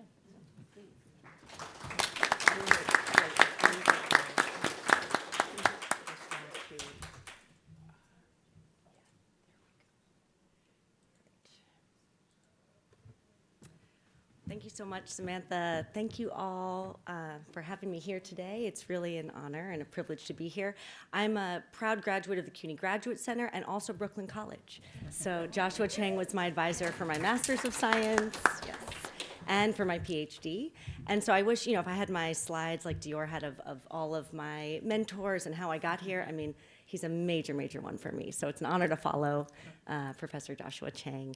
And I will just say that Joshua had offered me to study biosolids, and it's so important, and we do need to divert that waste from landfill, but I'm really focused on food justice and growing food, and until I know that the children should touch the biosolids, I said, we know they can touch compost, okay? What we know is right, and that's how I oriented it, because I want to study everything, but I said, I got to orient around something, and it's food justice, environmental justice, climate justice, working with what we know. To me, that's compost of our food scraps and our yard waste, right? Working with what we have here. So here's a picture of Jess and Barbara at El Sol Brillante in the Lower East Side in East Village. And I'm gonna talk about research on compost or with compost and with community composters, people who are making this compost. So I want to just offer a lay of the land too. Who's making compost in New York City? Maybe that was discussed earlier, but we always got to acknowledge who's doing this amazing work. So many people in this room do that amazing work. I want to talk about micro, meso, and macro scales of this work, because that's how I like to think a lot too and orient. And then what's going on with compost from a scientific perspective. So again, it's really diverse, but I want to leave you with 3 takeaways about metals. So Joshua didn't talk about metals, but he often does, so I'll do some of that work. And they're lower in composts than in New York City soils. I also want to leave us with the idea that small-scale composts, what are made in community gardens, are really effective for growing crops. And finally, that composts are effective for storing carbon. Maybe we all know this, maybe I'm preaching to the choir, but let's just reiterate, right? They're really essential for addressing climate change and for constructing new soils that we need in our cities. So I always need to thank our urban growers and our composters, people doing this work. Here's young people with Green City Forest at Forest Houses in the Bronx. People making compost every day, as Dior really beautifully explained, but they're promoting food justice and food sovereignty, improving their own personal health, community well-being, providing more access to land, enhancing more urban green space, reducing waste, addressing climate change, right, both mitigation and adaptation, enhancing ecosystem health, and creating healthy soils, of course, together with the bacteria, archaea, protists, fungi, plants, and other animals. So can we just shout out to all of our community composters, urban growers. So I learn from you every single day, and it's always an honor and a privilege. But then in terms of New York City, we have a lot of shout outs for the people making it in this room again, right? We've got our small scale. I want to acknowledge, right, there's so many different scales. We have the 3-bin systems in so many community gardens. And then we've got windrows. Hello, Earth Matter. See y'all here. We can shout out. We let Dior's rule, right? Shout out our, right? But there's so many at Snug Harbor, at QBG. We're going to shout out all those people too. And then we've got really large scale at, for example, like at Fresh Kills. The day I got to visit, it was a very eerie, spooky day. It was really amazing, right? It was like these huge windrows, and right. So we have all these different scales of compost, and then the New York City Compost Project, right, has been doing this work forever. Many in this room are familiar with all of the budget cuts, what was going on, but thank goodness there is some funding restored, and we just need more and more funding for this, right? We need more and more funding for these jobs. So thank goodness some funding was restored. Too much has been lost. If so, just a waste. Talk about waste, right?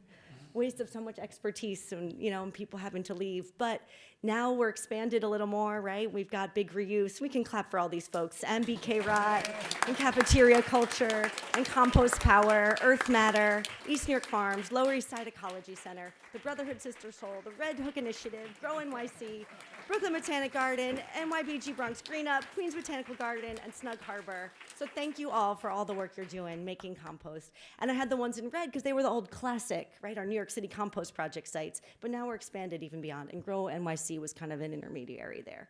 So, right, so now we're even bigger. And of course, being supported with the Save Our Compost Coalition and many different volunteer advocates, community gardeners, composters, farmers, land stewards, and scientists. So if we're talking about compost in New York City, we have to acknowledge who's doing that labor, right? And how it's happening in all these different ways. I do want to shout out the smart bins too, right? We're talking about that, and I want to thank Save Our Compost and Candace and others who helped make these images, right? So we put our food scraps in these bins, but they're not necessarily being turned into compost. Right, and so I think we're all aware of this. Yeah, it's too bad, right? And then they may be turned into bioslurry and go into these wastewater treatment plants, water resource recovery. Is that the? I'm with it, right? They should not go to landfill. They should be recovered, but should they be in our community gardens? Let's keep getting more data. I'll be convinced when I see enough data, but for right now, I'm of the belief that maybe not, right? Maybe better reuse when at least our young people or vulnerable populations aren't being exposed to potential hazards, right? And new compounds are being synthesized all the time. These PFAS, right? We may not even have testing for them yet. So, anyway, right? This is organics recovery, but not necessarily compost, even though some of these bins say compost. So what's next, right? For these bins, I think the food scraps should be turned into compost. Hey. And then we know what's going on. Okay, so what's happening from the scientific perspective? I love to think about scales and also these different feedstocks. When we ask what's happening with compost, well, what's your feedstock? It could be so many different things. So I sort of have a scale here, and I'd love feedback on this image. I've just been thinking about this, and I want to develop it. So we got our browns and greens, classic examples of your dried leaves or fresh veggies and fruits. But on the other scale, you could have your human waste. You could have your manure. You could have animal mortality. I've learned so much from Jean Bonital at Cornell Waste Management Institute, who does huge, large-scale animal mortality composting, right? So you can have compost from all of these materials, all of these, right, organics. And then you've got your spatial scale. And so on one end here, I think about aerobic. And on the small aerobic scale, you've got your 3-bin systems, you've got your windrows, you've got your aerated static piles getting bigger and bigger. Right? And on the other anaerobic end, maybe we've got our bokashi, our small-scale anaerobic, which shout out to Shig. I'm obsessed with it. I keep learning. Yeah, it's my new, I love it. And then you've got anaerobic biodigestion, either co-digestion with human waste, right? So you could have that intersection there. Or you could have anaerobic digestion of just your browns and greens, very different from mixed with everything that goes through our storm drains. Right? So anyway, we've got all of this going on. So the take home is what's going on with compost. It's highly dependent on the feedstocks, the methods, and also space and time, because compost is always in a dynamic process. So once it starts, right, it's changing always, right, as the microbes and the communities of microbes change and shift over time. Okay, but so what do we know, though, about our compost in New York City? Well, we know a lot about the mid-scale compost, those that have been made by New York City Compost Project for decades, because they often get these annual U.S. Compost Council Seal of Testing Assurance, STA analysis. And so what we know is that they've met these criteria for all kinds of parameters, for pathogens, for compost stability, microbial activity, germination rates, and metalloid contaminants. They also receive values for pH, salinity, et cetera. And so we've been using, growers across the 5 boroughs have been using these mid-scale composts for growing crops for decades, and they're generally the gold standard. And so we've got photo here of Earth Matter and a big reuse, former site under the Queensboro Bridge. Right? And so here's some data from Jean Bonital, who's collected across the state and across New York City for years and years. Yes, shout out to Jean. So this is unpublished data, but if anyone wants to, she's given me access to her database and wants us to disseminate it. So please come talk to me if you're interested in looking at this more. One thing we know that I want to just highlight is that pH is highly variable, but also very high in our urban compost. And so right there's neutral at 7, and our composts have elevated pH. What are the implications of that for crops, right? Big questions. And Susanna, we talked about this too. And is it the eggshells? Who knows, right? What's going on here? But it's something to look into. But another thing we know is that lead is really low.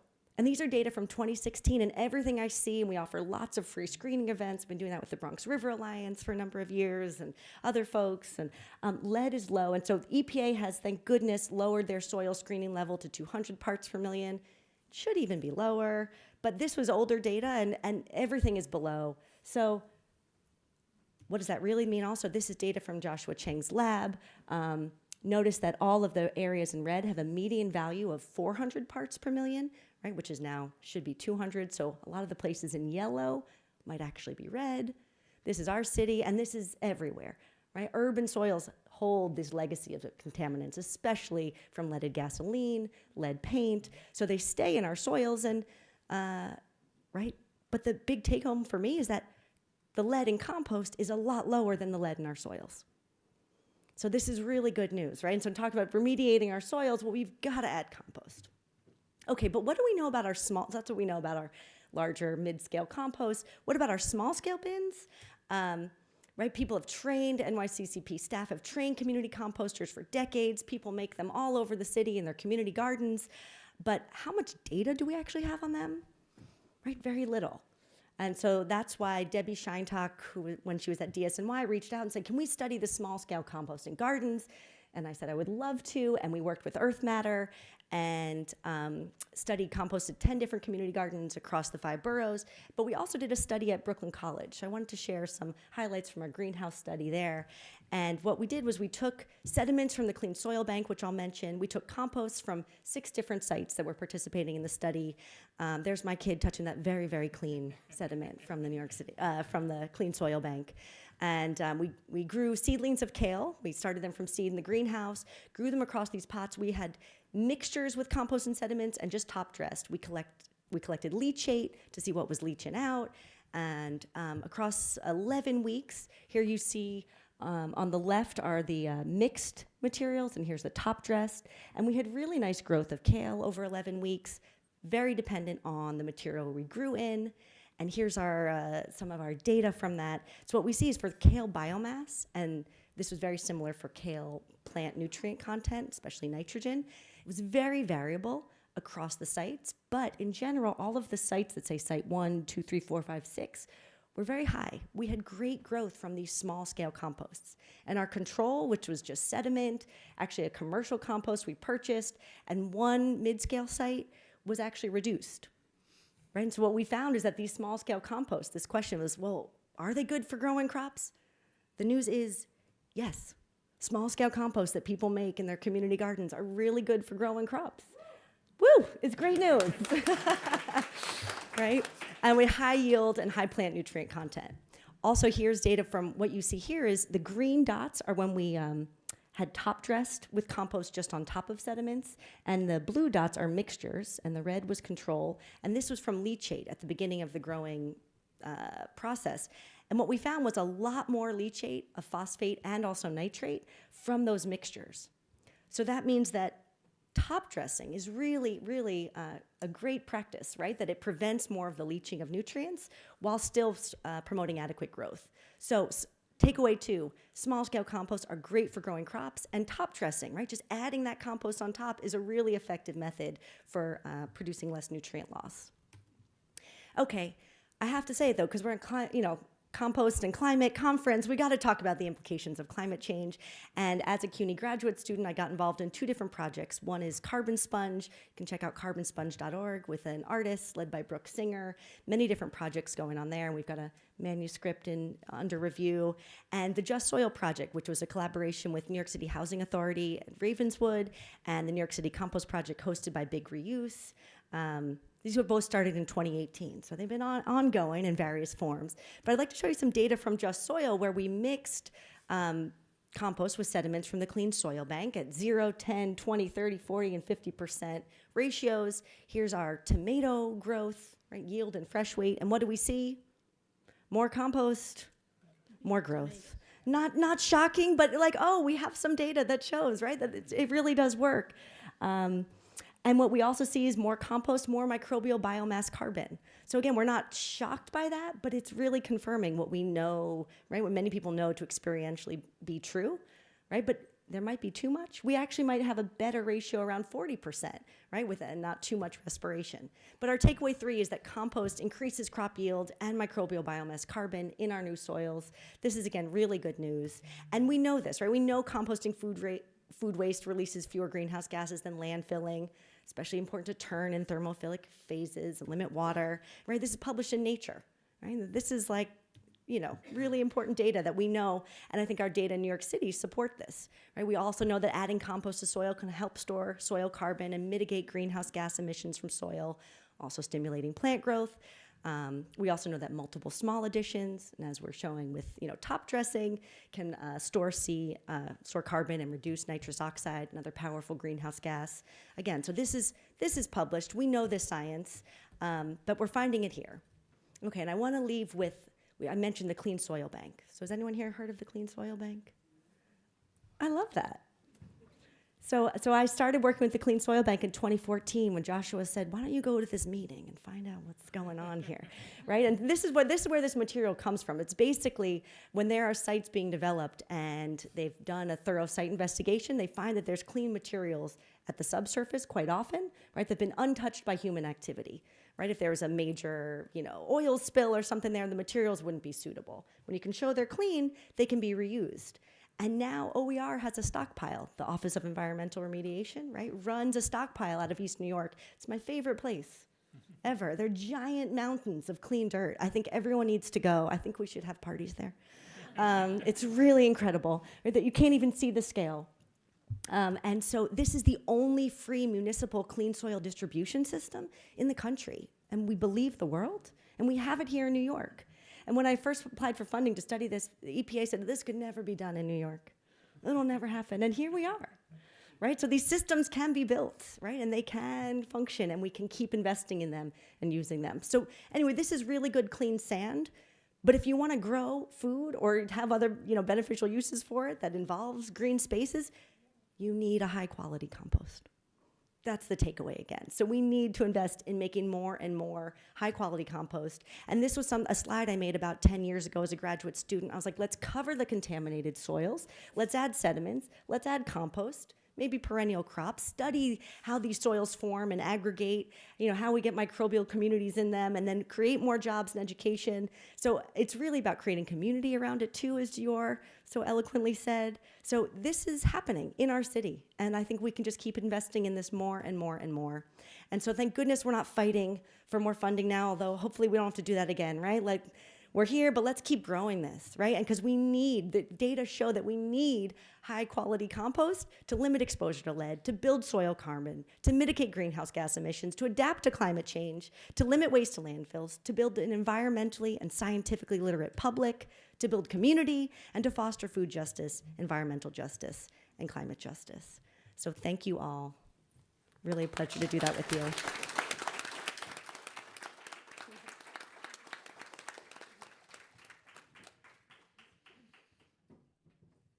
Thank you, Pearl. And I just wanted to say we are only a little bit behind schedule. Sorry. No, not a problem. We have some wiggle room at the end, so we're good. We're okay. So I would now like to move to our CCNY co-panelists. And they are going to be talking about research that they did on biodigestion. So I'm just going to start the slideshow for them, and please come up. Jason and MZ, as I mentioned, I met just recently at a sustainability Equity Conference, More New Friends. And they are working in private sector companies, but you both have just finished your master's degrees at CCNY? No. Oh. No. Not yet. Not yet. And even I haven't finished yet. Okay. Yeah. Okay. So yeah, Yes. I'll take it away. Thank you so much, Samantha, and thank you, Catherine, for getting us involved with this. Catherine Silverman, Glody Silverman, is our program advisor for sustainability in the urban environment, and really love that program. So just a little background. I'm a mechanical engineer by trade, a professional engineer. MZ is the experience officer at Chomp Energy. And so we'll be taking you through today. So what we're looking at from a mechanical engineering perspective is basically how do we incorporate these solutions into the mechanical and built environment, and how do we do that in a way that's the most conducive to meeting all our climate and sustainability goals. And so leaning on the program, this is from Professor Brown, who used to be the academic, I think she was the program director. So basically we have our 5 goals here that are in line with the UN's sustainability goals. And you can see here this amazing looped system where we have biogas being generated from biomass material in the local town, which is then being turned into electricity and energy and heat, and then put back into the system. So it's all about reusing these waste streams. And we're seeing more and more of this in the private sector spaces and commercial spaces, and with new executive orders and legislation such as Local Law 97, 92, 94, which require green roofs. So ultimately, I think as a mechanical designer, leaning on these natural systems and utilizing the natural systems that are already in place that the Earth has given us in order to lower our impact on the environment is a great way to go. So one of my key responsibilities in my job is turning this into an actionable, discrete series of measures that can actually be implemented at scale. So here we are. This is what it looks like for CCNY. You can see this is complicated. So this is the overall picture. And on the left side, you'll see hydrogen, electrolyzer and storage, biogas digesters being fed into a combined heat and power plant that serves EV charging and mingles with renewable electricity. And you'll also see agrivoltaics on there on the right side next to the biogas. And you can follow this organic waste loop through there. So take a minute and really absorb all this. And we're going to go and start circling in on our answer. So again, we're looking for ways to increase sustainability, comply with the law, and put environmental justice into work. And we're going to do that from a mechanical perspective. So now we're going to look at our organic waste loop, and we're going to hone in on this loop. So we have our 3 buildings. We have heating and cooling loops. We also have a lot of organic waste coming from these buildings. And so what can we do with that from a mechanical perspective? So I'm just now getting more familiar with composting, so I'm really excited to learn more about that. In our search for solutions that can start limiting the amount of waste, we looked at a biogas digester specifically. And this is how this biogas digester, which would basically be the heart of this loop, linking the outflows and the inflows in order to create this sustainable grid, essentially. And so again, with the agrivoltaics, even though it's not attached to the buildings, we might see something like a green roof, which would be a green space on top of the building, which you can then use your fertilizer for, you can use your compost for, but that's also going to give you back fuel. And then, of course, you have your organic waste coming from the school buildings, which would be, your throwaway food. It would be green and brown, you guys called it. So it would be that. And then this is how it gets fed back into that system. So it's a fairly simple concept, but we really, in my experience, I have yet to see this implemented at scale. So we're really excited now that the technology is getting to a point and the legislation is getting to a point that we can actually start implementing this in a real way. And key among this, you'll see too in the bottom left, there's the rainwater collection and treatment, and reducing stormwater runoff, and reusing and limiting the amount of potable water that we're bringing in from other places. And trees and plants are going to help with all that too, because they retain water. So this plays into water preservation as well. All right, and here is a nice big graph, and you see biodigesters highlighted, and there's some attributes here. But essentially, inputs and outputs, creating this loop, and at the heart of it is this biodigester. And again, all of this is combined to work together synergistically so we can maximize the impact here. One of the other things I really love, thermal energy networks and solar hot water heaters. So one of the great things about, like, say, a green roof is it's going to lower your heating and cooling loads. But the plants on the green roof actually increase the air quality. They also increase the effectiveness of the solar panels that they're resting below, so because of their transpiration. So it's really, really, really synergistic. You get this wonderful synergistic effect that really makes the impact not only mechanically feasible, but also, you know, from an environmental standpoint and from a human standpoint, really, really lucrative. Okay, and so our capstone is basically looking at, okay, what does this look like in terms of numbers? So according to a recent survey that was done a couple years ago, 160 tons of refuse was measured, and you can absorb all this. And basically the point is approximately 50 tons of organic waste are going to be generated next year at the NAC, so based on this survey. So it's a lot of waste. So the question became, what technology is out there that we can actually take this waste, extract what we need from it, while still maintaining operations, reducing costs, et cetera. And so in looking for that solution, we found this amazing partner in Chomp Energy. And so MZ is going to talk to you a little bit today about Chomp and what they do, where they've come from, and our group has been very thankful for your work that you've done with us for this and guiding us, and guiding us along with our own new lab, which we're putting together with its biodigester. And hopefully we'll be able to interact with some of the other speakers and folks here today so we can keep growing these ideas. Thanks. Thanks so much, Jason. Hi, everyone. Thank you so much for having me, especially as a non-student and interloper from the corporate world. But I'm thrilled to be here. As Jason said, I'm the Chief Experience Officer at Chomp, so I have responsibility for marketing and customer success. We are working. Yes, sorry. We are working really hard to build religion around anaerobic digestion and to make sure that our projects that are out there are maintained and operating with success, but I kind of draw the line at anything like microbial. Don't ask me those questions, but I can file them and get back to you later.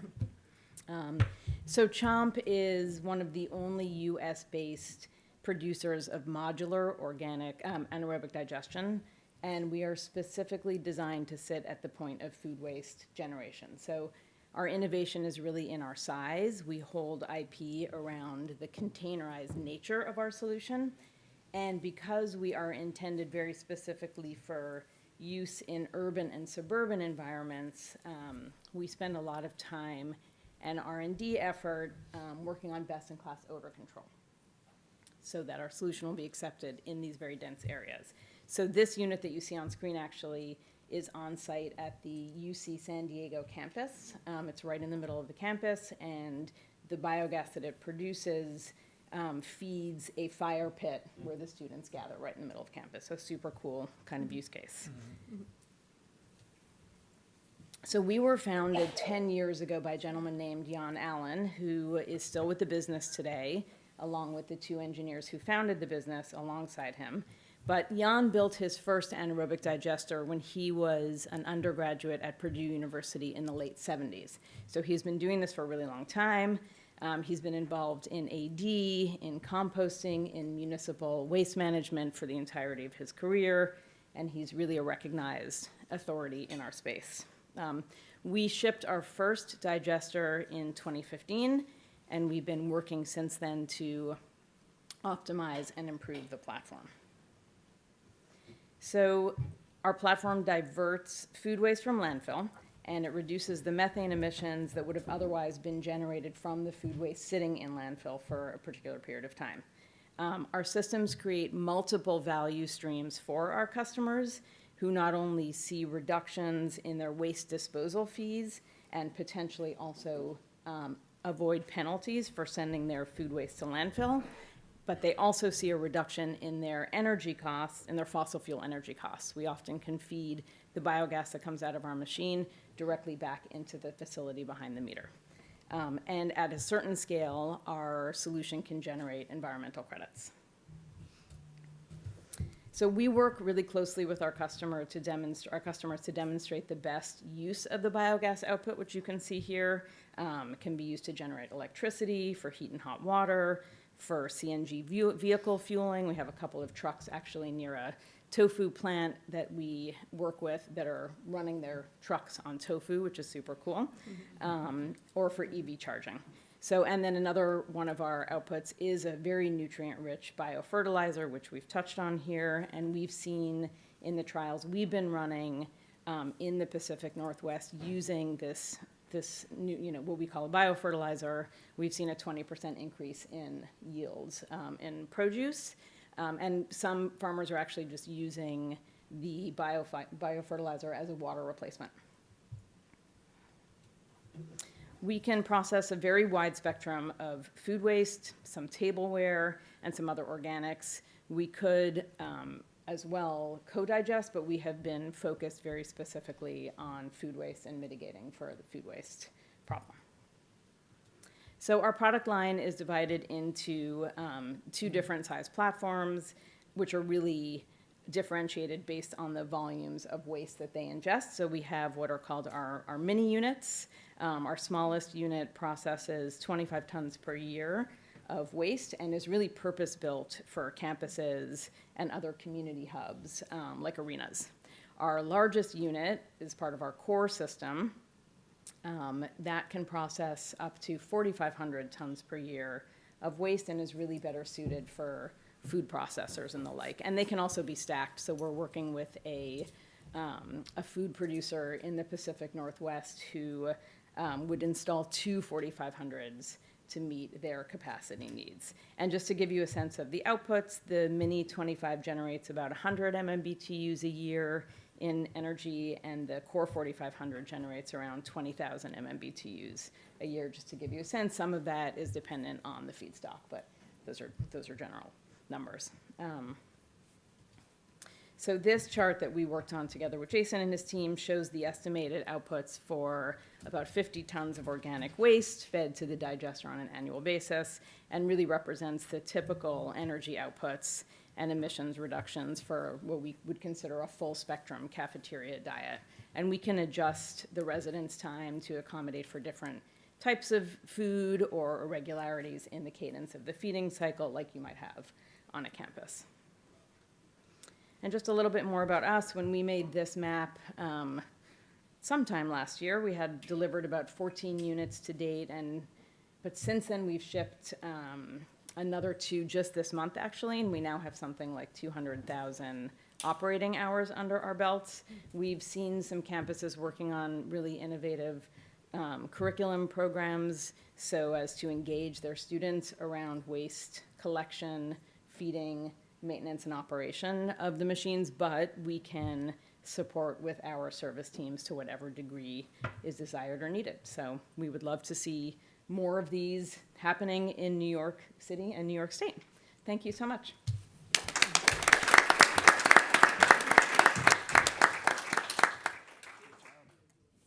Is Monica in the room? Oh, you're right. I was like, I went there to sit there. I thought you were there. No, you're right. Okay. So last but certainly not least, right in front of me, is my good friend Monica Trujillo. And I am looking for your power. You saw it? Yeah. Which one is it?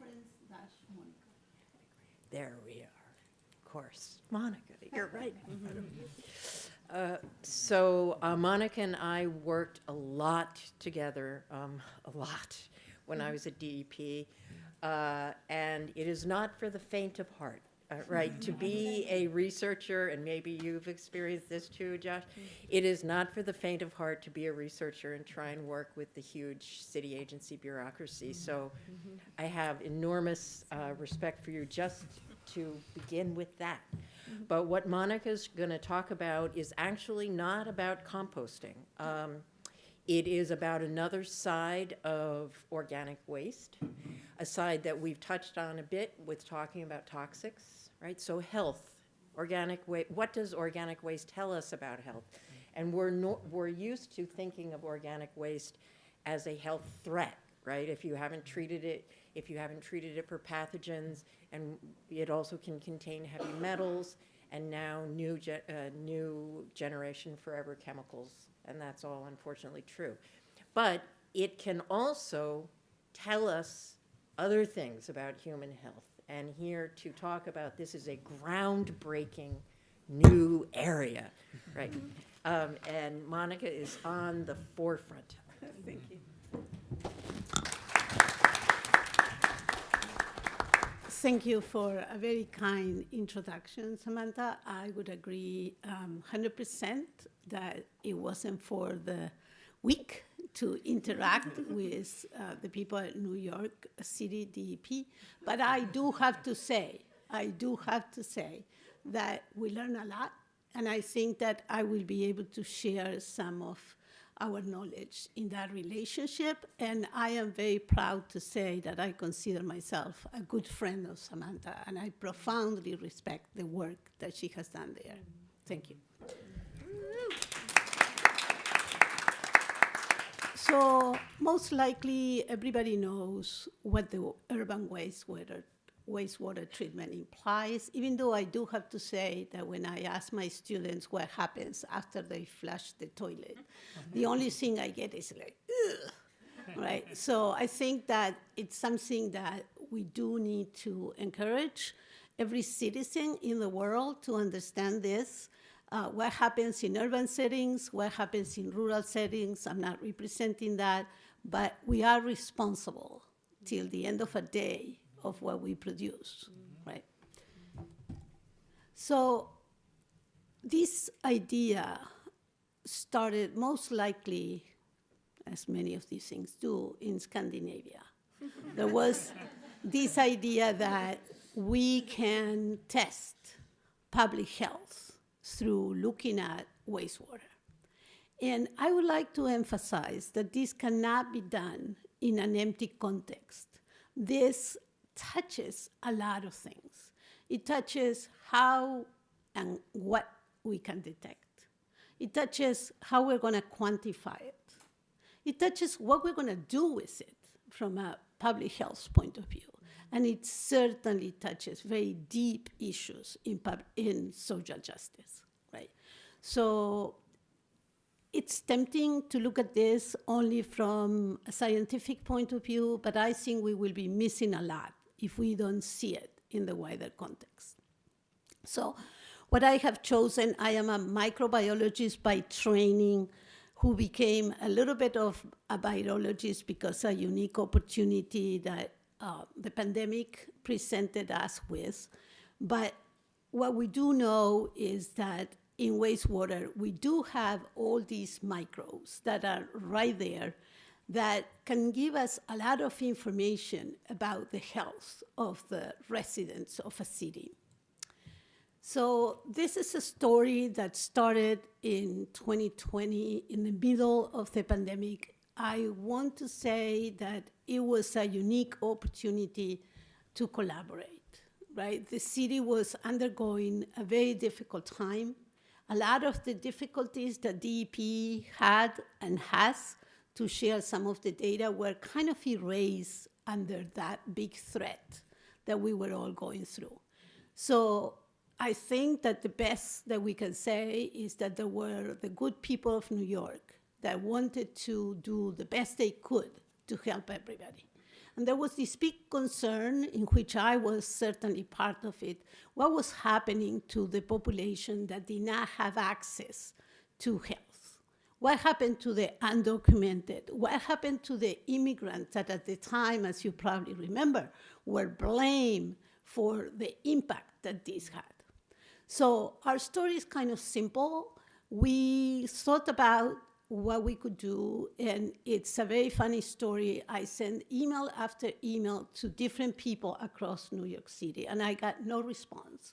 Since till I contact somebody who's not there anymore, but it's a she, right? It's an engineer, and she was the chief commissioner. I'm not very good with titles, but she was pretty high. And I always remember I sent her an email at 2 p.m.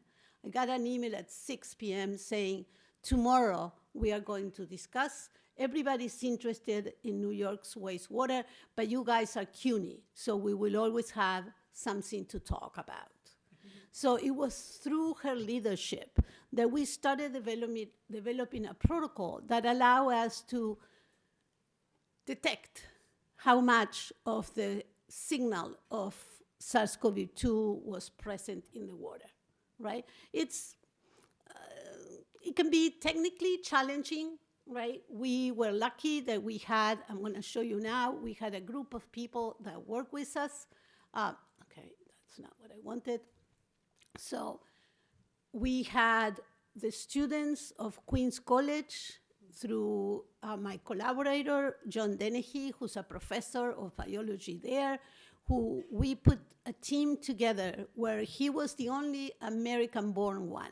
All the rest, we were immigrants, and more than half including me, had not been born in the US, right? So while a lot of people were, and a lot of my colleagues were in the house working from home, we were actually, driving around and meeting with a lot of masks and protective gear that now we know that perhaps it was not needed, all of it. But that's how we were able to develop a molecular protocol to detect specifically SARS-CoV-2.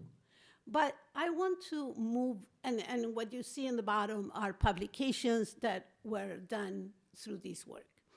But what I want to call your attention is that it's not, this approach doesn't need to be done only on wastewater. We do know that in a city like New York, some of the leftover, when there's storm, the combined, I always forget, outflows, sewer, yes, all of that goes into the environmental waters. Can we learn what is in there? Can we quantify? We can use that data for public health to inform about what can be done, and definitely we can use it to address some social issues aspects. And then there is something that perhaps for you, it's not the most interesting part, but for people who work in health, there's a huge interest in what's happening in the hospitals, right?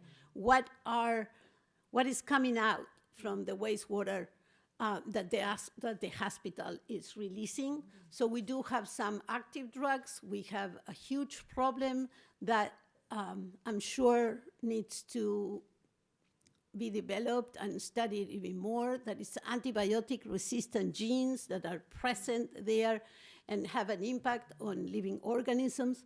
And we are lucky to have right now a collaboration with New York City Health and Hospitals, and we are doing work in hospital water surveillance. But I'd like to call your attention on something else that I hope that at the end of my talk it will be very clear. So our group kind of early on realized that there were challenges in this approach. And one of the challenges is that everything that is in water tends to be diluted. So how are you going to detect it? How are you going to be able to see those small amounts of living organisms that can be a threat? And you want to detect them before they become a problem.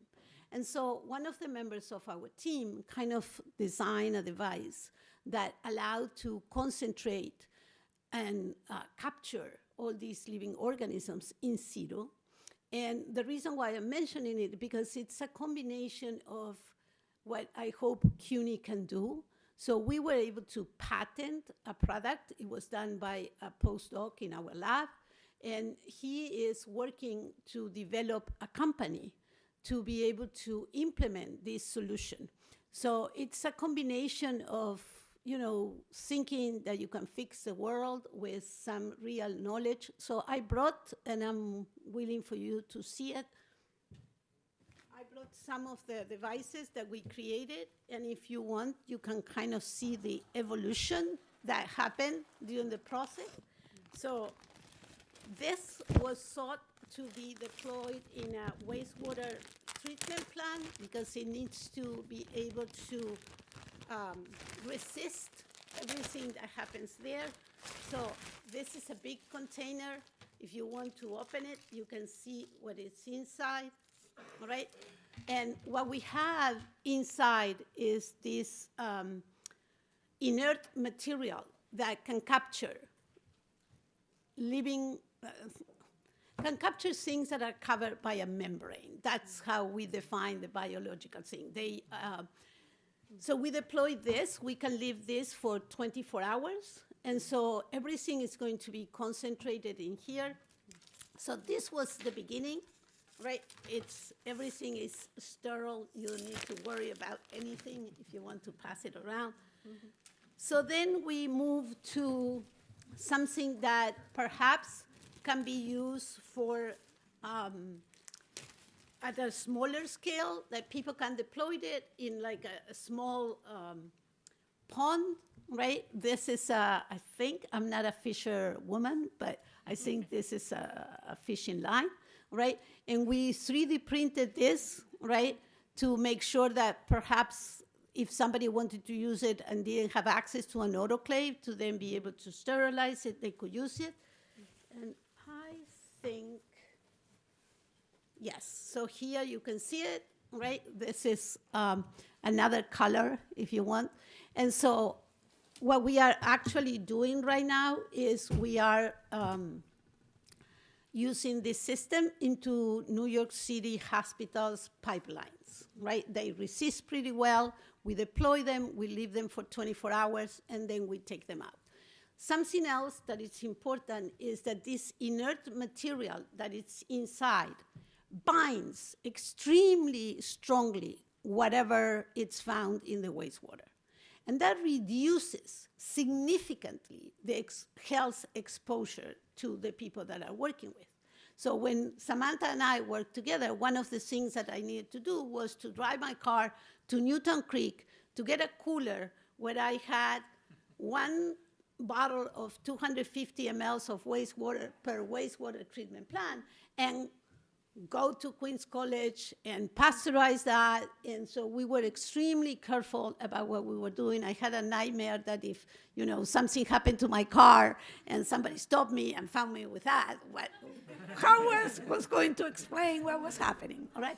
So this is a very different game. This is a game changer because obviously it's going to be contaminated with whatever you are putting on, all right? But you can clean it up to a much lower grade, and then you just remove the sachet that is inside, and that allows a real, a much more safe approach to it.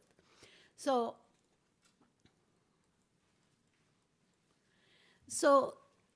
the problem that we are facing now is, what are we going to do with all that we learn about wastewater-based epidemiology?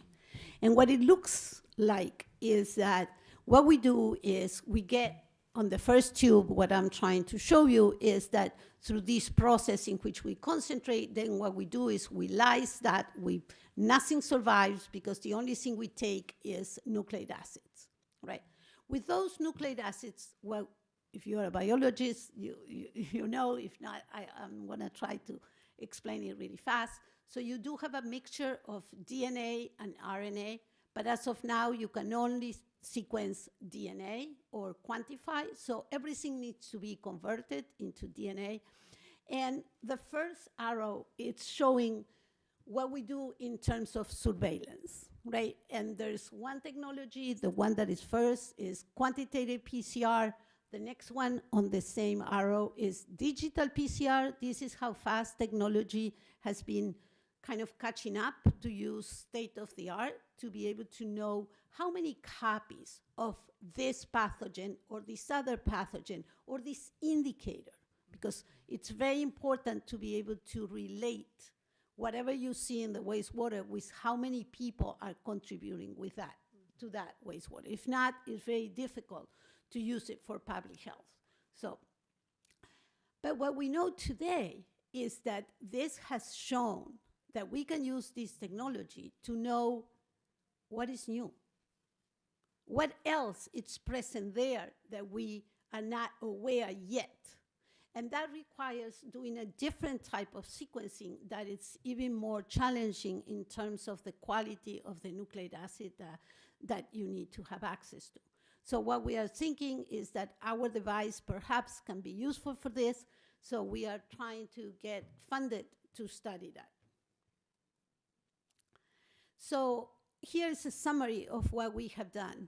The first graph is the work that DEP, Queens College, my community college, New York, NYU, and the people, I think they're collaborators, that was done where what was done was looking at the data from the 14 wastewater treatment plants in New York City and compared the data that we got with the clinical data, right?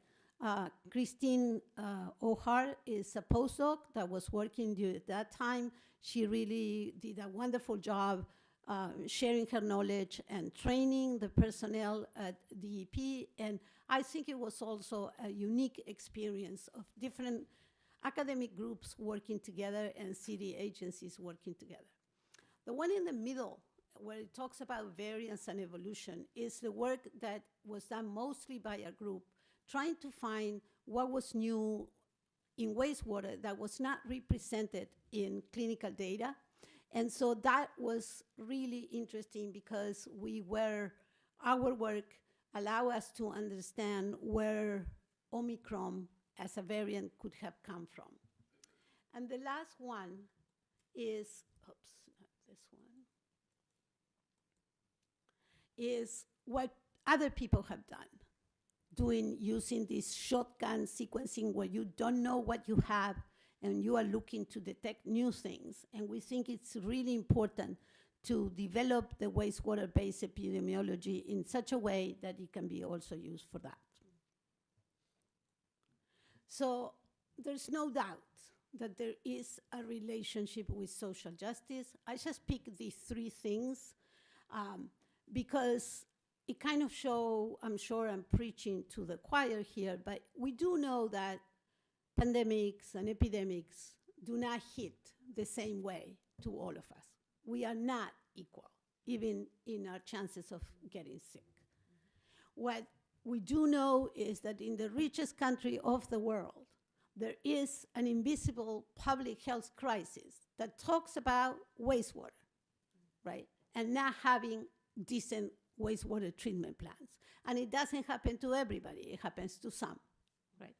And last but not least, right, our indigenous communities are especially susceptible to this, right?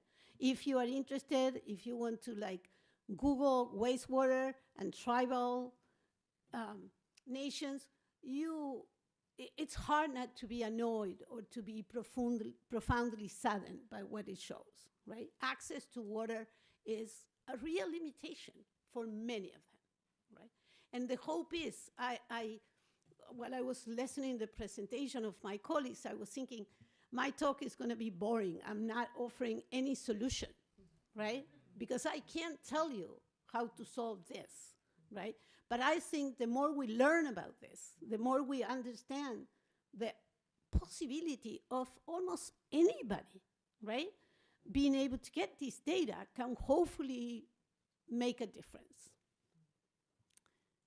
And because I am a CUNY person and because I am an academic, it is my interest to kind of sell, all right, how this can be used from many different points of view. Again, this is a paper from Christine Howard, who I had the pleasure to meet during our work during the pandemic. And what she says is that there's no other way than to collaborate, right? The challenge that academic labs have, that the academy has, are different from the challenges that the public health people who need to implement the measures have, right? Definitely, they're different, right? Definitely it's different from the agencies, right? There's no doubt that DEP has to have an SOP, right, that will follow to the teeth so they can comply with their mandate, right? But I think it is true that science has something to say, right? And specifically, I am a community college professor. I am somebody who really likes to do research, but I am also very interested in offering opportunities to our students, right? And we do know that many of these environmental careers are a very good option for associate degree students who can not only make a decent living, but also be part of a solution of a problem that definitely impairs their communities, right? So this is the people who have done the work, right? This is the old timers, I think, and that's all.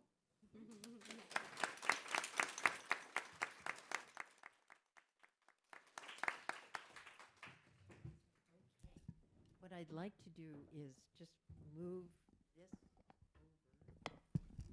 And we have two, and if you guys. Yeah.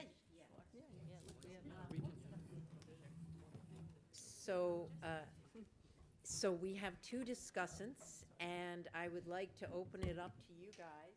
We can move a second. Yeah. Thank you. And Chelsea, I'd like you to go first. Thank you. Hello. Thank you, Samantha. My name is Chelsea Nkababian. I'm coming to represent LaGuardia Community College, the full-time lecturer. Thank you. The full-time lecturer that's overseeing the very new track within the Natural Science Department, the Sustainable Urban Agriculture track. It's the first of its kind in CUNY that is taking urban agriculture, not just the growing, like the sexy part of agriculture, but the waste, right? How do we make a closed loop system in a practical way that makes students not only understand that background information, but have a hands-on practice in an urban space in our own backyard in Long Island City. So I'm coming with the experience and the experience of a discussant of all of 2 months of working in this role. But with 8 years of experience working with nonprofits, community gardens, through community composting. So my lens as a discussant is through those two lenses. When I looked up what a discussant does,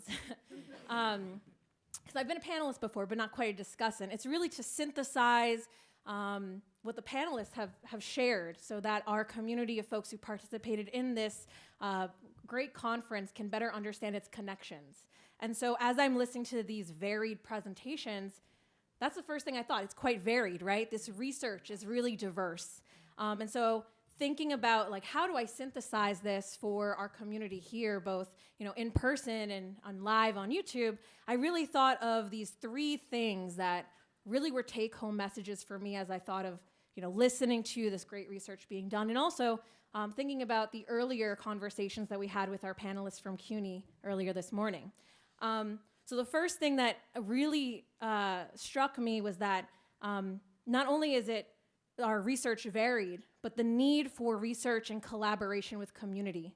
We're seeing that scratch the surface not only with research being done with municipal agencies, but with community organizations, community gardeners, and that need is really important, exactly to see the reasons as to why we're doing that research. That's something that I think community, not only community members will find value in that, but us representing community faculty doing research will find really great value in that. And expanding on what Dr. Trujillo said with science has something to say, but science collaborating with community has something to say. And I think driving forward in that is really going to help our research as CUNY faculty to ensure that our data that we're collecting with students have meaningful impact for long-term sustainability. The second thing, especially from my perspective, coming from a community college lens, is all about how does our research and how does our work as CUNY in collaboration with partners help our students at the end of the day. And what I mean by that is, how do we provide support for our students who are learning these things to get real, tangible jobs, right? And so something, as I'm listening to our research, and earlier this morning with the CUNY buildings and grounds and folks who are talking more administratively about the operations of organic waste management, is how do we collaborate from both a researcher, an administrative, a buildings and grounds, and a community partnership way to make long-lasting infrastructure for jobs for our students. How can we create a pipeline from CUNY into our community with organic waste management, and leverage these partners that we have, both nonprofit and for-profit and governments, in order for that to exist for our students. My background in community composting is a wild roller coaster of jobs coming, going, coming again, and it's like every 2 or 3 years. And so this first step, and I'm really grateful for this first step with this conference, is how do we build relationships to push for investment, both political investment and beyond that, in order for there to be that communication with academics and real world jobs. And that can definitely be tied into our research as well. And the last thing is the conversation and sometimes the butting of heads of anaerobic digestion and community composting. And I think it's a really challenging conversation. One thing that I'm learning about, both from my previous experience, like a true advocate of community composting, is that, again, we're all coming to the table with the desire to do better for our organic practices and for sustainability, to divert organic waste ultimately from landfills. But to not be blinded by the fact that, this is something that can be done in a variety of different ways, strategies that I haven't even thought about before, but always keeping in mind, how do we have conversations with the way that we're approaching organic waste diversion with folks who may not be as familiar but have something to say, right? So how can we, as folks who might be studying engineering through an anaerobic digestion lens, contact our community composters who have that experience and provide a nuanced lens, and vice versa. And so I think that this is those first steps. And I think that ultimately what I got from this discussion and discussions from earlier is that this is only the beginning of how we can collaborate and make a major impact in our city to divert organic waste and make a closed loop system not something that we're just studying and practicing, but implementing on a larger scale. Thank you.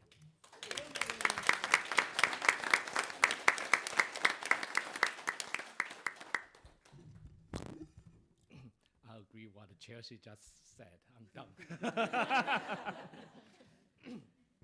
So, my name is Gang He. I'm an assistant professor at the Mark School at Brooklyn College.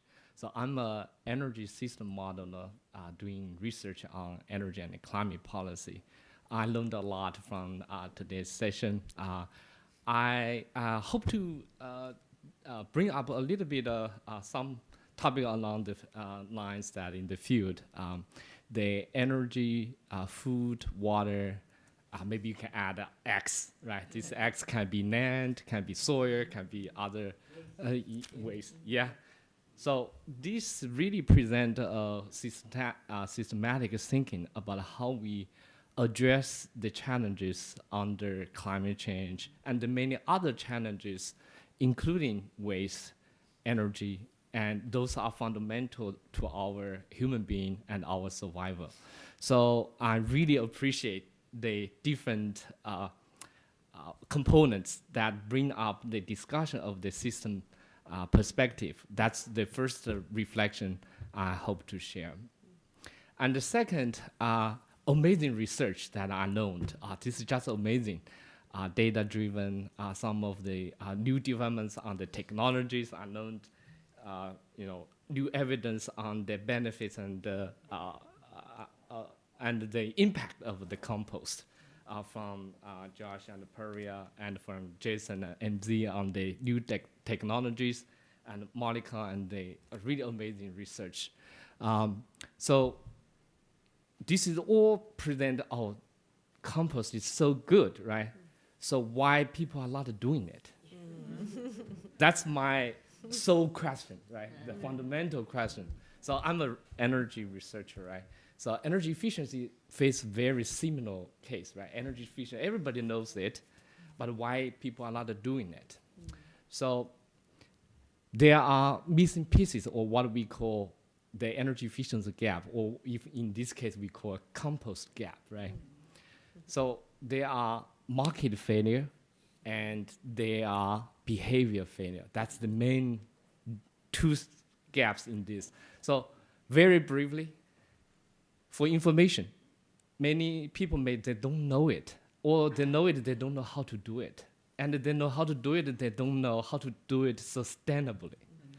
That's why we need all the components that we discuss here, technology, organizations that can facilitate, can translate the technology to usable situations, right?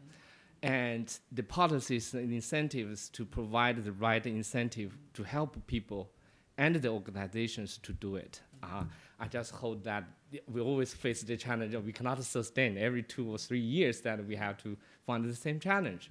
So I hope we will find a solution, or at least start the conversation to find a solution that we can address the compost gap through new evidence and new mechanisms that to bring us together.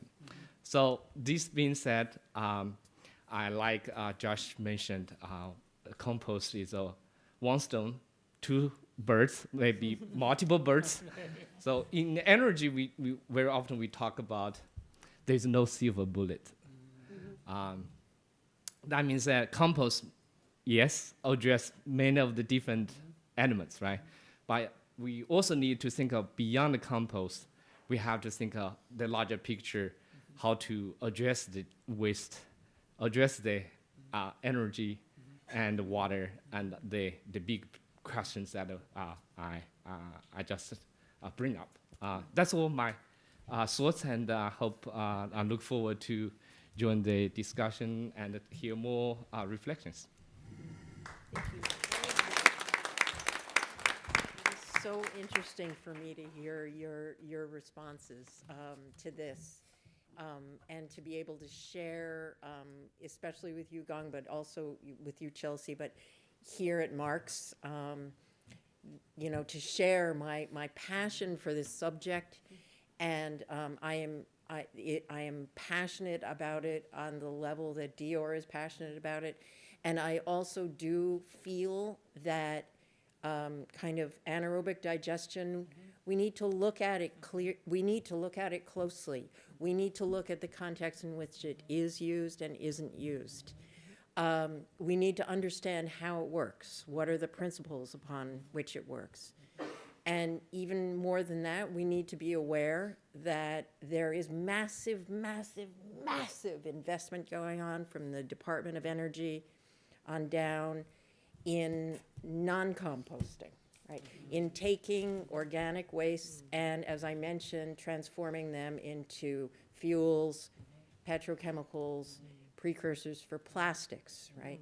And it, from a political economy standpoint, which I come from a little bit more, and it sounds like Chelsea also comes from that perspective,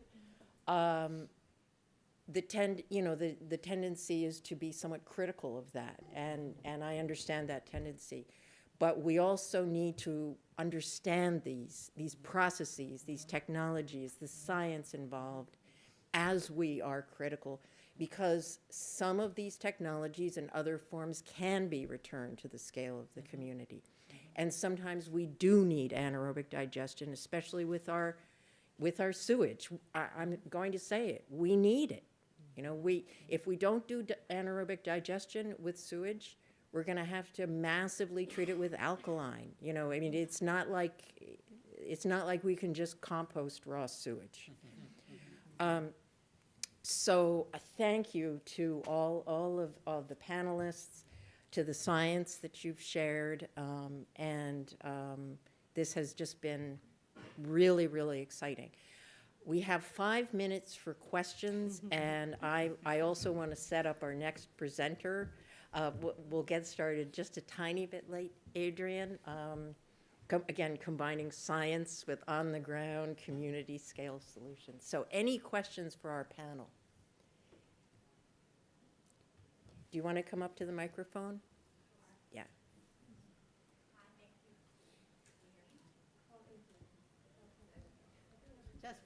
Just speak loud, we'll get you.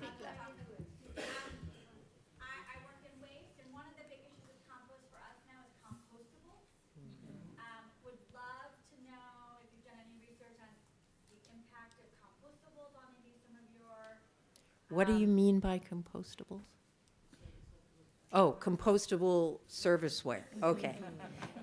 Because I like to call food scraps compostables because they're not compost Oh, yet. I call it food scraps, and Yeah.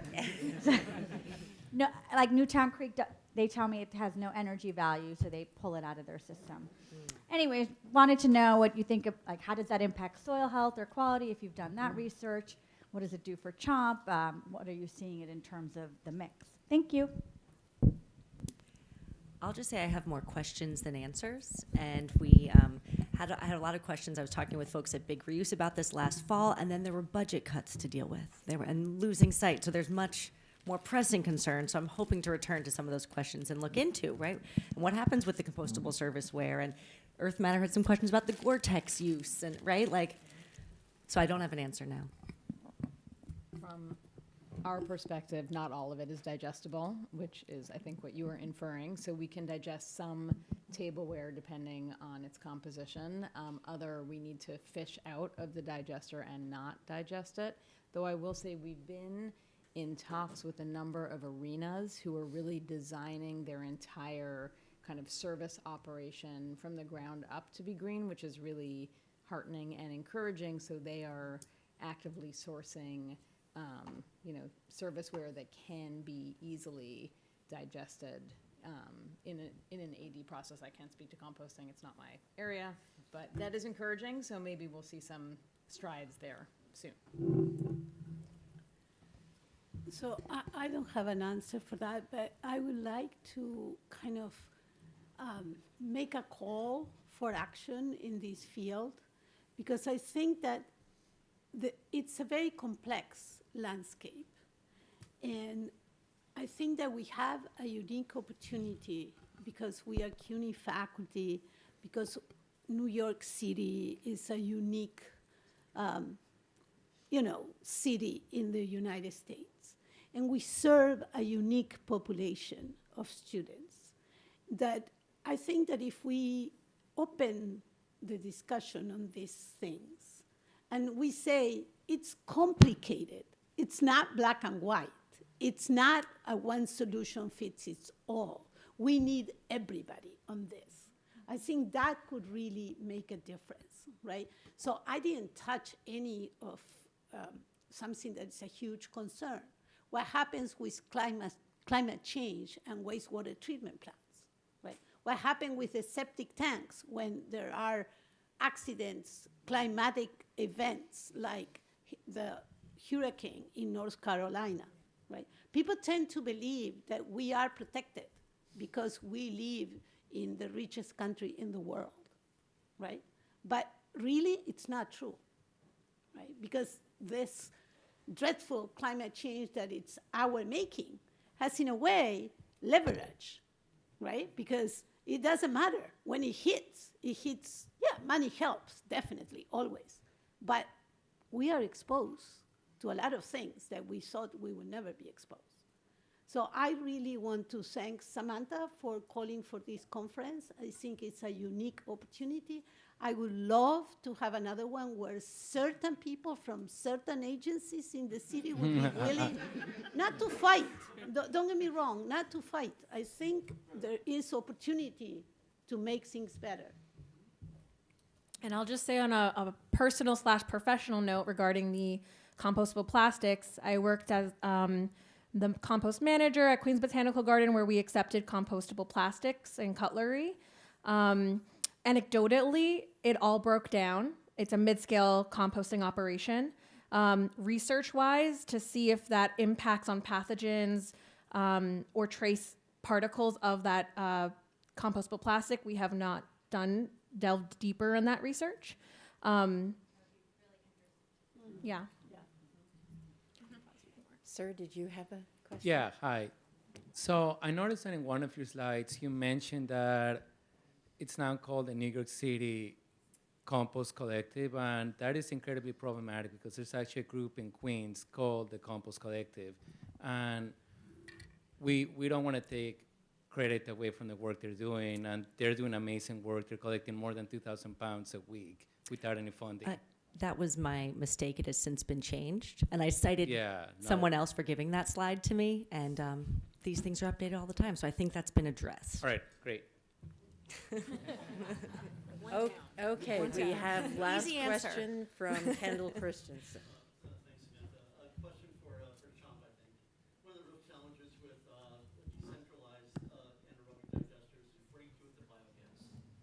Is what? I'm sorry. What do you do with the biogas? Mhm. How do you manage it, and what's the potential uses for it? You mentioned one example. I'm just curious if you could give us a couple others of how biogas at a decentralized AD operation is utilized. Yeah, so I told you at UC San Diego, they're using it to power, it's a small machine, so it's very little biogas output, so they're using it to power this fire pit. In the student center where the students gather, we have a unit that's adjacent to a tofu factory, which is a much bigger unit, and the biogas produced there gets fed directly back into their gas line behind the meter. We're working with a university in upstate New York on scoping a project, and they would use the output for heat.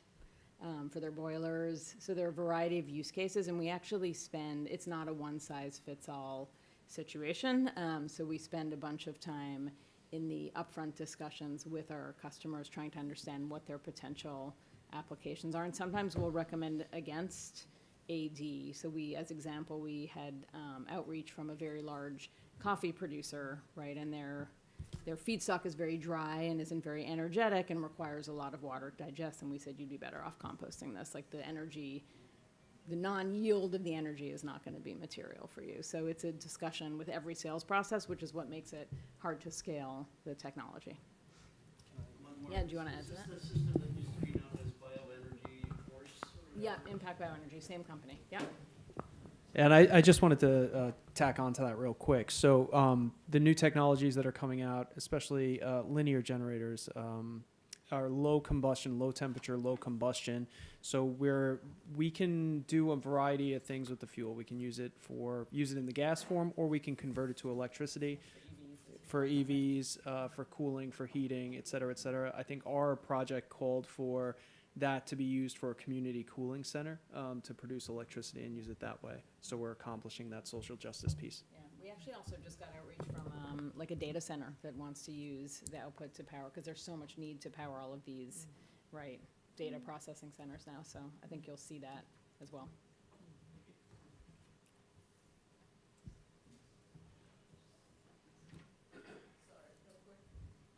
I was just wondering if I could follow up on the AD question. What is the amount of energy that you use to power the ADs versus how much you generate from the gas that you create? It's all powered by it's self-powered. So the only power we draw is for lights in the unit, and the only additional water we use is for a little bit of housekeeping. But otherwise, it's a passive process.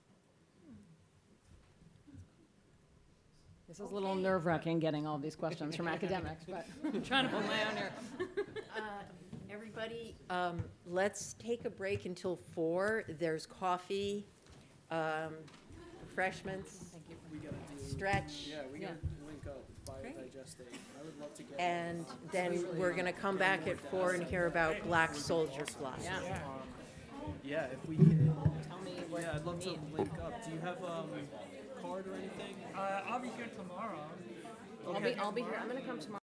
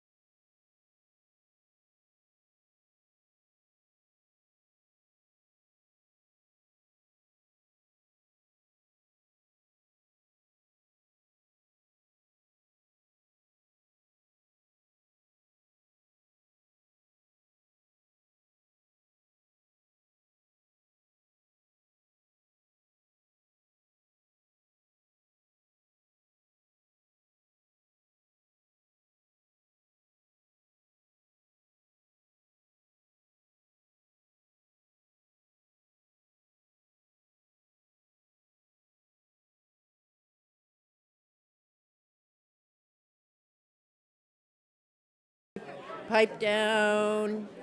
We have a final presentation. Everything you ever wanted to know about black soldier fly larvae, but were afraid to ask. Okay. Love the mingling, folks. Love the mingling. Please settle down and let me welcome another new friend that I've made in the last couple of months, I guess. I can't even remember how we met. I think it was on LinkedIn. And as you all know, being from the world of waste, when you meet another fellow traveler and you're just like, you get it, you talk, it's wonderful, it's positive. So I would like to introduce Adrian Hamblin, and Adrian will tell you about his small business, his experiences trying to build a community-based enterprise, about composting, and about the role of this particular organism. Thank you.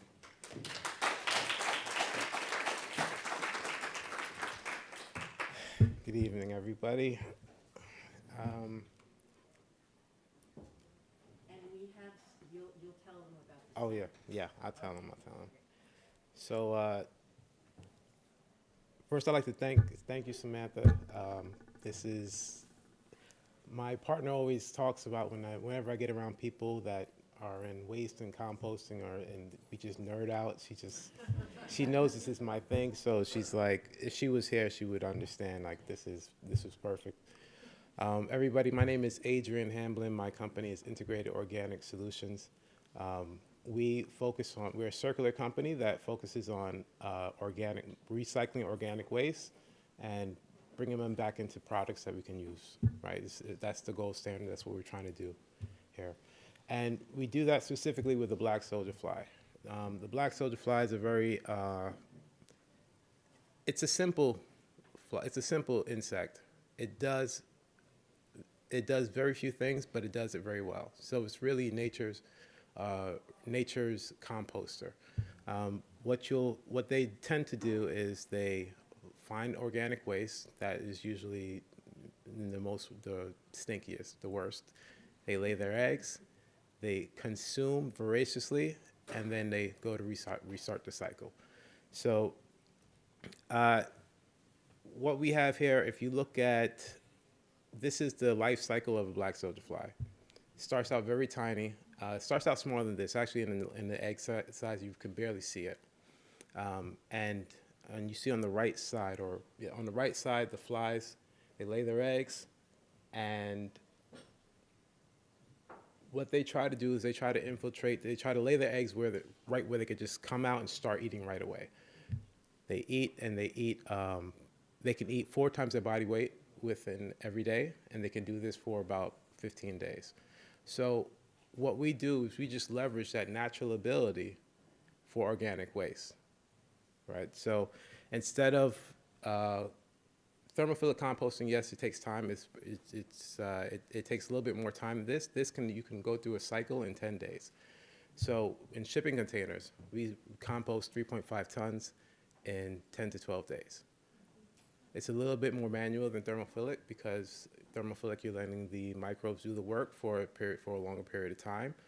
But with the black soldier flies, they consume so quickly, and we just basically change out the material. So you have a quicker overhaul, quicker flip of the material, and that allows you to get more in a smaller footprint. So one shipping container, 3.5 tons, 12 days, and you're off.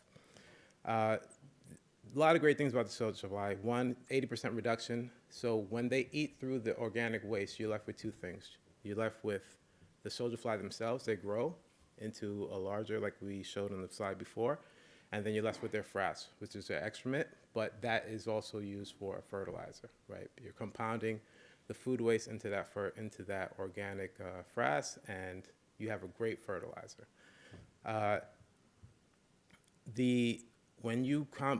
when you compost a ton of food waste, you end up with about 400 pounds of frass that you can use for 1 ton to 2,000 pounds. You end up with 400 pounds of frass and about 400 pounds of larvae that you could only you started with maybe 50 grams. So there's there's a big growth in the larvae. It's also the use of the larvae after their composting is actually one of the better parts of this, because there are a bunch of different products that you make off of that. So one, you can use it as a food, animal feed for chickens, ducks, pigs, any kind of protein. You can ground them up into a protein feed that can actually replace fish meal or any kind of protein powder. Soy is what is really used for, a big one, because soy is pretty expensive, and the fluctuating price of it both. And there's also experimentation going into, can we use this for some kind of biological polymer for plastics? But one that was especially interesting is one using it for flocculant and wastewater plants. So flocculants, obviously, flocculants are what helps to make the sludge. So you put it in dirty water, it attracts the dirt from the water, and it sort of solidifies it into a sludge, and then you have the rest of your water. So right now, most of these are made from chemicals, and this will be a natural way to do that, right? And all from the black soldier fly. It's a very simple animal, but insect, but there's a lot of things that can come from it. And for urban environments especially, is the space, right? It's very efficient for space. As I mentioned before, because of the turnover, because of the composting speed of it, it just makes it a lot easier. We can use it in shipping containers and actually supplement a decentralized system of composting here in the city. And the speed of the eating is their big selling point. But really, this is an example of it here. This is obviously is sped up. Now, this is a little bit different in composting because they don't do anything what we consider the browns of composting. We break it into our greens and our browns. They'll eat around the bones. They'll eat through the skin. And they will they eat around the bones and eat around the skin, but they're really fast to getting what we consider the greens of compost. Now, the great thing about this is that when you couple black soldier fly composting with thermophilic composting, you actually get around the problems with contaminants that we talk about. So I remember a while back we used to talk about taking the stickers off the peels of things like that. Black soldier flies, they won't eat the paper. They'll eat up into the skin, and then they'll find something else. The great thing about this too is that not only can we use it for food waste, but as one of our panelists was talking about before, we can use it with biosolids. And that's actually the biosolids that are left after anaerobic digestion. That's actually one of the things that we're most struggling with, and black soldier flies can be an answer to that. The weight, the protein that we get from the black soldier fly after the fact is also a major part of this. And most of the applications of black soldier flies now have to do with animal protein. This has been, when we first started looking at this, initially the first instance, it's always been about waste, but the money has been on protein. So a lot of the early applications have gone to creating a protein for animals to use and eat, and to sort of replace some of the fluctuations between the price of soy and these other fish meal and other high-priced proteins. Because they grow so fast and they're so easily, and the life cycle is so easily replicated, it's just a very sustainable source of protein for animals. And that goes to the circularity of it all. So this, you can see, this is chicken feed and this is the frass. So these are the two things that the two major products that come from it right now. While the frass, the larva can be broken off into other products, and the frass actually, there's some possible anaerobic digestion options for there, where you can take off energy from the frass. It's not as strong as food waste, but there are VOCs in the frass that you can also create energy from through anaerobic digestion. But these are the two main products right now. And now I think as things expand out, there might be more. You might get into more flocculants. You might get into potential biodiesel. You can do that from the oil. But these are the two main products. And the hope is that as the industry expands into waste, that we continue to go into more and create more products. This is a picture of the life cycle here. It's 45 days, and most of this time is in the larval stage. They eat not as much as the prepupa stage is when they eat where they do most of the eating. What you'll find is that they start out kind of slow, and then once they pick up speed, it's off to the races. Once they get to this pupa stage, they stop eating completely. At that point, they're just trying to find someplace dry, and where they can go into pupa and become a fly. They will actually crawl out of the material. If you have them in food waste, they'll stop and they will separate themselves and just either pull into a corner or even crawl out of if you have a ramp for them, they can self-harvest, and you can separate them that way. But what we're really we want to use them here and here. This is when we get the best out of them as far as the composting. Once they're past those days, then we just take them out, we sift them out, and then we process them for something else, whether it be food, chicken feed or oil or protein. And this is a picture of the shipping container, climatized shipping container where you can stack. This is actually 3.5 tons here, or maybe 3 tons. But you can see in the diagram, this is a full stack. That would be 3.5 tons there. The great thing about this is that it doesn't require a lot of energy. It's a very simple setup. It's climatized so that, and it has there's a system that works with it that it creates the best environment for them so they can continue to eat. And once that is done, we just harvest and we just start again, right? So harvesting a container this size, harvesting and then reloading takes about 6 hours for one person. So it's labor intensive, but it really is the fastest composting method that we have. This is an illustration of the space it takes to compost 3,200 tons. Now, we have a facility in Staten Island that has 33 acres. This is the number that it composts. With 244 shipping containers using black soldier fly composting, we could actually accomplish about the same thing. It will just be over the same time. It'll just be in different places, right? So the great thing about this is that New York City already has a great legacy and history of community composting. Like, it goes back decades.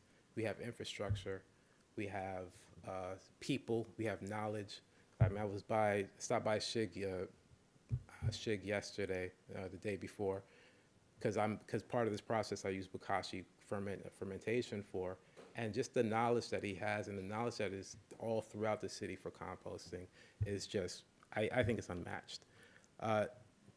The containerized system using black soldier flies just adds another, it's just another tool in that kit, right? So we leverage what we have, and we can get a lot more composting done.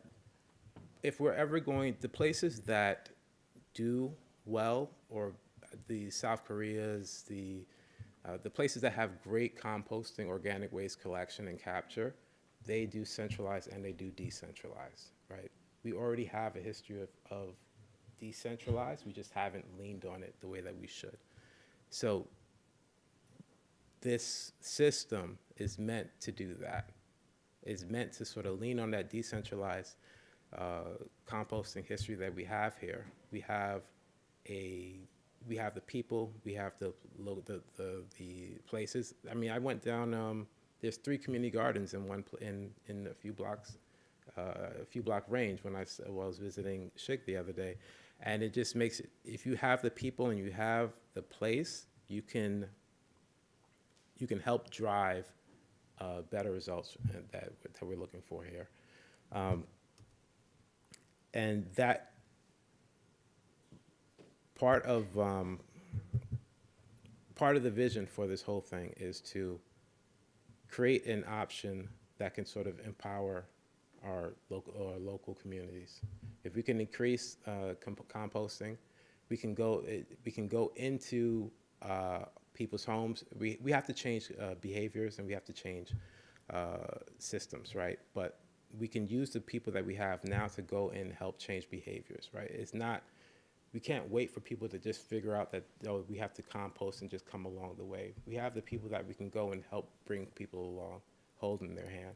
Sometimes it takes them seeing it in their neighborhood to say, hey, well, I see people composting. I see this is a thing, and I don't know if a orange box does it. It might be curiosity, but does it get the behavior? Does it get people to change?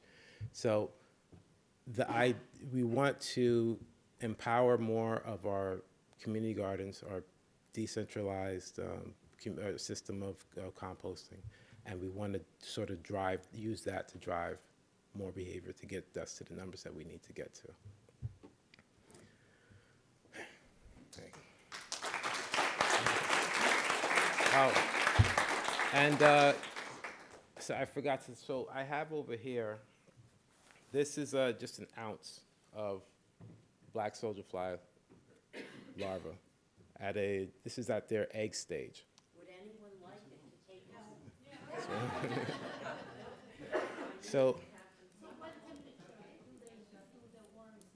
So these they're tropics. So if you can keep them, the warmer you can keep them. If you leave them, if they go below about 50 or maybe about 50, or they'll slow down. If they get to 40, they'll probably go into stasis. If you keep them in like warm 70, 80, they're great. Even inside a compost pile, over 100 degrees, they're perfect. 112, they can live in a compost pile. Pete, you found some in your compost pile, right? We're going to check on them on Thursday. For the optics of this group, unfortunately, yeah, and we met on a Zoom call. You want to share the story really quick? Yeah. So I met him on a Zoom call, and then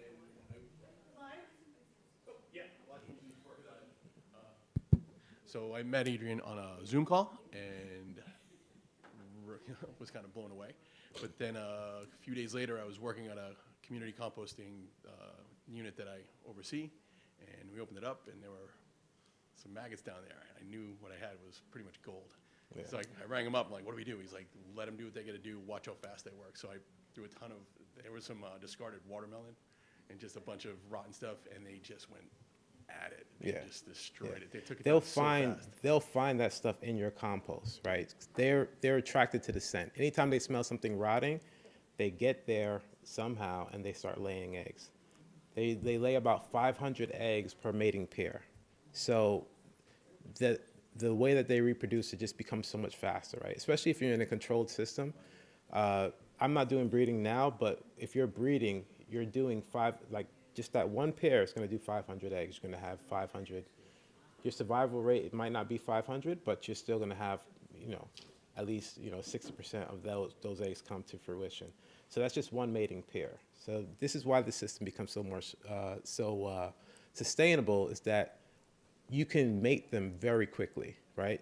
If you have a batch of 600 flies, and you mate them, your next run, this is the life cycle here, 45 days. Your next run, you're going to have way more than that, right? If anything, you have to control, because it's an exponential growth. So you have to really try to control what kind of growth you have. So. Hi. So is there, sorry, I forgot my question. Is there some other benefit besides the exponential growth to the 45-day life cycle? And actually, and also, so once the adults mate, is there any benefit to them, or what happens to them after the mating process? The adults mate, so the adults only live about 3 to 6 days, most time 3 days. Once they mate, the male will, it just, he's, Cease to be. yeah. The female will find a place to lay the eggs, and then once she's done with that, then they're very singular purpose. Like when they're in one stage, they're eating, and then once they're done eating, they're getting out of there, trying to find some place to go stasis. And then once they're hatched, they have no mouths, they don't spread any disease, they're not trying to do anything but mate.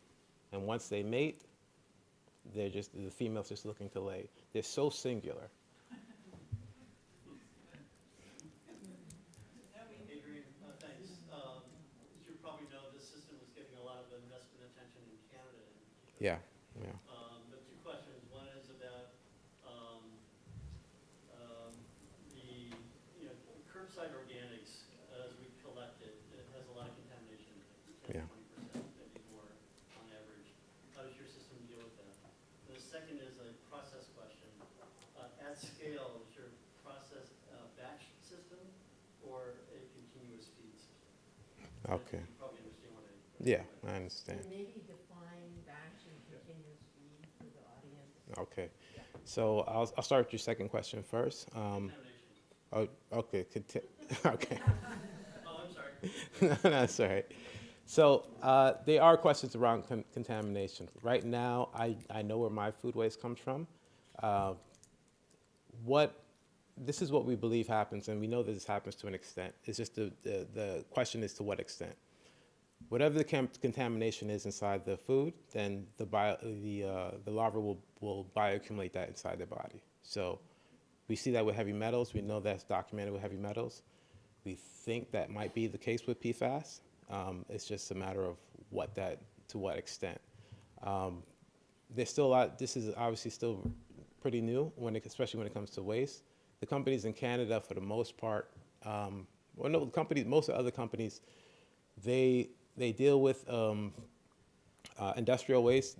Basically, know where it's coming from. They can track. When it comes to just public waste, it's a different thing. To the question of scale, everything is done in batch. I was working on a model of continuous feed, but whenever you're dealing with, what I've come to learn is that when you're dealing with live animals and you're dealing with possible contaminants, it's best to do in batch. So that's what we do. Hi there. I was just curious where your feedstock is coming from and what the back end is looking like. Are you selling the finished product? Are you selling the larva? Is it difficult? Is there a whole market available for that?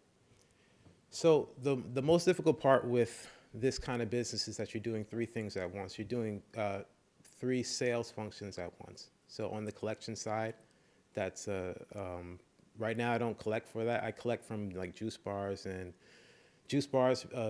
beer brewery, and coffee shops. Right. I do have some other collections set up in the future, but that feedstock is also sort of, I know where it's coming from to an extent, right? And then then you have to work about two product markets, right? So you have your larva product market and your frass product market. So with the larva product market, you can roast them and sell them online, and you can do okay.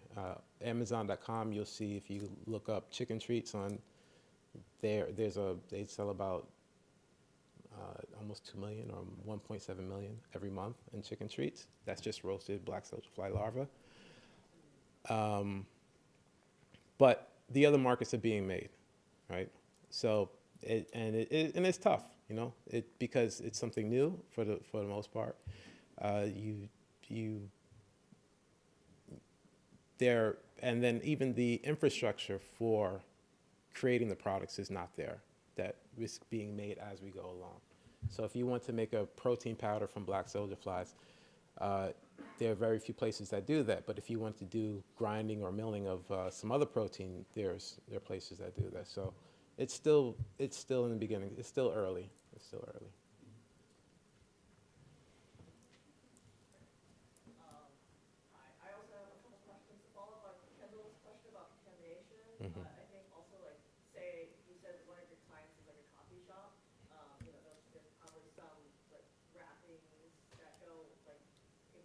Yeah. stuff in the compost or like a plastic cup every so often? Yeah. Putting up in there. So how does the system deal with that? And my second question is, in terms of like public perception, like I'm sure, I mean, I love bugs, but I'm sure like most people don't feel that way. Have you encountered any issues in this realm so far in your business attempts, and how have you been dealing with that? Because I would love to stick, one of these containers well, I don't have a backyard, but like, if I had one, I'd love to stick one back there. But like, I'm sure my neighbors would probably be like, dude, what are you doing? Yeah. No, everybody's grossed out by it. It's not, you don't have to, everybody's grossed out by it. But, they like the result, or but everybody's grossed out by it. It's just, you have to sort of deal with it. As long as I don't show them that part, they don't care about how the sausage is getting made. They're just fine with the result. And yes, with the contaminants, with coffee to cups and stuff, most times I can fish it out. But the great thing about the black soldier fly is that they will eat around that. So, and also, so they get very hot, right? They create a lot of metabolic, they metabolize a lot of heat. So when they're working through the material, which also tends to be wet, they're also drying it. So when you're done, you have this sort of dry, it's almost like a dry fertilizer. You know how the road, like if you get a dry fertilizer and you just spread it on, that's what it's like, with a few things in it. And it's pretty dry, and then you're just separating them. I put them through a sieve, it vibrates them out. The frass comes one side, the larva come the other side, and it's pretty easy. Anything that's bulky or too big that was a contaminant that just comes off the top. So it's a simple process after that. So I have a question about labor. So you mentioned sort of community gardens, and imagining at the micro scale. Can you talk through what kind of training you need to operate the system, and what the day-to-day operations are like? And can you, with a 3-bin system, it's sort of, we kind of know what's involved and how often and how many hours it takes. But if you were to buy a shipping container and put it in your community garden, how much attention would it need, and what happens if you have a lull in your feedstock and all of that? So this was, this is actually something that I've been sort of trying to perfect, and it's why I stopped by Shig too the other day. I've been using bokashi as a pre-treatment. Do you want to tell everyone what that is? Okay. So bokashi is a fermenting process. You can, it's an anaerobic process. So you can spray your food scraps with this. I use a liquid, or you can use a brand, right? And it has these microbes on them. And once you sprinkle this on the food and you put it in an airtight container, you let it sit for 2 weeks or so. And then in that time, the microbes, they sort of make the food turn soft. Everything turns soft. It sort of gets into this preserved, soft mush way. But the great thing about that is that much of the smell goes away. You don't have a rotting smell. You get sort of like a pickled or vinegar smell, right? But when you do that, basically you're pre-treating it for the larva, but also you're just saving it.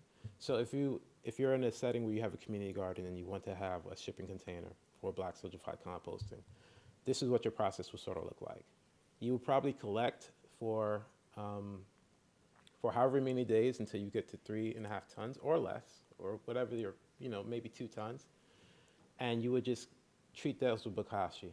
And once you get 2 weeks out and you have, say you have collected about 2 tons, then you would then spend 6 hours loading your container, or 3 hours loading your container, and then you close it up. And you close it up for 10 days. Now, I should also mention that the container there's a system made by a company called Mana Insect. I work with them. It basically monitors your shipping container while it's in process, and it will give you alert if anything's wrong, right? If the moisture level goes down, alert goes in. It actually does it for you, right? It'll spray it. It will sorry. It will spray, it will add moisture to the container. If it's too dry or if it's too hot, too cold, it'll make an adjustment. So basically, at the end of 10 days, you come in and everything should be done.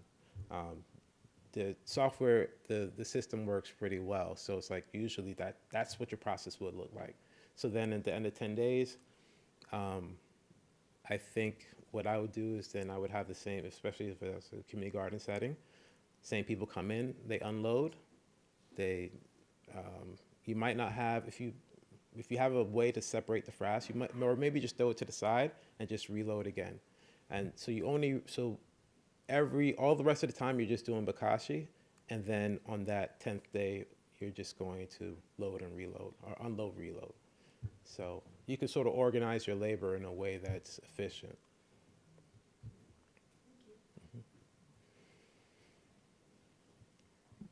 Hi, I was wondering, are there any materials, any organic materials that black soldier flies can't process, or that the bokashi pretreatment doesn't process? So they won't do bones, they won't do shells, they won't do leaves or wood chips or anything like that. That's the magic of the thermophilic system, because you can do the things that you would. So, and I'll just say this too, the great thing about it is that it sort of balances, and this is why I call my company Integrated Organic Solutions, because there's a balancing that happens with these different methods, right? So in the thermophilic composting, we usually there's a problem with having enough browns, or, just to manage the nitro, the greens, right? You can use the black soldier flies to compost your greens, and then mix it in with your browns, and then use it as a compost, and it'll be even better compost.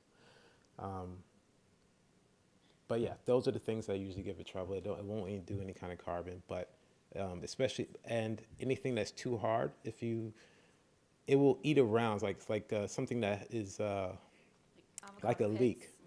Or avocado pits? Avocado pits, no. But sometimes a leek might be a fresh leek, especially if it's fresh food, that it might be a little bit of a problem. It will eat around it. It'll try, but it won't make any sense. So you have to get it soft or chopped. Chopping is another way you can put it through a grinder, and that will do it for you also. Thank you. You're welcome. In your ideal world, where in New York City would you like to place these shipping containers? In the ideal world, I would partner shipping containers with community gardens. You can even do a setting in something I'm actually trying to test.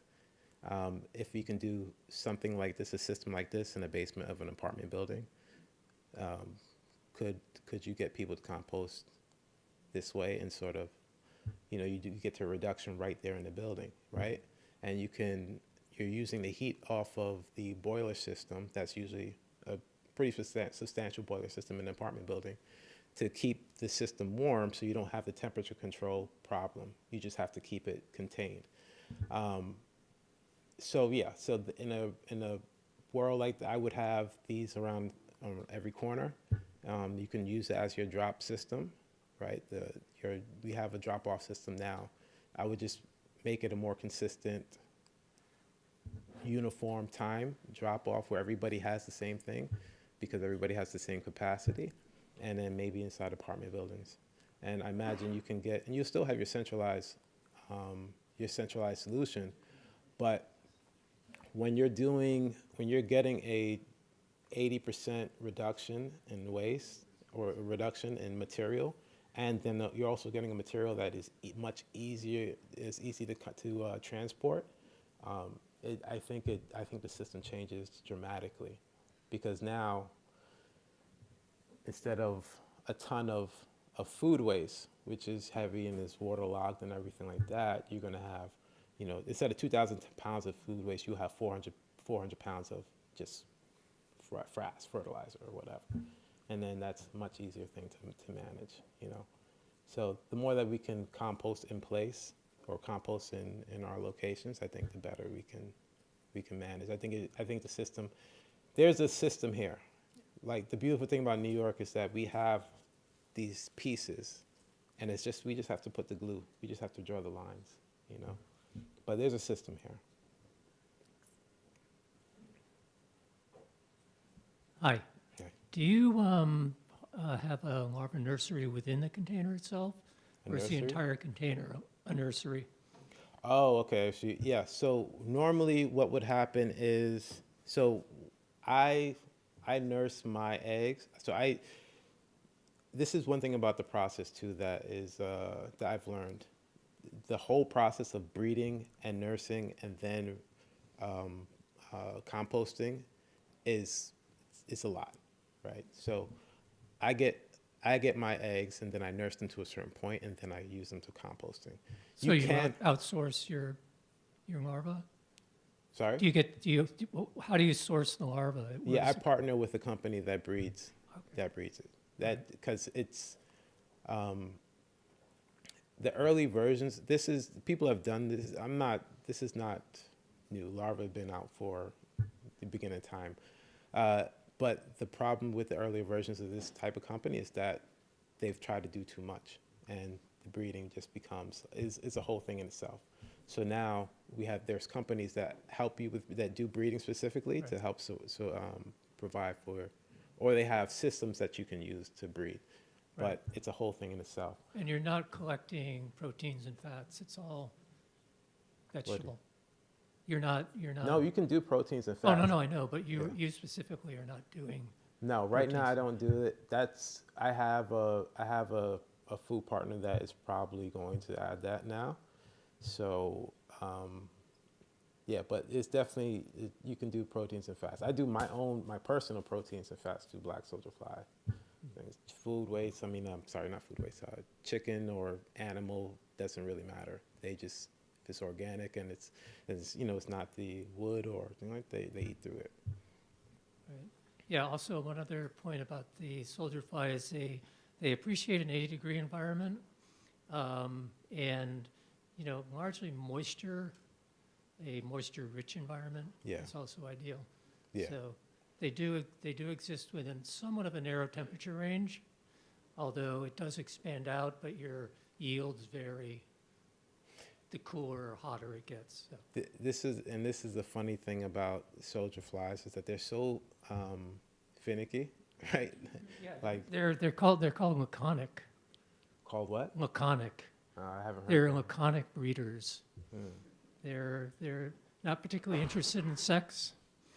So yeah, That's why I tried breeding at first, and I had such a problem with it, and I was like, I can't do all. I have to choose something, But right. Thank you. Thank you. Okay, well, I think that it would be really interesting if you got somebody to look at what happens if you put them to breed in biosolids, right? And what happened with those contaminants. Who went to talk to DEP about that. Yeah. So I spoke to DEP. They told me they said we're the Yankees. So I can't remember exactly what it was, but basically they said come back when you have a little bit more as far as research. But you kind of need it. No, definitely. I mean, they are looking for solutions. Yeah. They are never going to do the research for you. So for turnkey solutions. yeah. So this is the great thing about. So one of my one of the people I'm partnering with, they've done it for biosolids, right? But the thing is that biosolids are different, and obviously our biosolids are different in every place. So DEP, once it goes through the anaerobic digestion, then it doesn't have as much as that the larvae want, right? So if so essentially what they told this was we're still working on this. The facilities up north don't have anaerobic digestion, and some of them have drying beds. So the idea is to go up there and test it out and see how they work on the more raw sewage. The people I'm partnering with some people who who do the breeding, but they've also have a history in this industry. And they know that, so they've done it in other places. It's just that it takes a bit longer, right? So while I'm talking about 10 to 12 days with food waste, with biosolids, it can take up to 20, right? Because they are less rich in nutrients. Right, right. They have less than they want. And then in biosolids that are, and obviously there's a variation in the type of biosolids, but my thought was that if we did, there's some waste, especially here in New York, we have a few different waste, big waste producers that could create a recipe of a biosolid, for a biosolid that could work. So there's a glycerin from a biodiesel plant, or there's a sugar, the Domino sugar plant in Yonkers. Maybe there's a I can't remember what, there's an off product that they have that I can't remember the name of. But you can mix that into biosolid. Maybe that makes it more attractive to the larva. The question is, how much do you mix? How much does that go? So there's obviously, yeah, there's a lot of work to be done, but we know that it works to an extent. It's just like, all right, so how do we keep making it? How do we work that? How do we test it? You ask me, I think the key question is if these worms, they are eukaryotic organisms, they're very different from microbes. Mhm. Can they process, can they metabolize some of these problematic contaminants in Right. a different way? To me, Right. that's the key question, because honestly, I am a microbiologist, but I'm biased, but I think competition with microbes, it's almost impossible in terms of what they are able to degrade. Mhm. Always a competition, but if they are able to make a different compound, that's another story. Folks, we have to close it down. We're running up against a time clock. I We could gotcha. continue. Thank you so much, Adrian. This did not disappoint. And we will be back tomorrow with more of a New York City policy discussion. So this concludes the formal portion of our conference today. I'm going to hang around with Lucina Chavez and our wonderful volunteers and clean up a bit. If you're a student volunteer and you want to talk to me, debrief, I see some of my students and former students over there. I'm going to come over and say hi. And we will be back tomorrow, where, as I was saying to one of my colleagues, the gloves are coming off, right? So today was a warm-up. Okay.